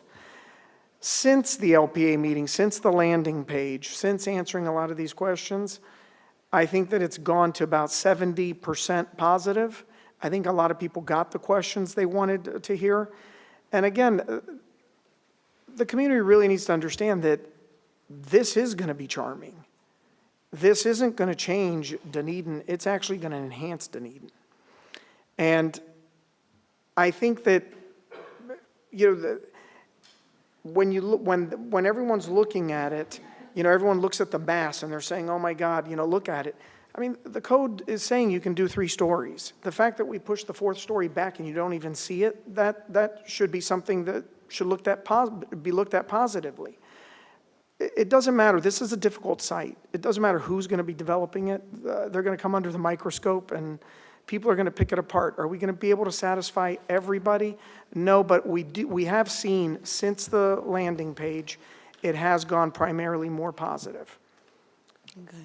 I do like to remind people that in 2005, they could build 8 stories by right at that spot. So it's kind of gives a little perspective to it. I can't even imagine that. Let's see.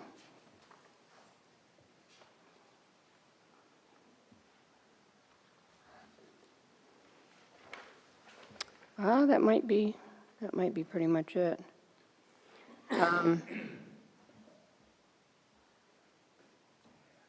So I guess my only statement is for you guys. I just want to make sure what we see is what we get. The renderings aren't just pretty; they actually are. Yeah. They are what they are, and we're not going to have surprises. That's my biggest comment. No, I understand. I really liked some of the new. I think that Mr. Mazes took into consideration some comment that came back from the LPA that the colors were a little bit too bright and didn't, can you tone them down? And of course, he had mentioned about the software, and some of those new pictures he showed today I thought looked really, really good. So, but let George comment on that a little bit. Well, I was simply going to say we've made some structural changes to make sure that we get the projects that are represented to you guys. So we are pulling plans at a certain period to go over them and making sure that they're aligning with what you're approving on the dais. And that, I mean, I think I was looking at the right rendering of the trail side, and it looks pretty nice. And so there's a lot of greenery and things like that. That's what it's going to look like? Yes, and our city arborist, has obviously been part of the design review process and has been fully on board with his comments. Yeah. Okay. Cool. And then. The one other thing I wanted to mention quickly, Mayor, on the connections to the trail. Obviously we have to work through the county to do that, but we pledged to try and make that interface more appropriate. But we're going to have to work with the county. Yeah, I would think that's a good thing to interface a little bit more than just one access area. That's kind of surprising. Yeah. I'm sure they're afraid of it, but I think this is exactly why there should be interface. Would be a great thing. Just to end on a good note, though, Bill, will there be pina coladas on the rooftop bar? Yes, there will be. Okay. Okay, all right, I think we've hit the time for any public wishing to speak. So does anyone in the audience wish to come forward and speak on this issue? Name and address for the record in 3 minutes. Dale. Me again. That's okay.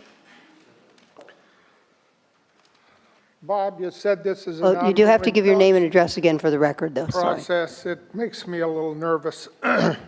But, you know, what we've heard here tonight, and I apologize for not having a suit.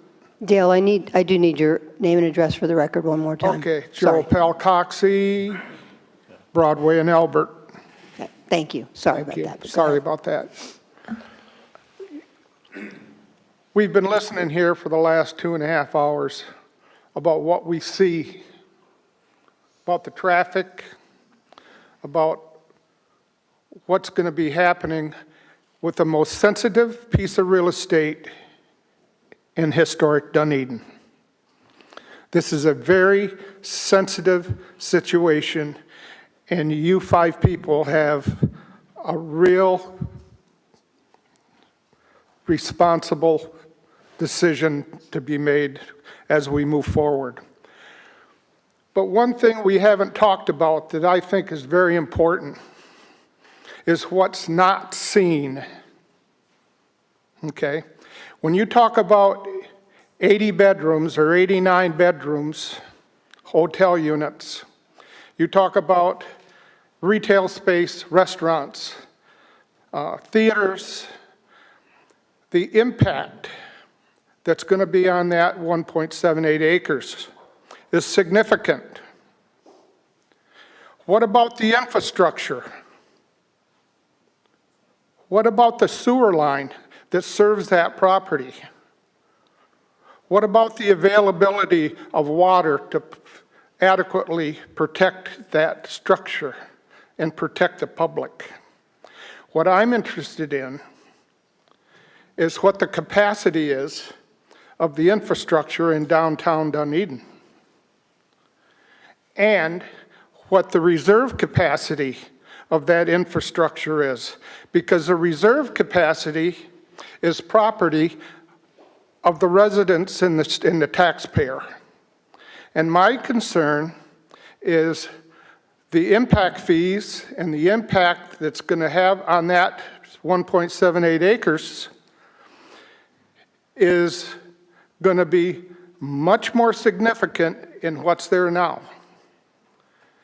And my concern is that when this is finished and when this is under full occupancy, what's the effect it's going to have on the infrastructure of all the other businesses that are sharing in the value of hauling away the poop? Who's going to pay? Who's going to pay for the added infrastructure improvements after this project goes in and sucks everything dry? And we'll respond to some of those things after all of the comments, but you need to wrap up. Okay.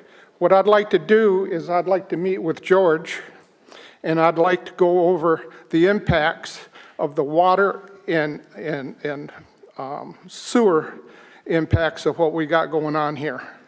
I think it's utmost important. Okay. Thank you. And it should not be overlooked. Thank you. Okay. Anybody else wish to come forward and speak on this item? Okay. Mr. McHale, name and address for the record in 3 minutes. Good evening, Mayor, Vice Mayor, Commission and City staff. I'm Alan McHale. I live at 1201 Falcon Drive in Dunedin, and I'm currently the chairman of the Community Redevelopment Agency Advisory Committee. The developer of this project has attended several meetings of the CRA Advisory Committee and made presentations of this project on each occasion. On each occasion, he has taken the comments and the requests and suggestions of that advisory committee and made adjustments accordingly to make it a better project for the downtown area.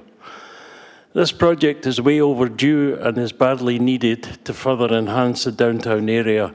And let's face it, the Ocean Optics building that's there right now has been an eyesore for a number of years.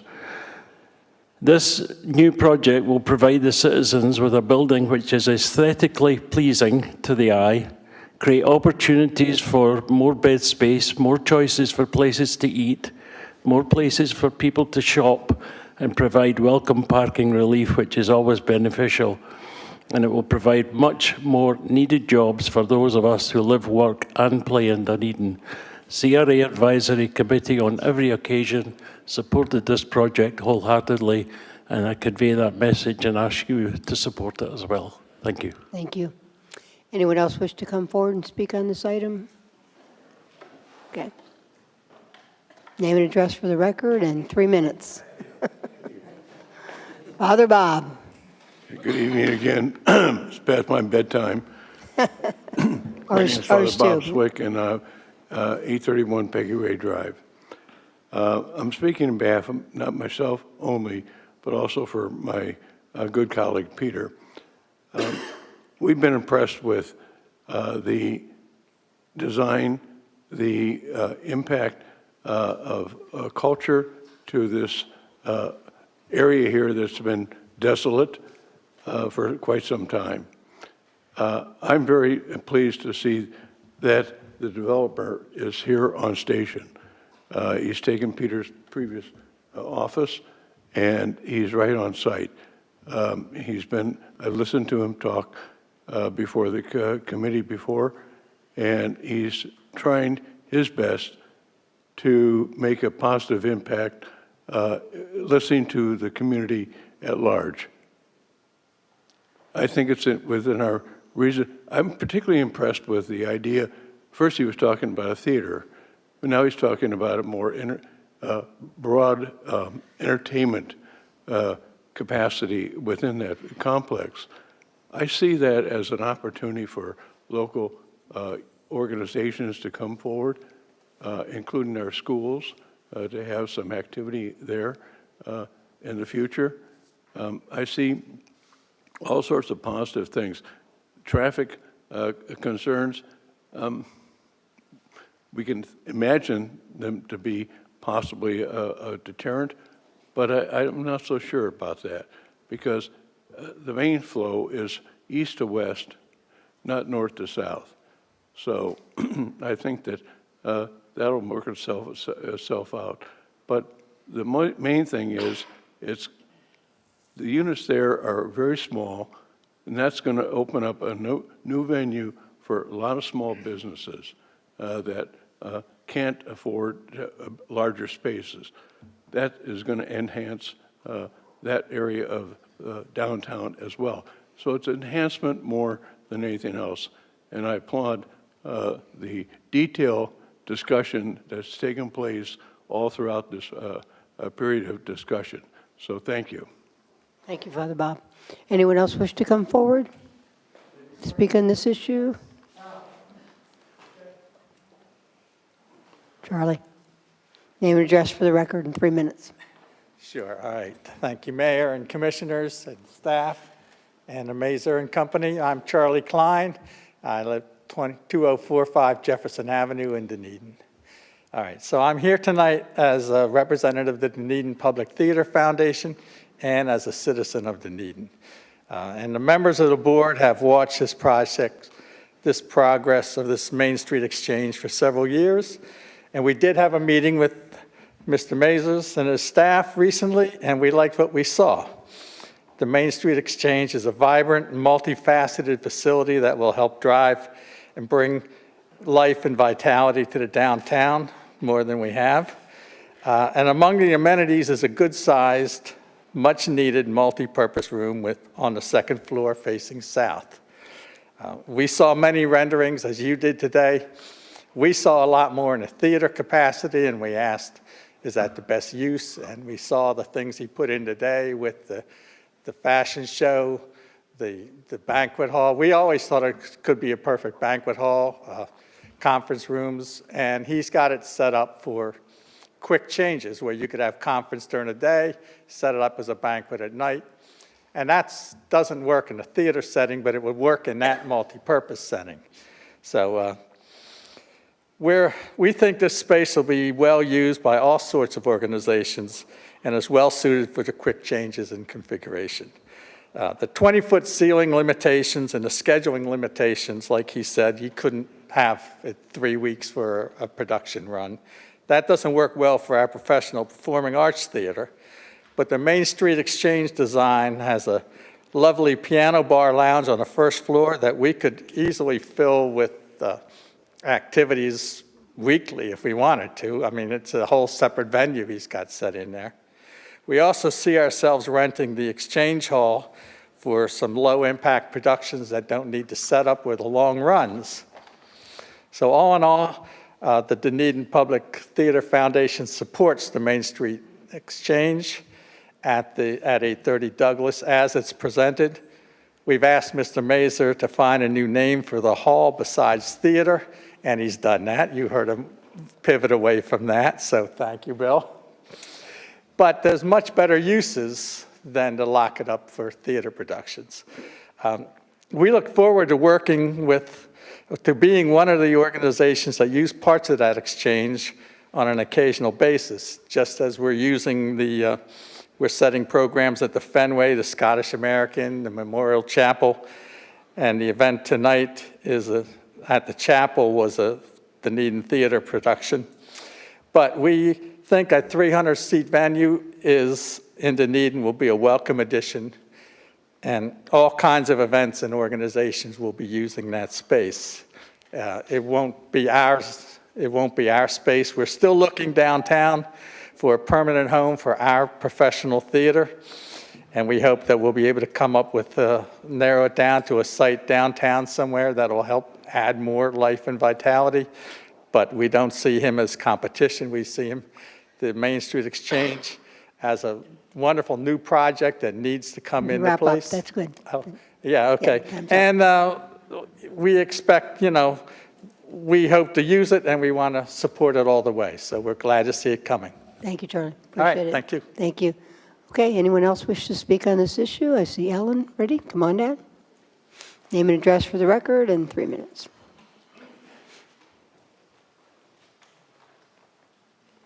Good evening, everyone. I am Nancy Ellen Hale. I reside at 509 Ashley Drive here in Dunedin. I can just say one word right now. I am so totally excited about what I've heard tonight that I wish we could just flip a switch and everything would be done. But I really have to say, sincerely, I have been so impressed with how the developers have come in and presented their proposals. I am also very involved on the board with the Dunedin Chamber of Commerce, and their presentations that they made to us were incredibly great. We all took a lot of interest in it. The same thing I went back to one of the first presentations over at City Hall, and from day one, I said, these people are sincere. Like has been said tonight, other developers have come in. I've lived here and worked here for 20 years, so I've seen a lot myself. And tonight, and prior to this evening, there was a whole new feeling, and I think a lot of people are feeling the same way tonight. I like the idea of the venue that you described this evening. Having to be able to have 200 to 300 people at one time is terrific, and it can only be a very positive portion of this whole project. The garage, I'm excited about too. We certainly can, use the parking and having the retail space. That's a real winning combination. I have really been also impressed with the theater situation, how they've been able to partner together. I'm also involved with the public theater. And I guess I would just think maybe the marquee might have to be removed if that's going to be done. I don't know. That's something that can be brought up at another time. Other than that, I think we've addressed all those situations and concerns, if you want to call it, challenges, to the utmost. And I also have other comments, but I believe that they've been addressed. I don't like to repeat because that's not very interesting. But all I can say is you have my support, and I work for Bon Appetit restaurant down the street, and I know my owner is very anxious to be partnering with this developer as well. So that's probably it for me. Great, thank you. And I finished ahead of time, which is very unusual. Good, that's very good. Anyone else wish to speak on this issue? Okay, we got Vanessa. Come on down, name and address for the record, and 3 minutes. I'm very shy. This is this is very unusual for me, but I didn't want to regret not speaking. I'm Vanessa Quintas. I live in 401 Fenway, right here downtown, so I wear many hats. I'm a downtown resident, I work for the Chamber, and I used to work for the Arts Center. So 3 wonderful places, and as a resident, to have this many other options to just walk around. A lot of our shops close early and restaurants. So we do run out of things to do. So as a resident, it's amazing that, we would have an event space, for whatever it's used for. They are. I know groups that are looking for event space when they can't afford the big places. As a chamber staff, I do membership. I hear from the merchants and restaurants that are struggling. This development project, it's just going to help everybody. And thank you for the team, the Masses team, amazing. Your presentations, everything, your green tie, Scottish tie, that was amazing. That really meant something that you thought, this to the Scottish influence, in our town, in our charming town. I've been a resident for 4 years. I love this town. And this city loves this town. It's amazing. We're very protective, and I can see that this will be an amazing project that is going to bring a lot of excitement to our downtown. One more thing about being in the chamber. We speak to all the tourists that that have no idea. They were in Clearwater, they were somewhere else, and they say, what do we do? We have a wonderful list. In fact, Alan puts it together of things you can do, but, they run out of things to do. I don't think that will happen now with this project if you approve it. So thank you. Thank you for all the angles that you consider. Yeah, parking is a problem everywhere, but we're also, our great city is going to build a parking lot in a few years, so that will help too. So thank you. Did I make it? Thank you, Vanessa. Anyone else wish to come forward and speak to this issue? Gone. Okay. All right, we'll close the public hearing, and I'm going to, anybody have any follow-up questions? Or are we good? We good? I have one. Okay, one. When you showed us the color palettes, the original and then the alternative sounds maybe, maybe not. And is that what you're going to? That's what they'll really look like, right? Yeah. So the difference is the architectural elevations look brighter than in real life the facade of the actual painted building is going to look. And so the purpose of those slides, I don't know if we can pull them up. I think it was slide 12 or 13, George. The purpose was to show you on the left-hand side what the computer image is, and on the right-hand side what it will more look like in real life. And that was directly in response to the LPA asking us to do that. Yes, sir. And so they're the same colors, just the difference of computer graphics versus photorealistic. Okay. Yes, sir. Very good. Thank you. Mayor? It's not the same. Sure, yes. I think it is important for those watching and those in the audience that our Director of Utilities is able to answer the question regarding infrastructure. I agree, and I was going to that. But first, I have a question for you. Our garage is proposed to be off of Douglas as well. Correct. Different side of the light. Yes. Have you guys thought about how that could potentially or not impact any added burden of how we're just kind of cramming Douglas? It will be considered. Yes. It moving has been forward. considered, or It will be considered. We got the design criteria package right now, so it will be considered as we move. So we'll adjust if there's a Yes. negative impact. We'll Yes. adjust. Okay, got it. Okay, and yes, I totally agree. I think that residents would certainly want to hear if we're overtaxing our infrastructure, water, sewer, whatever, so. Good evening, everyone. This is Clayton Watkins, Utilities and Engineering Director. I have not been sworn. I was hoping not to talk. Do you swear the testimony you are about to give in this proceeding is the truth, the whole truth, and nothing but the truth? Yes, I do. Thank you. No, we have had, our engineering staff and our wastewater collection staff has had many conversations with the staff. We're not worried about the capacity for especially wastewater in that area. We have very large lines in that area, and actually probably our largest collection line is in Douglas, so there's no worries. Okay, and if there's any needed meeting, you can meet with Dale on absolutely drilling down in any other questions, so. I know Dale very well, so. Yeah, I got you. We got this. Okay, all right, I officially close the public hearing, and I need a motion. So moved. Second. Okay. So I will go to the maker of the motion for final comments. Thank you, Mayor.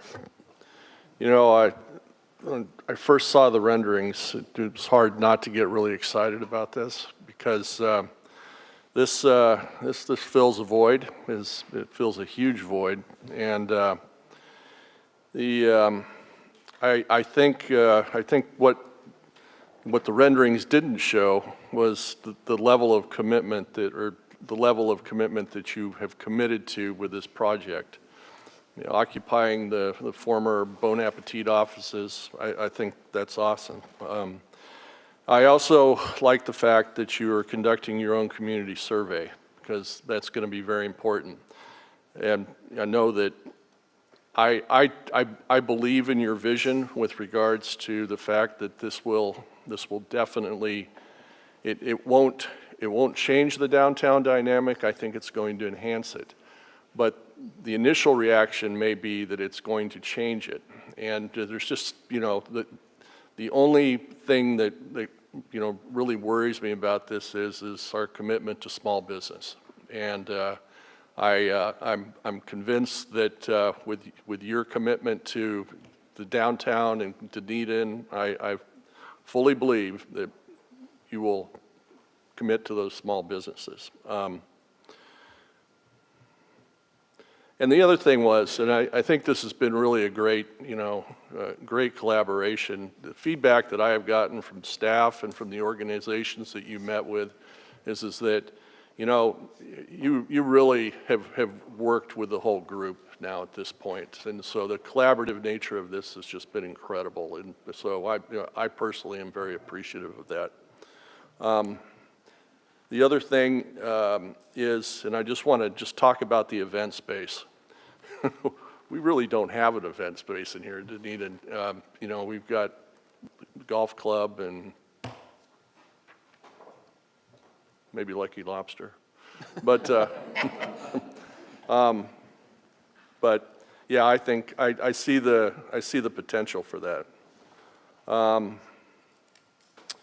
Anyway, I'm really for this, but more importantly, I think my wife is more for it than anybody in this room. It's really gonna bring a dynamic to Dunedin that that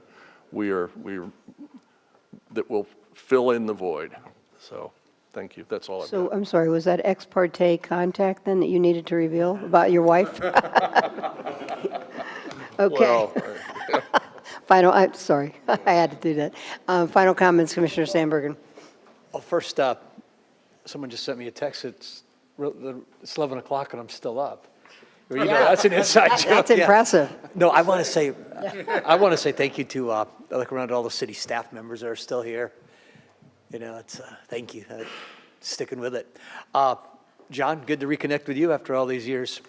Bill, Brian, thank you for everything that you've brought to us. You know, that intersection is just, it needs to be revitalized. It needs to be rejuvenated, whatever fancy words you want to use. You're going to bring new jobs to Dunedin. This is going to increase our tax base. This is going to be a new center of activity in this town. One thing that really stands out is that you did, and we touched on it earlier, is how you tied the trail You know, I mean, we want pedestrians, we want bicycles, you know, an area where they can sit in the shade, patronize the shops, and not just not just your building, but you're going to bring more people and give them more options when they get here. You know, like I told you earlier, just half joking, Courtyard 1, Courtyard 2, Sterling, and I think we finally found a match. Last night I had a talk with a Dunedin resident who actually his home would be the closest, you know, probably less than 100 feet from your building. And he said something to the effect of, I'm glad we finally found something, and him and I agreed on this. Let's make this happen and let's approve this. And I'm 100% behind what you guys are doing, and thank you. Okay, final comments, Commissioner Gao. I feel so bad that I'm not part of the Love Fest. Good. My goodness, I will say, for me, the best part of this project is you have parking for your employees. Thank you for considering your employees. That is amazing. It's something that every other business downtown struggles with. And so thank you for doing that. And yeah, I think that lot started out as a Freedom Savings back in the 70s. Freedom Federal. A long time ago, and it was ugly then, it's ugly now. So this is real wonderful. My concerns are, and they will remain, and I'm adamant about this. We are desperate in Dunedin, in Pinellas County, in the state of Florida for affordable housing, and this is an opportunity lost for the community of Dunedin. Downtown is going to be wonderful, all kinds of shops, visitors coming in, that's great. I don't necessarily believe that everything that happens in downtown, the residents benefit from. And we've heard that for years and years and years about parking and traffic. And while this is a small project, 89 rooms, I don't know what small, medium, large is, but it's an impact on our roads.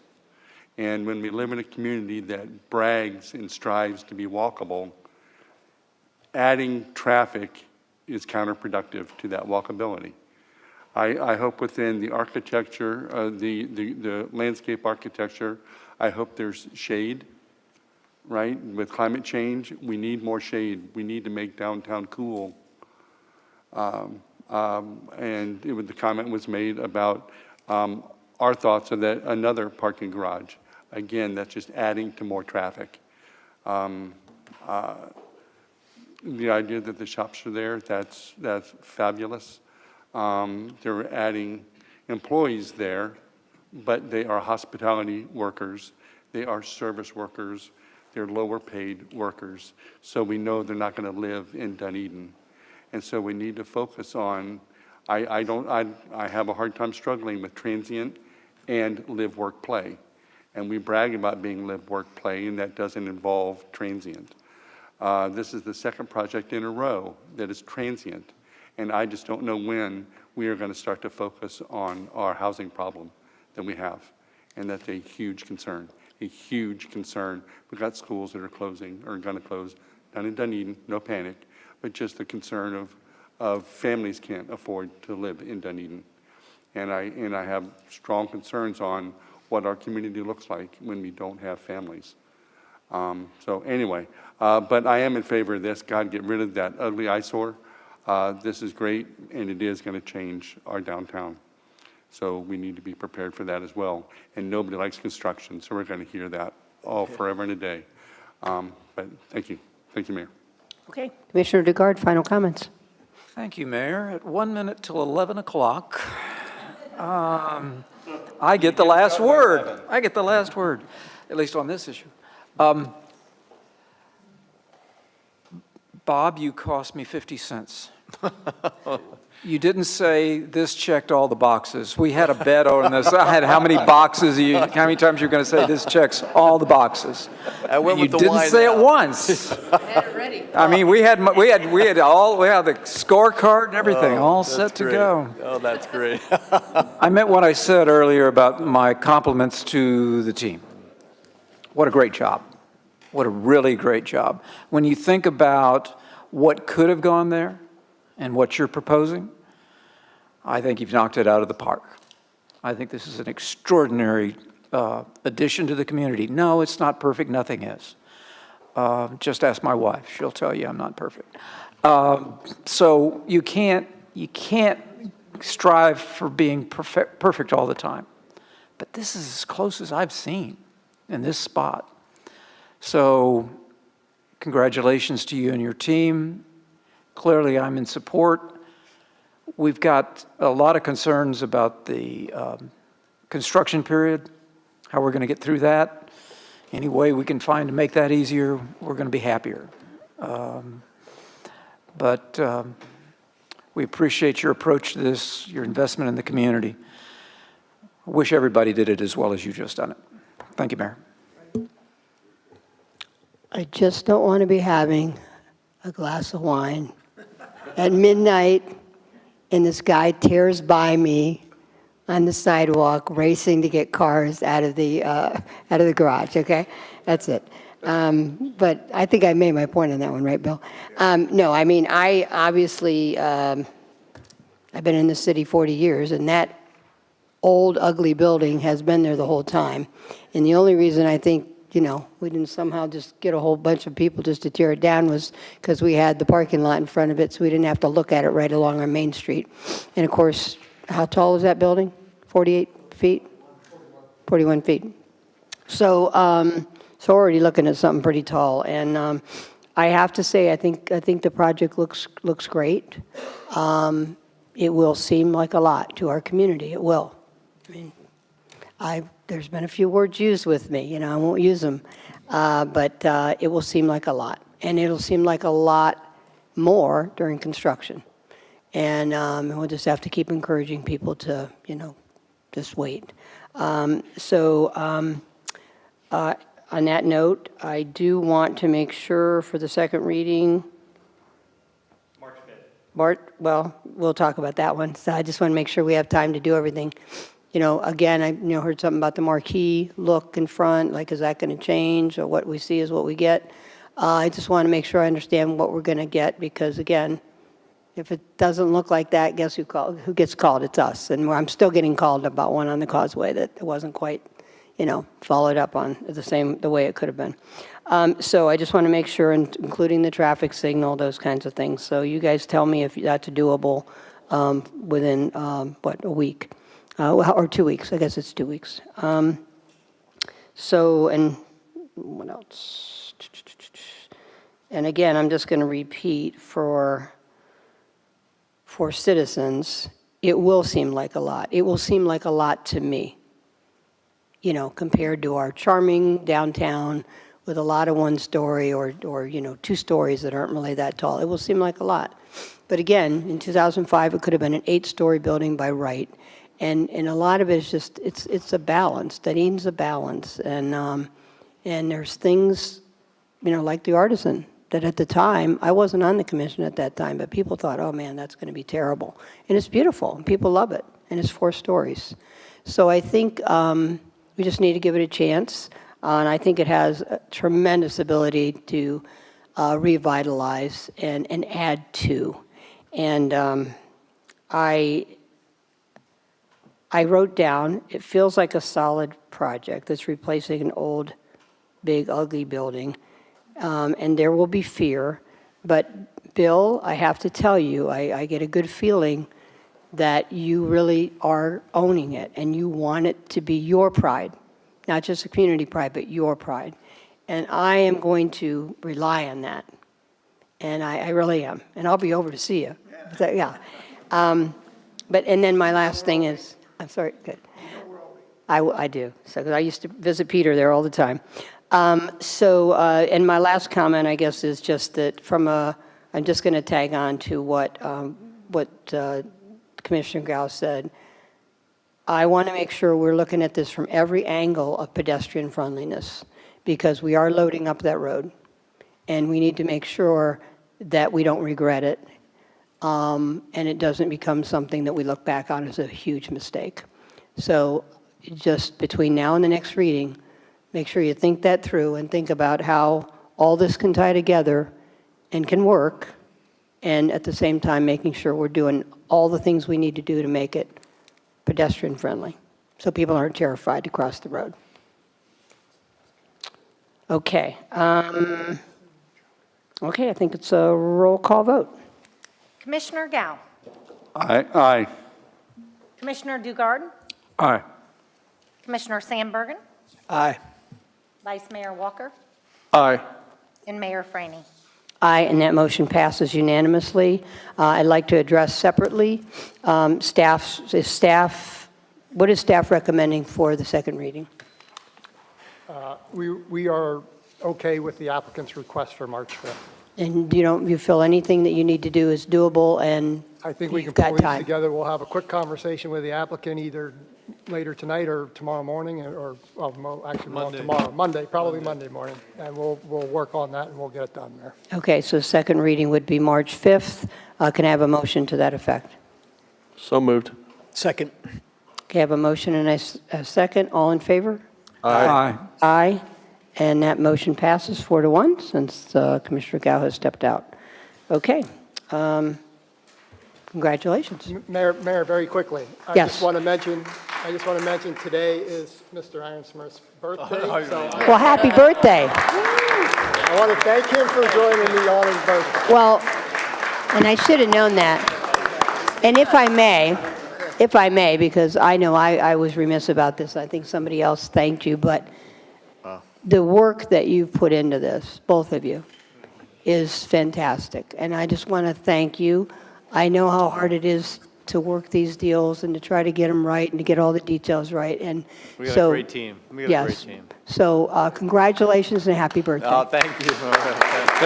And Bob, thanks for spending your birthday with us. Yeah. I'm sorry.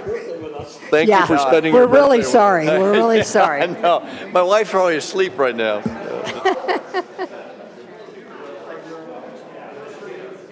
Mayor? Mayor? Mayor, just so you know, it's 11, so you're going to need another.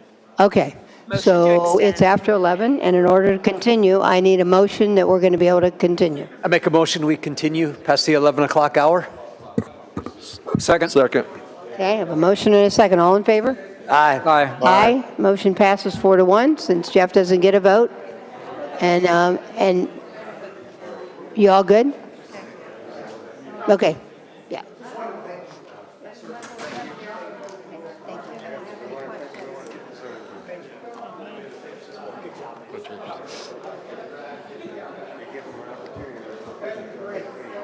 Okay, we're going to move on, so just because we want to get out of here. Otherwise, we'd take a break. So if everybody could actually go into the lobby. If everybody could go into the lobby, thank you. Unless you're staying for any of the other items, then you can stay, but we're just hoping to leave soon. Okay, our next item. I can escape out of that. Where's that? It's next. It's next. That's not their item. Okay, applicant has requested that the first hearing for design review application DR 2025-0003 be continued from February 19th until April 2nd at 6 p.m. at Dunedin City Hall in the Commission Chambers. And do I have a motion? Second. Okay, have a motion and a second. All in favor? Aye. Any opposed? Motion passes unanimously. 3D, after the fact ratification of emergency authorization to increase the purchase order PO amounts to Crowder Golf Joint Ventures, Inc. by $1,233,200 and Tetra Tech, Inc. by $211,420 respectively, to allow work to continue without delay for the grant-funded ditch maintenance program, NRCS EWP Channel Clearing and Monitoring Project. And I have a brief and brilliant staff presentation. Thank you. Welcome. Thanks. Sue Bartlett, Public Works Director, along with Michelle Monteclaro, Assistant Public Works Director, Clay Watkins, Engineering and Utilities Director. I'm trying to, get this fast. And then Trevor Bacon, which is the Interim Public Service Managers, and the APWA West Coast Branch Transportation Professional of the Year. All right. Who will be getting his award soon. So We are requesting after the fact ratification of an emergency memo that we put forward to Jennifer when she wasn't here, and then Jorge left and we got less. So he approved the emergency authorization to proceed to continue the ditch clearing that you know about this project ongoing, so that we wouldn't have any delay or remobilization cost, to continue with the grant-funded project. We also, the work that was done with Camille and on this whole team prior to this request was to confirm with the grantee that we would be able to use the grant funds that for that project was $4.2 million total. So it was a division, and that's why you see an adjustment with the budget. It's just moving it from one project to the other and confirming that we would not be able to finish all the Gabion work in that time frame, and so that we could go ahead and continue the clearing with that project. And not only that, the grantee is considering giving us more money and extending our time. So that all is in this packet explained, and we have a very brief status update from Trevor. Thank you, Sue. Yep. Thank you all for sticking this out. Good evening. This is a pretty concise, straightforward update on the project. You see on your screen that this is Curlew Creek. This area was completed before the additional funds had come through. We'll keep going through the slides. The eastern half of Curlew Creek and the upper section of Jerry Branch, again, completed before the additional funds. Keep going through the slides. Southern section of Jerry Branch, completed before the additional funds. This is the very eastern section of Curlew Creek and the northern section of Jerry Branch. This was completed during the request for the additional funds. Crowder Golf started in November. They continued on through December, took a 2-week break. About mid-December, they were fully understanding the amount of vegetation that is through this area.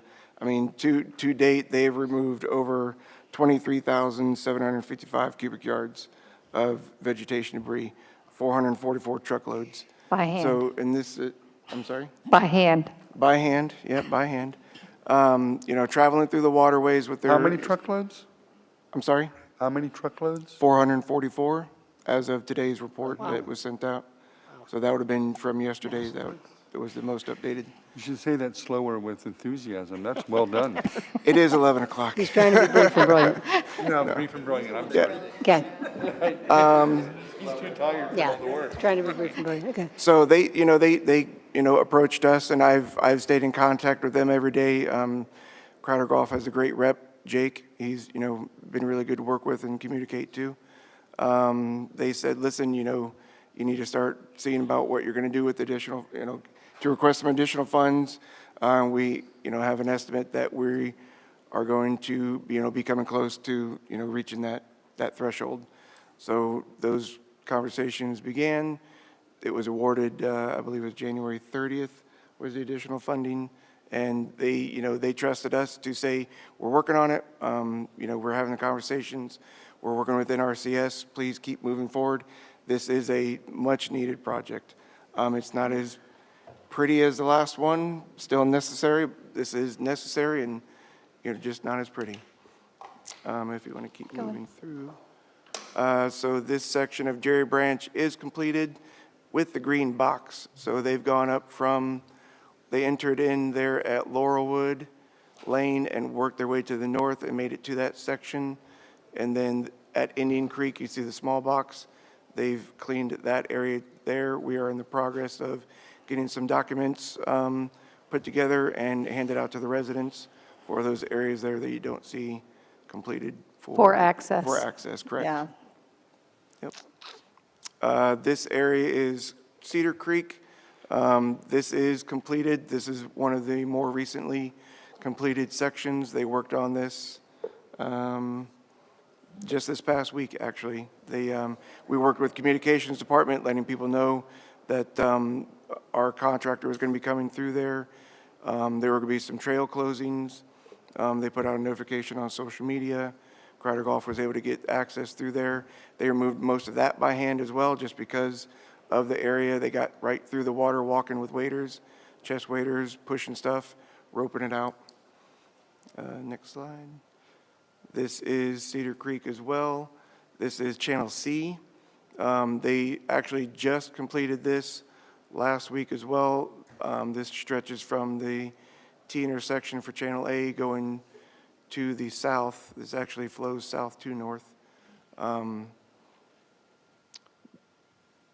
That took them about 4 days or so. At any one time, they've had 2 and upwards of 5 crews working in different areas throughout this entire project. Next slide. This project is yet to be completed. Again, we are getting documents together for entry to there, looking to use Briar Circle for access for that area and work their way south. They are currently working on this area. This is the very southern section of Jerry Branch. This area was actually added on from the upper section. Right now, they put it in at Forest Drive. They work their way north, and they are done with that section already. So if you see on your map at Forest Drive, they are now going to be working south to where that waterway ends.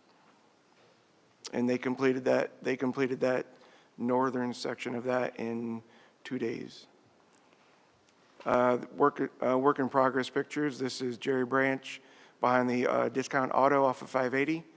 So this is just looking south. You got a mini in the water, a mini on top of the bank, and you got a skid steer further in the background of that picture. Just their work in progress. The picture on the right is actually the southern bend of that stretch. So if you were to walk, the picture on the left, if you were to walk all the way south and made a right turn, that's the picture on the right, and that's the after effects. You could not even see that bank on that right side before they provided their work to us. Next slide. So this is Indian Creek. The picture on the right and on the left is me standing in one spot, turning around. So the picture on the right is what they were able to remove vegetation-wise, which you could not see any of that from the road because of how dense and what was laying in the water. And the picture on the left, that is an example that still needs to be removed. That is still currently there. But that is what they're coming across in many parts of these waterways. And that's why this project is so important to have gotten done.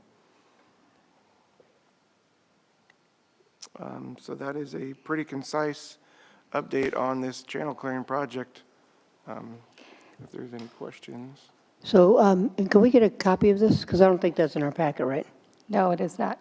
Yeah, can we Yes, get a we copy can. of this? Sure. I think that would probably be helpful, and that way, if there's any detailed question, people can ask them offline, or we can bring it back during a work session. So that's a hint. Yeah, we don't want to go too far down this road. But any questions, Vice Mayor? No, I just want to say that, man, what a massive project this looks to be. I know that's a comment, but. No, that's okay. We're late. I'm just trying to get Steve home to bed, that's all. That's amazing, record-breaking. Some of that, I noticed in Greenbrier, some of that almost looks like that would have been unincorporated county. Did we do anything in the county, or was that all city of Dunedin? Greenbrier, so that's Indigo Drive, that's through there, through Greenbrier. That is Jerry Lake property.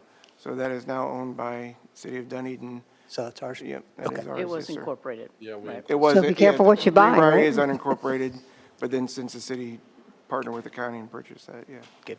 Thanks, Trev. Awesome. Commissioner Gao? Nothing. Okay. Trying to get Steve to bed. Commissioner Dugard. Commissioner Dugard. Well done. All reimbursable. All reimbursable. We know we've had a lot of positives or negatives, depending on where they lived, but Trevor's done a great job making sure that we're getting access and that we're getting everything done that we can. All reimbursable. Yep. Okay, good. Okay, so just, anybody have any final comments? You kind of said one, but go ahead. No, I'm good. Great job. No, I'm good. Well done. Oh, I didn't forget. Okay, yeah, very well done. Great, very thorough. I do need to open it up for the public. Anyone in the public wish to come forward and speak on this issue? Okay, seeing no one, I will close public input. I will ask for a motion. So moved. Second. Okay. Okay. Michelle? It's all about myself Michelle? on my second. All in favor? Aye. Okay, proposed agenda for the March 5th, 2026 commission meeting. Do we need anything added or anything, Michelle, or are we good? Nothing to add on this yet. So moved. Second. All in favor? Aye. Motion passes unanimously. Okay, now we go to the proposed March 3rd workshop. Only one thing to add to that, Mayor, and that is the procurement month proclamation. Okay, and three's our limit. Okay, sounds Mayor- good. Mayor, one thing too, I just want to note for item 2A, the attorney called to my attention, it's a Marina Master Plan update. It's not for approval, it's for review and discussion. It's a Oh, workshop. okay, well, let's get that off of there then. Very good, good catch, Yep. City Attorney, for this late hour. Okay, all in favor of the, motion, and I need a motion. So moved. Second. All in favor? We don't need a motion. You don't need a motion. Okay, on well- the Aye. workshop. Aye. Yeah. It's just as easy to just do it. Okay, the commission discussion and comments. Commissioner Gao. It's late. Okay. Although I will be attending DCO the first time in Yeah, that's 15 right. months. Yay. Very good. And Commissioner DeGard. Well, we're going to go right over there from here. Just want to remind a couple folks that this is the 10th year anniversary for HANU. They're celebrating this weekend. It's a big deal. Social Connection Survey will be shared with the Committee on Aging in 9 days. And then we'll be sharing it here. Thank you. Okay, Vice Mayor. Yeah, I just want to say I'm giving the city update at DCO tomorrow, and that's like 6 hours from now. I'm sure it's going to be amazing. Yeah. Anything else? No, that's it. Okay, Commissioner Sandberg. I think I saw that my calendar says conflict, so I may not see you till 9. No, been working on every day, trying to organize the Toronto trip. Everything's still tentative, but I'm going to push that thing until we get it done quick. So, Okay, that sounds thank good. you. Okay, and my only comments is I will be late for DCO because I have a 7:35 a.m. News Talk Radio in Toronto interviewing me about the Blue Jays. So, but I'll come. Yeah, okay. But I'll come. I'll just be there a little late. So I'll have Blue Jay gear on too.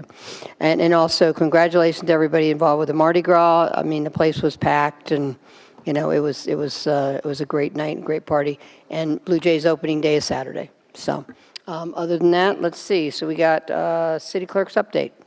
Nothing new to report. City manager's update. Nothing new. City attorney's update. Nothing new. Okay, and unless anyone wants to go longer, for the good of the order, meeting adjourned.